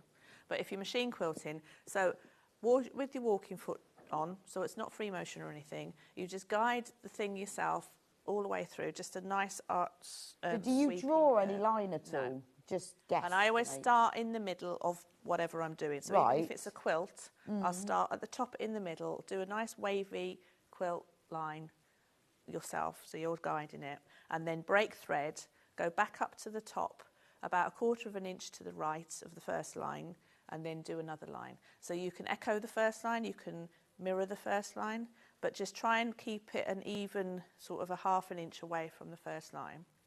Keep going all the way down there. So obviously you've basted it well, so that your layers It's not shouldn't move. moving. Yeah. Yeah. And if you do go too far out, fill it in with an eye, and it was supposed to be tree bark. Yeah, good So it's point. the most forgiving machine quilting technique. I mean, you can do parallel lines, and you do have your straight seams here. Yeah, to that's keep true. You in line. But if you wanted to do a wavy, I think it actually works really well. So you've got the real straight geometry of the patchwork, and then by putting the wave of the quilting, it's a nice mixture. I'm liking that. I've never tried that. There you go. I've never tried. there's- I'm a bit of a no. I don't know. I'm just not very good at random. yeah. I'm not very good at that. We'll do the parallel lines then. No, but I'd like to have a go at that. I think I'd have to draw a line and sort of go either Follow side it. of it, Yeah, sort you of. can do that. And then, yeah. But yeah. I'm not very good at curves, I think. But I like the look of that. I'm going to give that a go. Right, let me just go back through these kits one more time. So the yellow has been the most popular. Oh, that's good. Right, there's 36 of you with this in baskets, which means that 4 of you are going to miss out. So you need to be very quick with this one. You're not going to miss any demo because Louisa's not going to do anything while I'm doing this, so don't worry. In the kit, you get all of the FPP papers, which are pre-printed for you. All the templates are there. When you then want to do some more, you could photocopy these and use them again, or there is a special link to download more so that you can make even more cushions. Or if you're feeling really adventurous, a whole quilt. Yes, why not? Why Send not? me a picture. Just do it and send pictures to Louisa, and then she can be really jealous. Yeah. Yes, Yes. I should have done it after all, which would be really nice. You can also enlarge them. I discovered that with FB. You could just make it bigger, can't you? Yeah. Which is like genius. Which maybe I should have done to make the quilt. But Yeah, There's it another wouldn't be as lovely though, would it? No. But it would take you forever. It would have taken me forever. Yeah. Right. Then you've got all of the Macao fabrics. These are gorgeous. Now, these fabrics you can only get in the kits. We don't sell these. So you can only get these. So you've got the pale grey, the light mustard, the kind of citrine lichen, because I love that word, light grey and dark grey. These are beautiful. Macao was very good at this colour. Yeah, you're right. They've done it in other collections in the past, and it's a beautiful colour. Alison Glass uses it a lot. Yes, Alison Glass is brilliant at that colour, isn't she? I just really like it, and I always think of that when I see trees with lichen growing on things. That's that colour. And obviously you get full instructions as well, which I've managed to mix up, so I'm going to have to put that over there. I know I've got instructions mixed up with the things, and probably not in all the kits. Let's go blue next. So do check out on that one. There are loads if you've got it in your baskets. You're going to miss out. All right, blue. Bluey green. That makes this one. Let me show you. That makes this one. Which is the right way up? Well, I've said peaks, so I have them with the point upwards. It depends whether you want to be But it peaks does or look troughs. quite nice down, yeah. See, I think these would be lovely on your bed. Wouldn't they? Yeah. Oh, yeah. Be lovely, but you could choose what colour you had. You could have a his and hers. Or just in the back of the, Yeah, really the nice. lumber. Well, they're a nice, it's a nice shape, isn't it? Yeah. I went to one of those posh cinemas on Saturday night, you know, the ones that have sort of posh sofas and they bring you drinks. And they had, it was so nice. So nice. We got one, it was lovely. They have lovely sofas and then they have a menu and then they bring you a drink. Wow, oh, that sounds good. Really nice. And they had cushions exactly this size on the side of the sofa, and it was so comfy because you could just put your arm on it. Because I've only got square ones. I thought that's actually a really good idea in this posh sofa with the drinks and everything. I'm not sure the film was that great, but the cinema was lovely. What did you say? Oh, do you know, I can't remember what it was called. Something small that had Cillian Murphy in about Irish convents that took mothers and babies. Okay. Very bleak. Oh, God. The good thing about it was Cillian Murphy. But it was quite a dark, bleak. It was a lot of rain. It was raining a lot, but, you know, Did it rain a lot in Ireland? I came out not quite cheered up, but I'm sure it was beautifully cinematographically. If you see what I mean, cinematography. Well, the other film I was going to see was Heretic, and it looked like a horror film, and I thought that's just going to scare the pants off me, so I didn't go and see that one. Right, blue and green. I don't want to talk about horror films. So you've got the light blue. I love this. This is almost like some kind of patchwork print, isn't it? It's like Drunkard's Path. I'm thinking which Drunkard's Path in swirls. Then you've got the gorgeous swirl of that mid blue, and then this one goes from blue to green, and then you've got green. So that's perfect for this one because it's got a patchwork print on it. Obviously, you get the templates in there and you get full instructions. I'm going to have everything in my kits by the end of this. Then we have the pink and orange version. So again, full templates, all the white fabric for the front and the back. You haven't got to provide any fabric. You will need to put some wadding in if you want to quilt it. I would put a bit of wadding in, and obviously a cushion pad. The cushion pads are a standard size, so they're really inexpensive, very easy to get hold of. So you've got that lovely bright fuchsia pink that goes for the binding. And then you've got these 5 fabrics. So you've got that lovely pink, mid-pink, you've got the Drunken's Path pink, then the orange, and then that sort of peachy, apricot-y orange, and full instructions. Now, we've also got, if you want to use your own fabrics, we do have the instructions and the templates together. There are only 24 of these left. And 29 are in baskets. So if you want, so that's what you need to get checked out on these. So that's all the templates and all the instructions. So you can use your own fabrics. You can use this, the colours that Louise has chosen as inspiration. And in the instructions, see, these are the colours, the 3 sets of colourways that she's used. But you could cut out little swatches of your colourways to see how they move through the colours, because obviously what Louise has done is not only use different shades, she's used 2 different colours as well, so you can see how they move. So you could use just pop the swatches in, you can move them around to see what your cushion's going to look like. $9.99 for those. I'm going to put the right ones because I've got them all mixed up. And then finally, the lovely, I love this. This is honestly, I wouldn't say definitely but I think the only way you'd ever get tiny flying geese like that. There's only 7 of these instructions left and 20 in baskets. So in this, you get full FPP templates. You get the full instructions, including how to make the pouch. And that's really important because Louise also shows you how to do the open wide zip top, which is marvellous because it means that when you're putting a lot of stuff in here, which you will be, whether you're using it for your craft stuff or cosmetics or whatever, you can open it fully. Because mostly, if you've got a zip that goes like that, you can only get it to there, but this will open fully. It's got nice bright coloured pockets. You can choose what size pockets you want as well, depending on what you want to put. Oh, I see. So you can do it to fit your crafting needs. Yeah. It's gorgeous. And look at that. That would be, when you take that out, that is a pouch to be proud of. I mean, you could even have that with all your travel documents. Yeah. Do stand with it in the queue at the airport and go. Yeah. I made an iPad laptop thing when we went travelling around the world. And a lady at the passport control, she went, oh, I like that. And I said, I made it. Did you? Exactly. So I would be there. I'd be there in the queue. Yeah.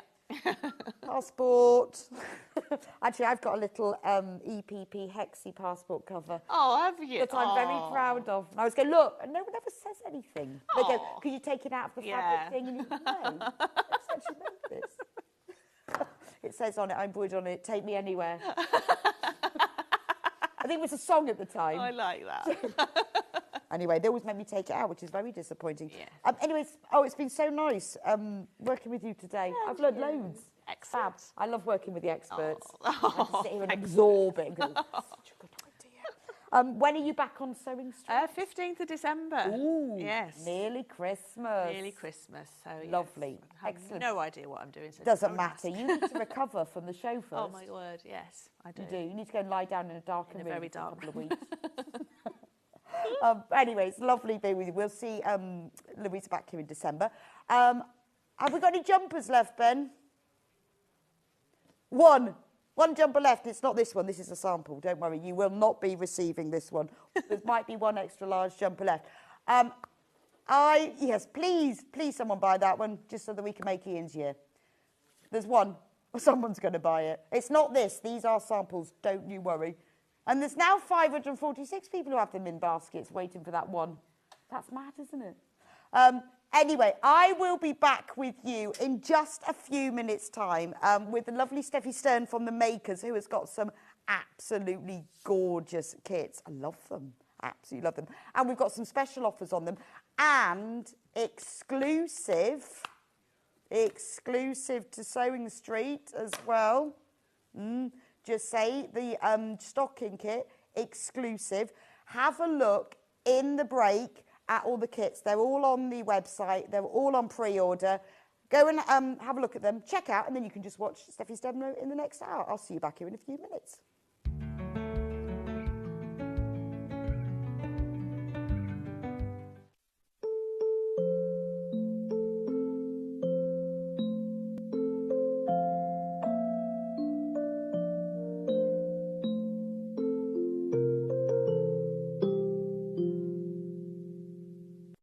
Shopping with Sewing Street couldn't be easier.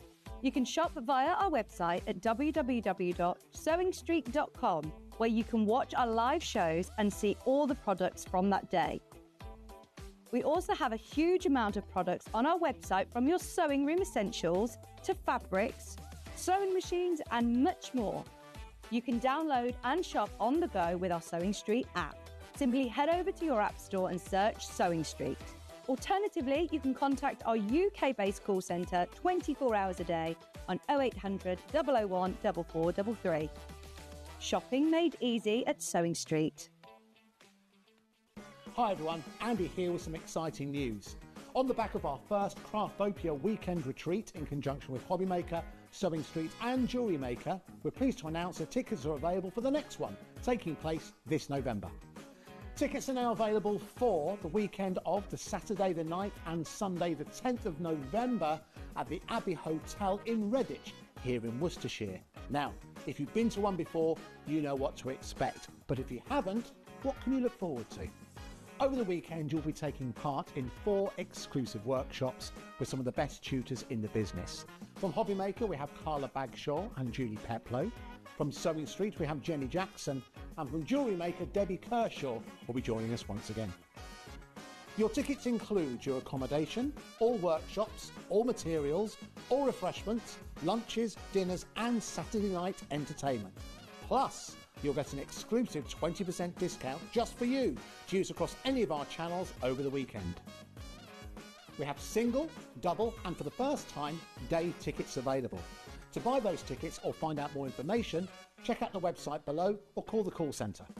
Now remember, as always, spaces are limited, so make sure you join us for the next Craftopia event, taking place on Saturday the 9th and Sunday the 10th of November at the Abbey Hotel here in Redditch. We'll see you then.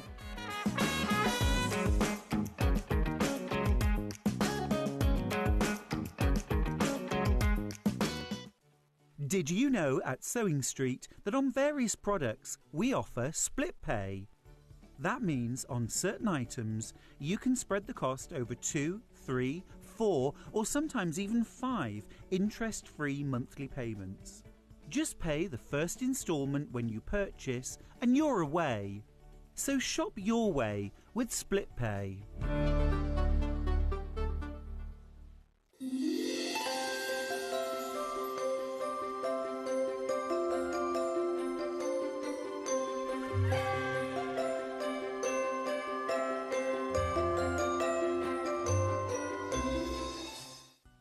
Never miss a show by watching on the go with the Sewing Street app. Head over to your app store now and search Sewing Street and simply download to your smartphone or tablet. You can watch the shows live and see your favourite presenters and guests. Click on the Today button to shop all of the products that are featured in today's show. Want to know what's hot? Then click here to see today's bestsellers and highlights. Have you missed a show or want to watch one back? Then click the schedule button and you can go back 7 days to watch and shop, and you can also see what's coming up over the next 7 days. Want to say hello or ask a question to our guests? Then send a message to the studio. You can also keep in touch with all the latest news, events, product launches and much more by clicking here for our social media pages. Never miss a show by watching on the go with Sewing Street. Every day, our experts will bring you a wealth of knowledge. They'll take you through the steps of making projects, and we feature fabulous tips along the way.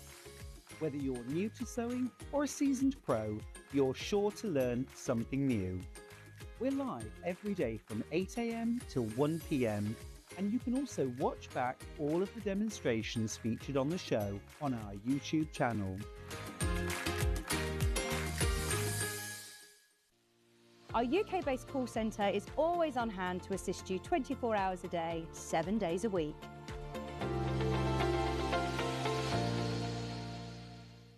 Not only is Sewing Street live from 8 a.m. till 1 p.m. on Sky 670, Freeview Channel 73, YouTube and the Sewing Street app, now Virgin subscribers can watch on Channel 754, which means there are more ways to watch your way with Sewing Street.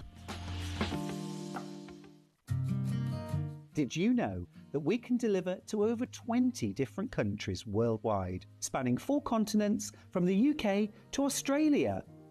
Check out our website for the list of countries and delivery costs.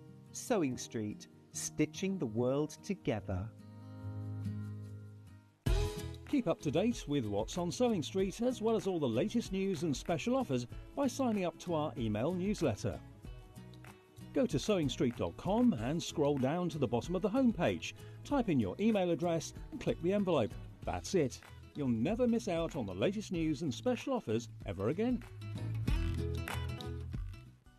Never miss a show by watching on the go with the Sewing Street app. Head over to your App Store now and search Sewing Street and simply download to your smartphone or tablet. You can watch the shows live and see your favourite presenters and guests. Click on the Today button to shop all of the products that are featured in today's show. Want to know what's hot? Then click here to see today's bestsellers and highlights. Have you missed a show or want to watch one back? Then click the schedule button and you can go back 7 days to watch and shop, and you can also see what's coming up over the next 7 days.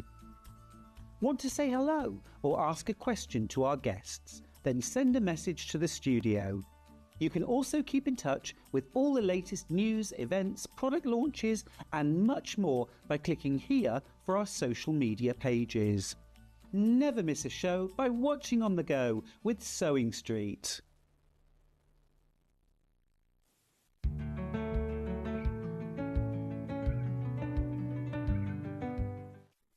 Welcome back to Sewing Street. And to Steffi. Yes, from the hello. Makers. Lovely to see you. And you've got some amazing designs for us.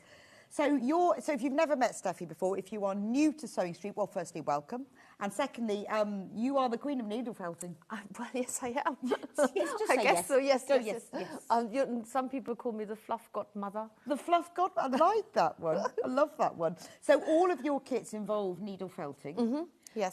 And some are they all for people who've never done it before? Or some Pretty better? much, yeah. Okay. My whole ambition in the business is to introduce people to needle felting. Okay. But then also to teach them lots and lots of useful skills so they can take it further if they want to. Okay. And I'm here to support. So if you've seen needle felting before, this is a good way to start. If you've not, what is needle felting for someone who has no idea what it is? So it's a craft that's relatively new because you are using a felting needle, which obviously hasn't sort of been around before the industrialization. And they're not even now, they're not even designed to be held in the hand. They're still manufactured for felting machines, so proper industrial felting machines. Okay. So I think it's just somebody in the 80s used it by hand. It's a little bit as, imagine you use a sewing machine needle by hand. It's the same concept. Okay. And you basically stab the wool with the felting needle. There's a special trick to the needle in that the working shaft of the needle has got notches in it. And so when you stab that into the wool, it pulls the fibers downward. It catches the fibers and pulls it down. And of course, sheep fiber, everybody knows this, they love being felted. Remember your woolly jumper that ended up in the hot wash by accident? Yes, they love being so felted. they love doing this. And then they hang on to dear life forever. And with every stab that you take, often when people come and see me, I'm often at craft shows, they always say, "Oh, it's this craft." You know, they just make. You just can always tell what they mean when they make the hand motion of stabbing. And that's basically it. So everything is sculpted from wool. And the one thing that I will say, it always looks a lot more difficult than it is because wool is very forgiving. It sort of is quite fuzzy. Well, it looks extremely artistic, yes, it? But you don't have to be extremely artistic. Which is fantastic for someone like me because I'm really not. Oh. So it is. I mean, this is amazing. So you're going to show us a little bit. Yes, I will, yeah. But we're going to start with this amazing Christmas stocking. This is exclusive to Sewing Street. This is the only place to get it. Look, let me just show you. look at this.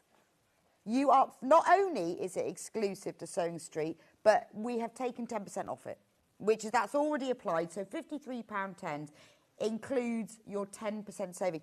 So this is beautiful.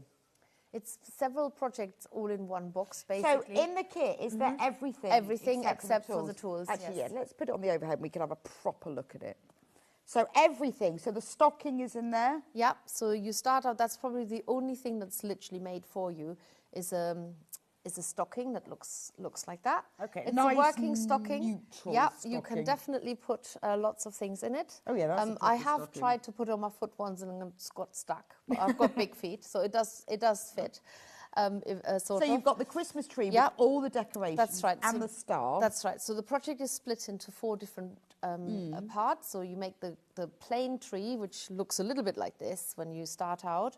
And then you start making the tree decorations. You get some DMC embroidery thread. So there's actually a little bit of embroidery in there. And then of course, to put all the little baubles yeah, on. so it's just nice to have a little bit of detail. And then you get all the wool to make the presents, which are here. And they're fastened onto the stocking so that you can needle felt them on. And then as a special proper sort of top, the icing on the cake, you make this little posable teddy bear. And he's a proper 3D teddy bear. And you get these pins in there so you can pin him on the tree. But if you don't want him to be on there during the rest of the year, then you can, oh, he's even stuck on it with a needle. So you can take the teddy off? Yes, you can, and he's a proper jointed bear. So it's like every child's So this is amazing. So dream. for £53.10, you're getting the full stocking with all of this decoration. And look to these baubles. You need to look, I mean, they're not just any old bauble. Look at them. They've got little designs and patterns on them, and they're all unique. I love that one.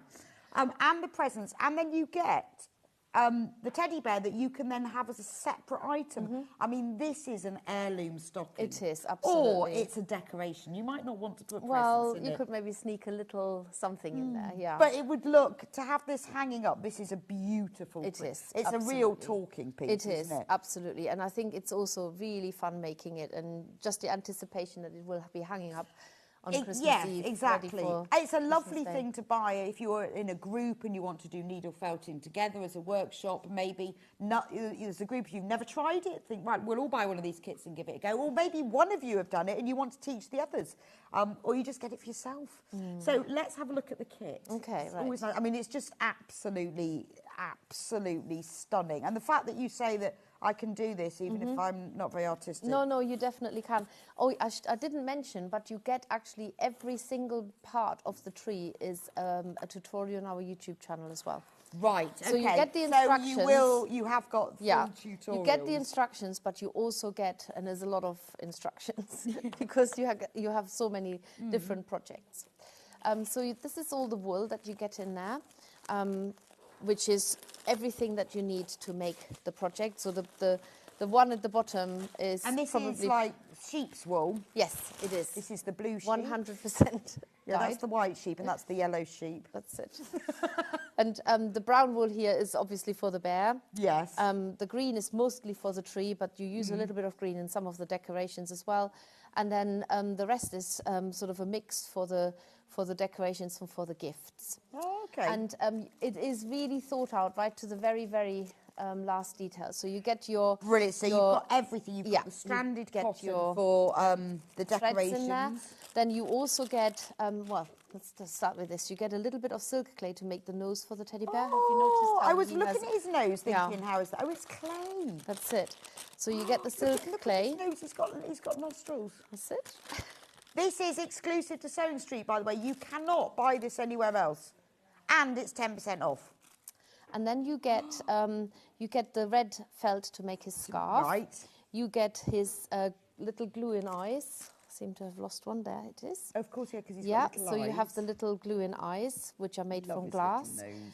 Then you get the 2 pins that I mentioned, so you can pin him on the stocking or not. The thread and the felt is to make him jointed, so it's very clearly explained. And then also remember, there is a free tutorial on our YouTube channel, The Makers.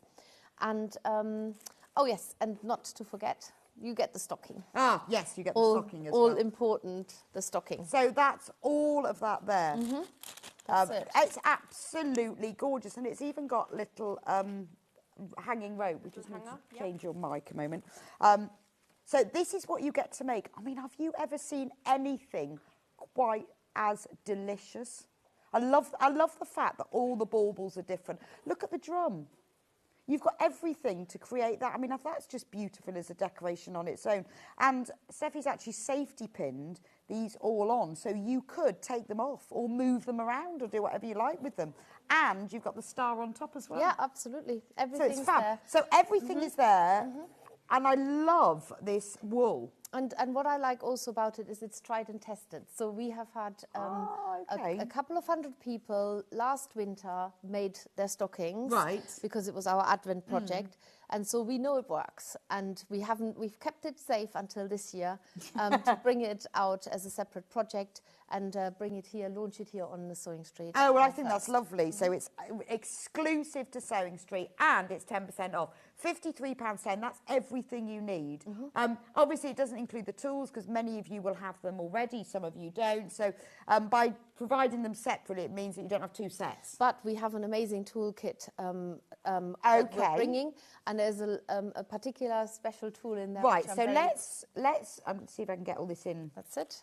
Probably not very neatly, You but you never know. get it in the way they pack So if you have never done needle felting before, then you will need the toolkit. But the reason it's separate is because obviously some people have it and some people don't. So I think it's much better because you don't want two sets of tools.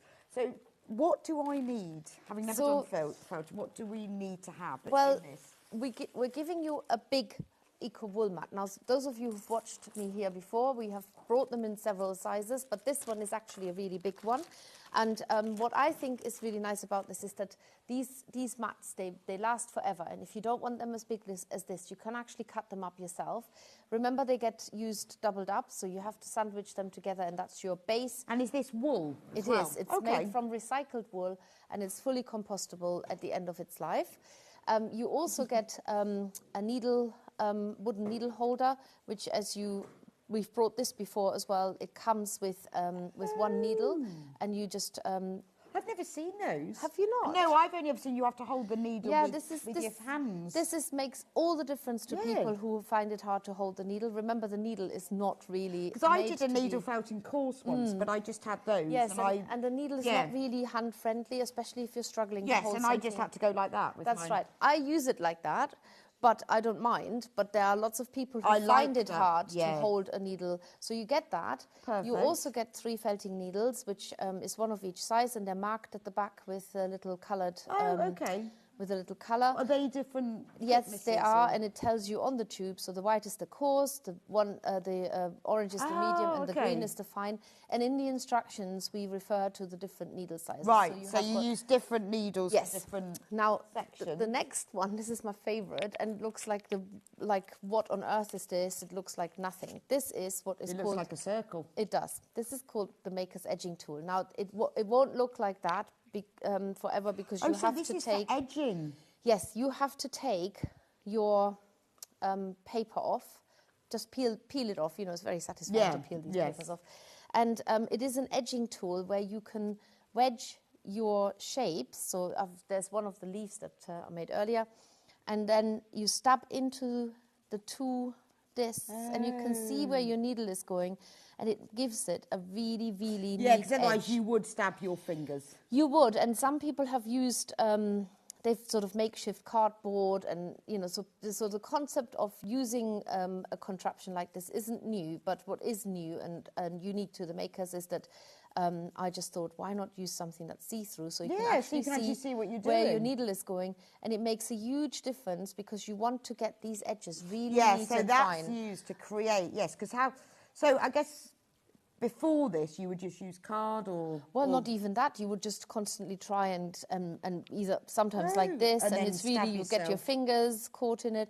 So to have the edging tool is revolutionary. It really is. No, it's fabulous. I always feel a little bit like it is such a great tool, but often it's the unobvious things. And for crafter, honestly, it's the bits that you only appreciate once you use it. And Yeah, you think, and what it's a simple sometimes idea.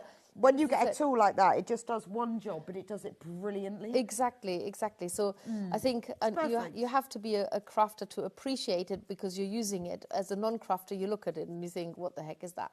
So that comes... Yeah, it's a bit like the wooden seam presser. Oh, right, okay. It's just a bit of wood. That's it. But it's genius. It's exactly. It does it brilliantly. And this is exactly the same. Yeah. Every needle felter needs this. Yes. Because you will always at some point end up having to make neat edges. Think of birds' tails, think of leaves, think of flower petals. There's always something flat that you need to if you've ever stabbed yourself while doing your edging, this is the answer. This is the answer. Yeah, you just have to make sure that the needle is actually between the two halves, and then so that's in the kit. Away. So basically, if you've got the toolkit, that's everything you need. That's all you need for the Advent. Obviously, you need a sewing needle for doing the embroidered details, and then for the teddy bear to make the eyes stay in, you need a little bit of clear drying glue. Okay. But really, nothing really major. So if you've done needle felting before, you'll have these tools, so you won't need them. But if you haven't, and this is your first ever time, and you think, right, let's do this, get yourself the toolkit, £32, and it includes the mat, the needles, with the handle, and the edging tool as well. That's absolutely fabulous. And I think you will end up having to cut this mat up if you haven't got any other mats, because you're going to have to put the mat inside the stocking. Okay. So otherwise you felt the two parts together. Which would be kind of annoying. There's not much you can fit in But the that's stocking. fine. Yes, you can cut the mat up easily and just make it into 4 quarters. Oh, okay. So, or make it but into it's all 2 there, quarters so you and a can half. choose. Yeah, absolutely. Now, don't forget that this is exclusive to Sewing Street, and the 10% has already been taken off. £53.10. Look at what you can create. And all of these little pieces are removable as well. Well, they get... Because I've noticed you've pinned them all on. Yes, I think you only get the 2 pins for the teddy bear, so you would probably felt them on. We've just pinned them on because this stocking... Yeah, so it's entirely up to you, transported. Isn't it? That's absolutely... Whether you want to pin them on or felt them on. But it's so much fun to make these sort of semi 2D or 3D shapes. And then with a little gift. I mean, you don't have to do this combination. You can make up your own variety, but it's... Well, really also, fun once you've started, and I think the fact that these baubles are all different as well, that's going to encourage you. You might think, well, actually, I might make one of those for my own Christmas tree. Yes, well, this is it. And then the instructions in the true maker style are very... so this is the tree decorations. Yeah. So there are step-by-step instructions. So you make that little hanging... Where's it gone? That one. Oh, the little bauble that goes on the top. Here at the top. Make candy cane, and then you've got templates as well, so that you can measure your shape against it, so it's not out of proportion. Oh, I think this is a lovely thing to do at home, because you don't need loads of stuff. You just need the kit, the tools, and you can sit there at the kitchen table. Yeah, that's right, and just take your time, Oh, work your way through lovely. it. If it doesn't get done for this year, it'll be fine next year. It'll be fine. It can wait. And In for fact, all you of the can years start it going on Christmas forward. Day after dinner. That's right, yes. There's never a rush for Christmas stocking, because it can be an ongoing project, Yes, because it comes out, absolutely. it's meant to be an heirloom and can come out every year. That's it. Right, shall we, do you want to show us what we do? How do we make it? So I'm going to show you how the Obviously not to make leaves the whole are thing, done. and we'll be here for several hours, I'm just gonna, if not tomorrow. Going to put this to one side for now. So I've got my own mat. You might be wondering why I've got a felt piece on there, but I'll reveal that later, because there's another trick to this mat to keep it nice and undisturbed with fibre. So I've actually put a felt piece over it. There's something else coming later. So to make the tree, the leaves, you have 2 different sizes, which, in fact, 3 different sizes. I'm lying. Small, medium, and large. And it tells you in the instructions how to portion out your wool to do this. But you start out by making the leaf shape. The felting needle, that one. And just get the shape flat felted on your mat, like this. And then obviously you have to at some point check it against your template. And also when you felt something flat on your mat, you're in effect felting it onto your mat, which you don't want really, because you don't want it to stay there. So you're going to have to peel it off gently, but it just gives you a start to fasten that shape into. Okay. So I'm going to go for a small leaf shape, so I keep checking it against. Oh, so you just do it and think That's right. that looks sort because of okay. whenever you overlay the leaf, I can tell that, yeah, right, it's maybe the right length, but it's still a little bit wide. So get so this is felted. the way you don't have to be artistic. No, you don't have to be artistic. Everybody can stab a needle into wool. The main thing with needle felting is not so much about how skillful you are, it's more about how confident you are in knowing what you can do with a needle when you stab it into wool. Because the actual stabbing is something that everybody can learn within a couple of seconds. It is not difficult. So get your shape established first. In the instructions we tell you what needles to use. We'll probably start out with a coarse. I've picked a medium, so it's a little bit slower. And you've got to make an awful lot of leaves. So be prepared. This is quite a repetitive part of the but then you probably work. get really good at it, don't you? You get good at it, and sometimes you just want something that doesn't challenge your mind too much. Yeah. I know people always talk about mindful crafting. I always talk about mindless crafting, because sometimes you just don't want to think about anything. No, I'm with you. And I think that's why I quite like crochet, because sometimes it's very intricate and you have to think, and other times you just do it. And that's the that's lovely. Yeah, that's right. Sometimes you don't want to think. You just want to do and let your mind be completely empty. And also you get really good at it then, don't you? That's it. It's the repetition. It is, yeah. So I am now using that edging tool. So I'm stabbing into the edge to neaten out that edge. And you can't really go wrong with needle felting, because if it's too small, you add more wool. If it's too big, you felt it down. Okay. It's the simple principles to it. So keep stabbing into it. You can see where the shape is going. And you keep the wispy bits, because they get eventually fastened onto. Prior to what I'm doing here now, you will have made a big triangular shape, which is also the template in here. So you're going to make a big triangular shape of a tree. Ah, okay. And that's all the green wool, so that is underneath it. Ah, and it gets attached later on. That's it. So so you have a base as well, so that when you put the leaves on it, or they're almost branches, aren't they? They don't overlap. They don't show gaps. They will overlap, but they don't show gaps where they don't overlap. And it's lovely. It's such a soft and squidgy tree, isn't it? That's it. It just feels lovely. The main thing is, remember that all of this, because this is what we do with our Advent project from last year, every week I go through the stages. Right. Okay. So the first stage is making the tree, and that is on our YouTube channel. Brilliant. From beginning to end. Obviously, all the information about this is on the YouTube channel. You've got all the instructions. But you don't need it. You can just use. You don't even need that. You don't need to watch. Just if you want to. That's right. All it's an extra resource. And Steffi's shown you now exactly That's it. The process. So £53.10. That is exclusive to Sewing Street. That's 10% off already.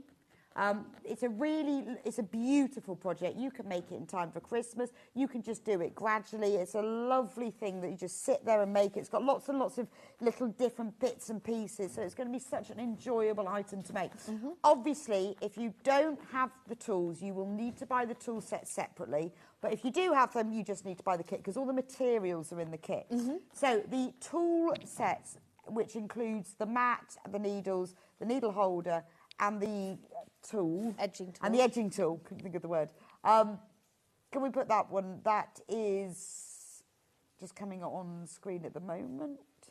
There we go, £32. Now, obviously, that's the tools that you can use for any of the kits. So, being aware of time, let me just go and get the nutcracker.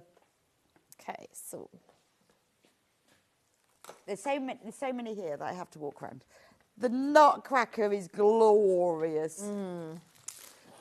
So this is the only other one that you need to buy the toolkit with. That's the stocking and the nutcracker. You don't get any tools. Right. All the other products that are following later on, they all have the tools included. That's gorgeous. I know, isn't it amazing? So he does actually stand unaided, but he won't do it for me All today. right, turn him round. There we go, look. Hang on, look. So he has got big feet, and if you tweak him nicely, he Then will he will stand. He will stand unaided. But like I say, he probably almost. He's amazing, He isn't is, he? yeah. So you get to make all of this out of needle felt, but if you look very carefully, there is some embroidery in there. Oh as yeah, well. well it's got Now, his epaulets. I will say this is a design of a colleague of mine. Colette designed him, and I worked out that I'm absolutely rubbish at embroidering. I actually. On the stocking, you had to do some French knots, and I couldn't do them to save my life, so I started calling them German knots because they didn't look like French knots in the slightest, so I assumed they must be German knots. So if you love a bit of embroidery, this is your project. But I've also worked out, if you don't love it, you can make up your own stitches. Yeah, you call can them just something else. You just call them something else, doesn't really matter, does it? Yes, so there's Love a his reason teeth. why I need The nutcracker always has teeth like that, doesn't it? Yes, yeah, well, it is literally a nutcracker, so it looks like it's cracking the nuts with the teeth. But they are meant to be, even though they sometimes look a bit scary and sinister, they're meant to be a good omen to have in your house. Oh, are they? Yes, I Oh, think I didn't know that. I read up the story ages ago, and I can't quite piece it together, but do look it up if you're interested in the history of the nutcracker, and because he is like guarding the house, so it's a he's meant lovely to thing be to have. a good. So again, this present. kit is a lovely kit to gift. It's a lovely nutcracker made up to gift, and it's just a lovely thing to have for yourself. That's it. Won't crack any nuts, but £27. That's all the materials. 10% saving. How fab is that? You will need the toolkit for this one, but 10% saving. Don't forget that. do you want to have a quick look at Right, the back? we need to talk about your book. Oh, okay. We're not looking inside. Oh, yes. Look, can we have Shall a we look? have a Have we got quick time to look inside? He says we can quickly. Okay. So rushing the me. nutcracker has actually got a wire base. But again, what you get is the full set of instructions. Right. You get the eyes, you get the embroidery thread. There's a lot of embroidery. And then you have the wire is right inside there. Ah, I see. And this is what makes the frame. That's what makes him So that he stands sturdy. Oh, there. There we go. So That's it's got it. the wire in there, It and that's does. what makes him stand That's up. it, yeah. So Fabulous. So all the materials you need will be in there. Obviously, you will need tools as well.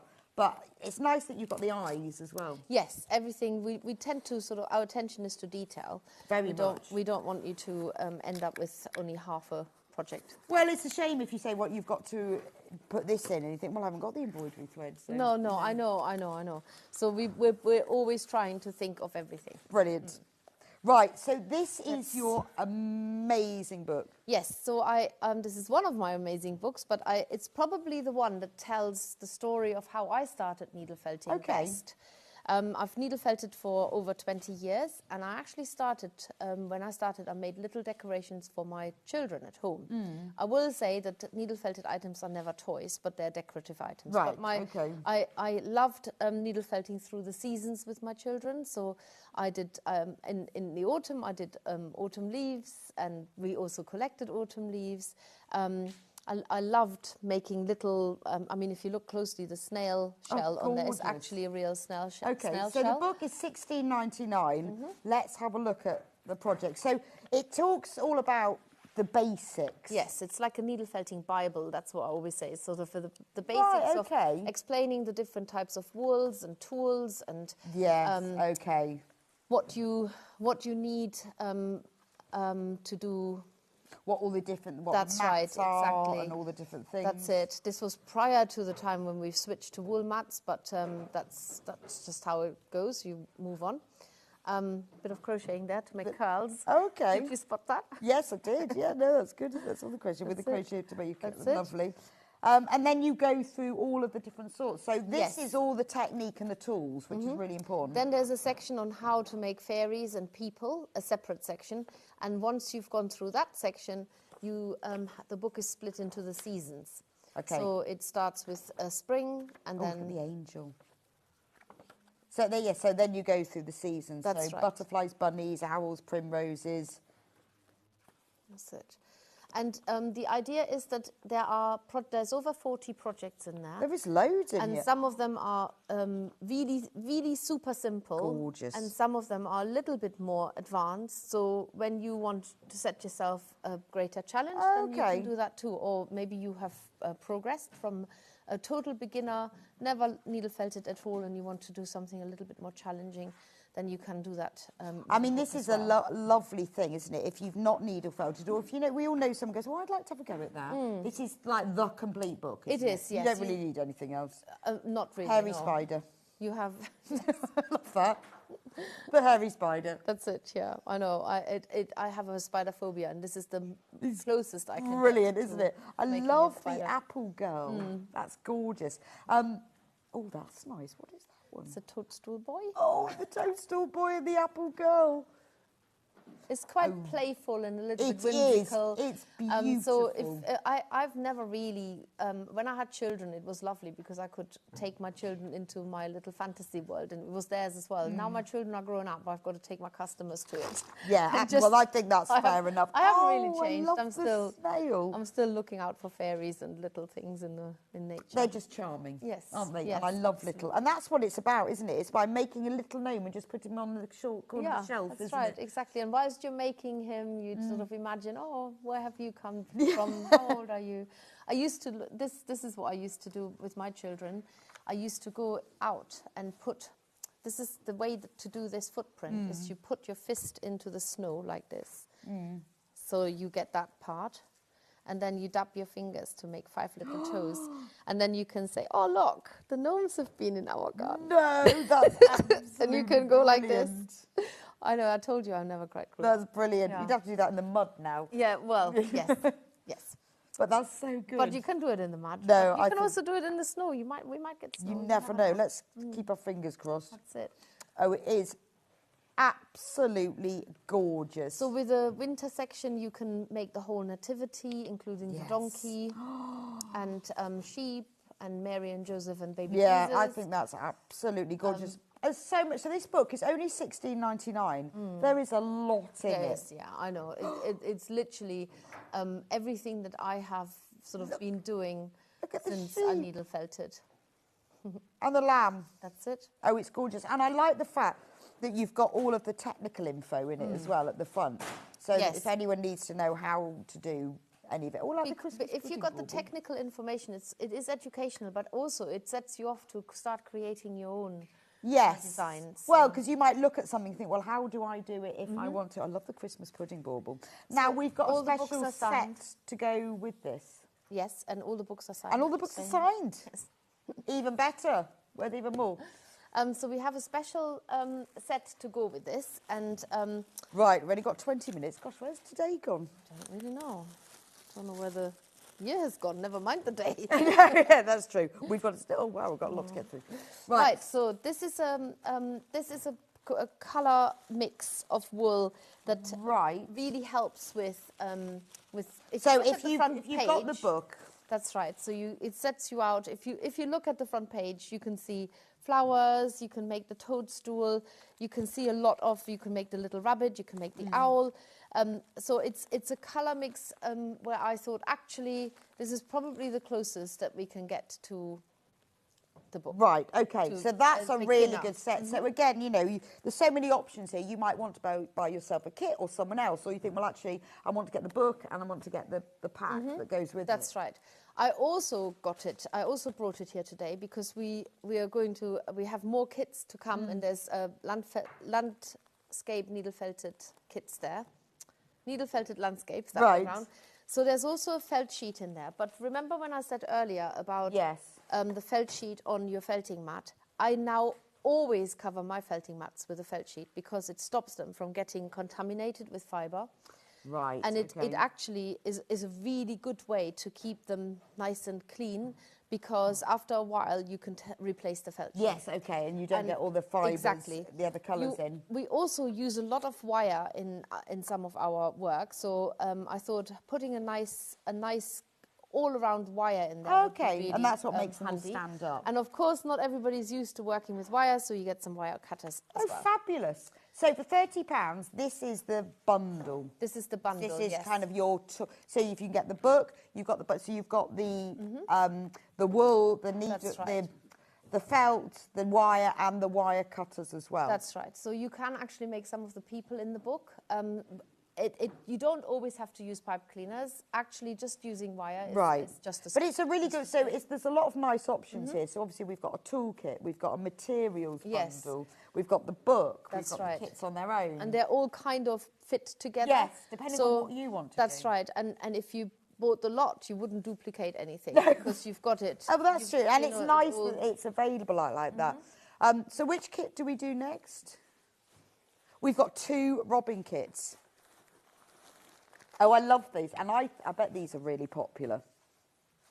I bet they are. I love these. So you have to choose. So should we do realistic robin first? Yes. So the realistic robin at this time of the year is definitely one of our best sellers. So it's a charming little copy of a robin, but it follows sort of the realistic colours. It's got the beautiful little orange chest. Oh, he's and then you get to make the gorgeous. legs. You have Have the you legs. seen the John Lewis advert? No, I haven't actually yet. It came out yesterday and it features a robin. Does it? That's the main person. Well, the main hero of the whole John Lewis advert is... Well, they are the birds of this time of the And it year, looks aren't just they? like that as Oh, well. does it? Oh, what, needle felted?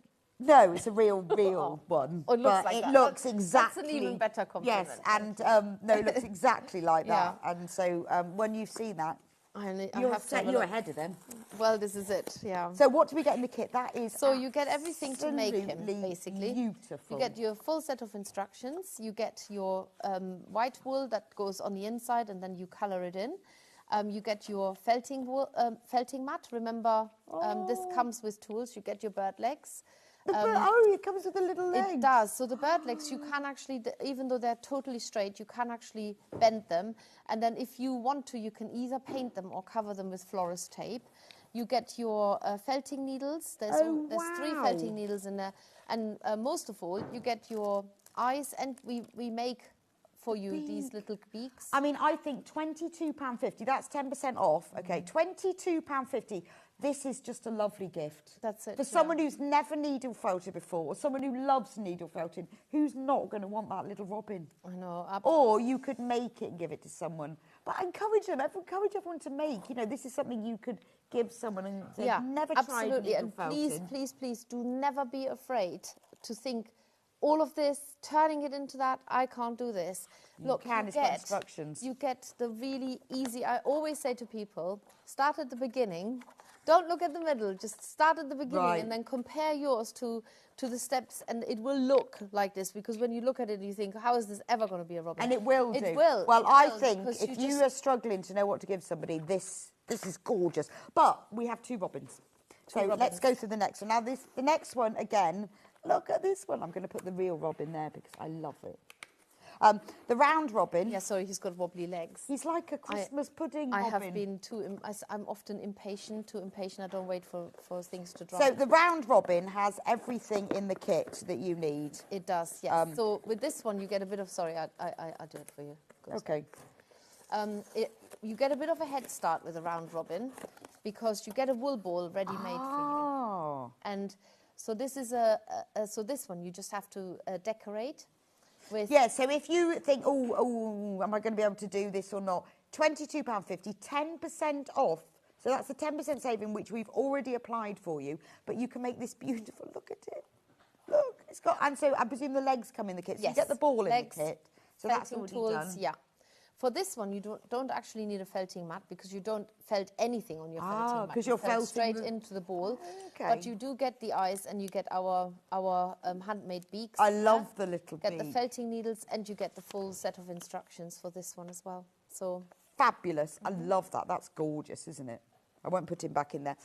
Which one should we do next? Do you mind? We do the winter wreath. Oh, yes. Let's do that. I love the winter wreath. That's gorgeous. What I love about the winter wreath, or even the autumn wreath, which we've got with us as well, is that, you have a combination of 2D and 3D needle felting. So you've got the wreath that's like a whole landscape because it's got the sky. And then look at the little snowman. He's attached. That's it. So you make the 3D shapes separately, and then you felt them onto the onto the wreath. Oh, that is so beautiful, I think isn't it? that is what makes it so special. Is Oh, that it's actually not all flat. No, you have some 3D beautiful. bits on there. Again, you get in there everything you need to make the project, including the instructions. You start out with a wire wreath, but all this wool is for you to prep. So the wreath. everything is in this kit? Yes, everything's in the kit. So you've got the wiring, you've got the wool to go around here, and then all of the colours are in your hand. Are in there, Yeah. and you've got the mats. You get the mat. You have a slightly bigger mat for this one, so 2 on top of each other.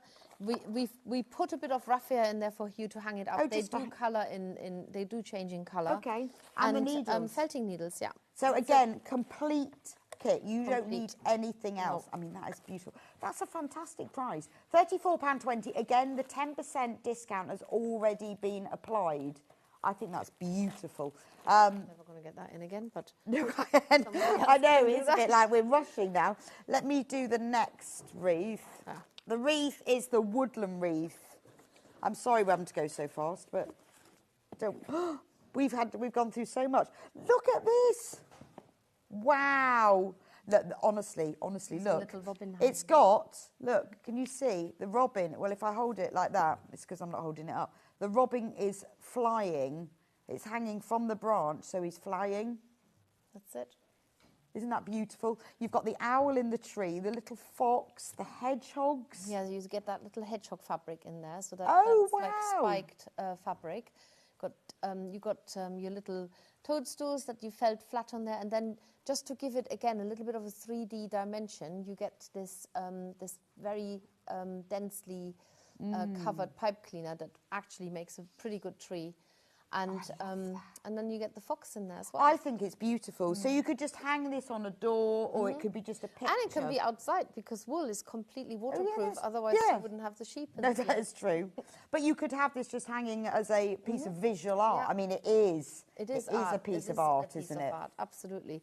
And again, you get everything in the kit, and it has also got the wire wreath in there again, or the metal frame, and you get a full bag where you cover it with the wool that is your base, and then you needle felt on top of it. Oh, it's absolutely. It's like painting with wool, but you also get the 3D aspects. Yeah, I think it is. I mean, it's the sort of thing, if you hung this up, I think this is the flying robin, it's a real piece of tactile art. It is, When yeah. people see it and you have it in your own home, you're going, wow, look at how, it's, I want to touch it. And then the 3D-ness of this stream, I think it's really clever. Yeah. Yeah, and it sort of, it kind of catches your attention, and it makes it's intriguing. No, isn't no, it? absolutely. Well, I'm looking at it, and also when you look at it, because I'm looking at it on screen and here, from a distance, it changes. It does, yes, absolutely. That is actually spot on with needle felted landscapes. You have to look at them from a distance, because sometimes when you needle felt onto it, it gets so close that you can't see the big picture anymore. But you do need. Oh, so we've got a question. Can you get the makers making simple needle felt bundle without the book, because I would have the book? Yes, they're you can. completely separate. They don't come together. No, that's right. It's just in support of the book, but also I think it's in support of anything that you're doing needle felting. Yes, that's true. They're not. In fact, you've been quite careful not to put things together, so that yes, I always think like you guys. I always think, what would I want? What would I want? Oh, I could maybe just have this or this. Oh, I don't want to commit to all of this because I've got this already. But you can pick and mix, basically. Or you might, or like together. for me, I'd be thinking, oh, well, I could buy that for someone. Oh, but so I want everything. Yes, that's right, exactly. But you can choose. That's it. I mean, I think that's my favourite. I think that is the sort of thing you'd hang up and never you'd keep looking at. Right, what haven't we done now? The landscape. We've got 4 landscapes. We do, and we've got like 5 minutes. And the landscapes are always so popular. Right, so we won't open the kits, but have they got everything in them? They do. Right, and they have everything in there. Poppy landscape. That's it. You don't get this back. Right, we just put them on so there. you do felt onto felt, and it looks like this from the wrong side, but you get everything to make everything. And this one Yeah. has a particular technique. You get a bit of water. And it's up to you how you frame it. You could buy a picture frame to put it in, couldn't you? I really like it if they're framed in box frames, so that you leave it open. And they see, but box frames you can buy really inexpensive, yes, can't you? absolutely. The sort of the big retailers do them now. They're not specialists. No, that's I mean, right. that, again, when you look at it close up, it's completely different to that distance there. It is, yeah. Oh, it just... Only £27, and has it got everything in it? It does. So everything that comes in it is on the picture, save opening it. Yes, and, let's say, because we are running out of time. So you get a bit of water-soluble paper in there because you make that structure in the picture separately. It's really hard to freestyle an architectural building. Right. Even though it's not very architectural, but like a straight line. House. A house, yeah, sorry, that's the simple word. And then you get a whole palette of colours. You get your felting needle, you get the felting mat to needle felt onto, and obviously also your working felt mat. And every single landscape kit is the same. So it's the same in terms of what you get in them. Okay, so let's look at the other landscapes then. So that's the poppy one here. Yes, so let's do this one, which they all have sheep in it, by the way. I love that one. It's when people say, "Oh, I want." This is warm landscape. Yes, this is the warm one, best-selling one. Actually, this one. Oh, is it? It's all. This is the best-selling landscape that we've ever done. I think it's absolutely charming. It's got sort of a very picture book. I think that's what it is. I'm trying to work out. I think it's the little floaty clouds, the sheep in the front, and it is happy and joyful. That's right. Yeah, exactly. So and who wouldn't want that in their house? Exactly. And when we sell these, people come to us and they say, "Oh, I want the one with the sheep." It's like they've all got sheep. All sheep. I think there's a lot of joy in curves. I think you're right. It's like a storybook, isn't it? It's little Bo Peep running through the hills. Yeah, it's a very happy picture. Beautiful. Right. The next one, I'm looking at the pictures. This, I think, is Stormy. So look at the back. Oh, now I do like that one. I love the look at the wind in the trees. I know. So it's quite a lot of movement. Sheep are still standing still. Well, they're under the tree. Yes. So they're sheltered. There's one on the wall. And the sky, I mean, that is, when you look out and you go, it's really going to rain in a minute. The lovely thing about this is that the wool does the work for you. You don't need to be artistic in any way or form because the wool has so much textile, what's the word, tactile. Yeah, it's got texture and exactly. Yeah, and you've got there are no straight lines. It's always fluffy. And you've got fluffy clouds. That's it. And then you've made the tree really fluffy, so it is. That's right. Blowing in the wind. But it is the wool that does it. It's because it's slightly 3D. It's not completely flat. It's slightly 3D. The wool will always be so that. I mean, I'm really inspired now. I sort of feel like I could do this. You've encouraged me. Oh, you definitely can. I'm really not a drawer. I'm not artistic at all. You don't need to be painting or anything like this. For starters, you have a kit, so it tells you that basically you don't put a big sheep in the background and a tiny sheep in the foreground. Yeah, so there are some very basic rules, but the kit takes you through it. But you will be surprising yourself 100%. When I teach landscape pictures, people are always amazed how they I think this is gorgeous. And then this is morning. Is the morning landscape. Oh, that is beautiful, isn't it? So you've got absolutely beautiful. You've got slightly bigger sheep, and we actually put these little curls in there, and they are blue-faced Leicester curls. So they give that sheep the instant texture. And if you look at the details, there is actually no detail on the sheep. It's literally it's just the texture, and I love the colours in the river. Only £27, and remember, you're getting everything. You're getting all the materials and the tools as well. I think that's gorgeous. Why not have all 4 of them? Yeah, definitely. I feel like you need them. I mean, and I think textile art is, for me, much lovelier than any other art. Just because you can feel like you want to touch it, and I think it always catches somebody's It does, eye. Absolutely. Yeah, it really does. Right, we've only got a few minutes left, so I just want to return to our exclusive offer for you from Steffi. Brand new, exclusive to Sewing Street, £53.10. That includes your 10% saving. Now, you are getting everything to make this Christmas stocking. You need the tools. Doesn't come with the tools, but it comes with all of the materials. It does, yes. And you get the bear, which you can attach to your stocking. Or you keep. And look, he's a proper, fully functioning, alive bear. It's even got the little bit of clay to make his little nose. That's it. And I think sometimes we wonder, can we do something that's actually practical in needle felting? And yes, you can, because you, of course, yes, you can yeah. have a stocking. I mean, this is an heirloom stocking. It is, isn't yes, it? absolutely. I think it's gorgeous. Do check out on that. It is exclusive to Sewing Street. You can't get this anywhere else. I love it. Absolutely gorgeous. Thank you so much, Steph. Oh, I'm no, sorry we thank rushed you. through everything, but I think we've done it. We've Okay, done it. excellent. And if you don't get anything else, you need to get the robin. I love the robin. You wait till you see that advert. You're really in now. I will have to, yeah. It's gorgeous. Do you know when you're coming back? I come back in December, but I knew you were going to ask me that, and I can't remember the No, I date. can never remember. I don't even know what I'm doing No, tomorrow. I just said that to Louisa. She goes, yeah, December, I don't know what I'm doing yet. Yes, So we'll I know. see Steffi back Yeah, in I will be December. back, yeah. Thank you so much for joining me today. And congratulations, total sellout, everyone who bought Ian's Christmas jumper. Wow, you can take it off now. I know, luckily this is a sample, it's not a sold one. It's hot. It is. hot I'm in really, here, yeah. I think they turned the heat down. It's a bit better. Tomorrow on Sewing Street, I was going to say who's presenting. It's me. I forgot that. Of course, it's me. Yeah, so I'll be here tomorrow morning at 8 o'clock with Extra Wide Fabrics. At 9 o'clock, Rebecca Harrison will be joining me to make the Merchant & Mills factory dress. Delphine will be in at 10 doing the K Facet Flower Field line quilt kit. Rebecca Harrison will be back again with the Merchant Mills the Sunday. And at 12 o'clock, Treasure Cave with Catherine Savage. Nice bit of cross stitch. So what a wonderful day. Thank you so much for joining me today. Don't forget, when you get your Christmas jumper, take a photo of you in it, put it on the Facebook fans page because we want to show Ian. Have a wonderful afternoon, whatever you're doing, and I'll see you back here bright and early, 8 o'clock tomorrow.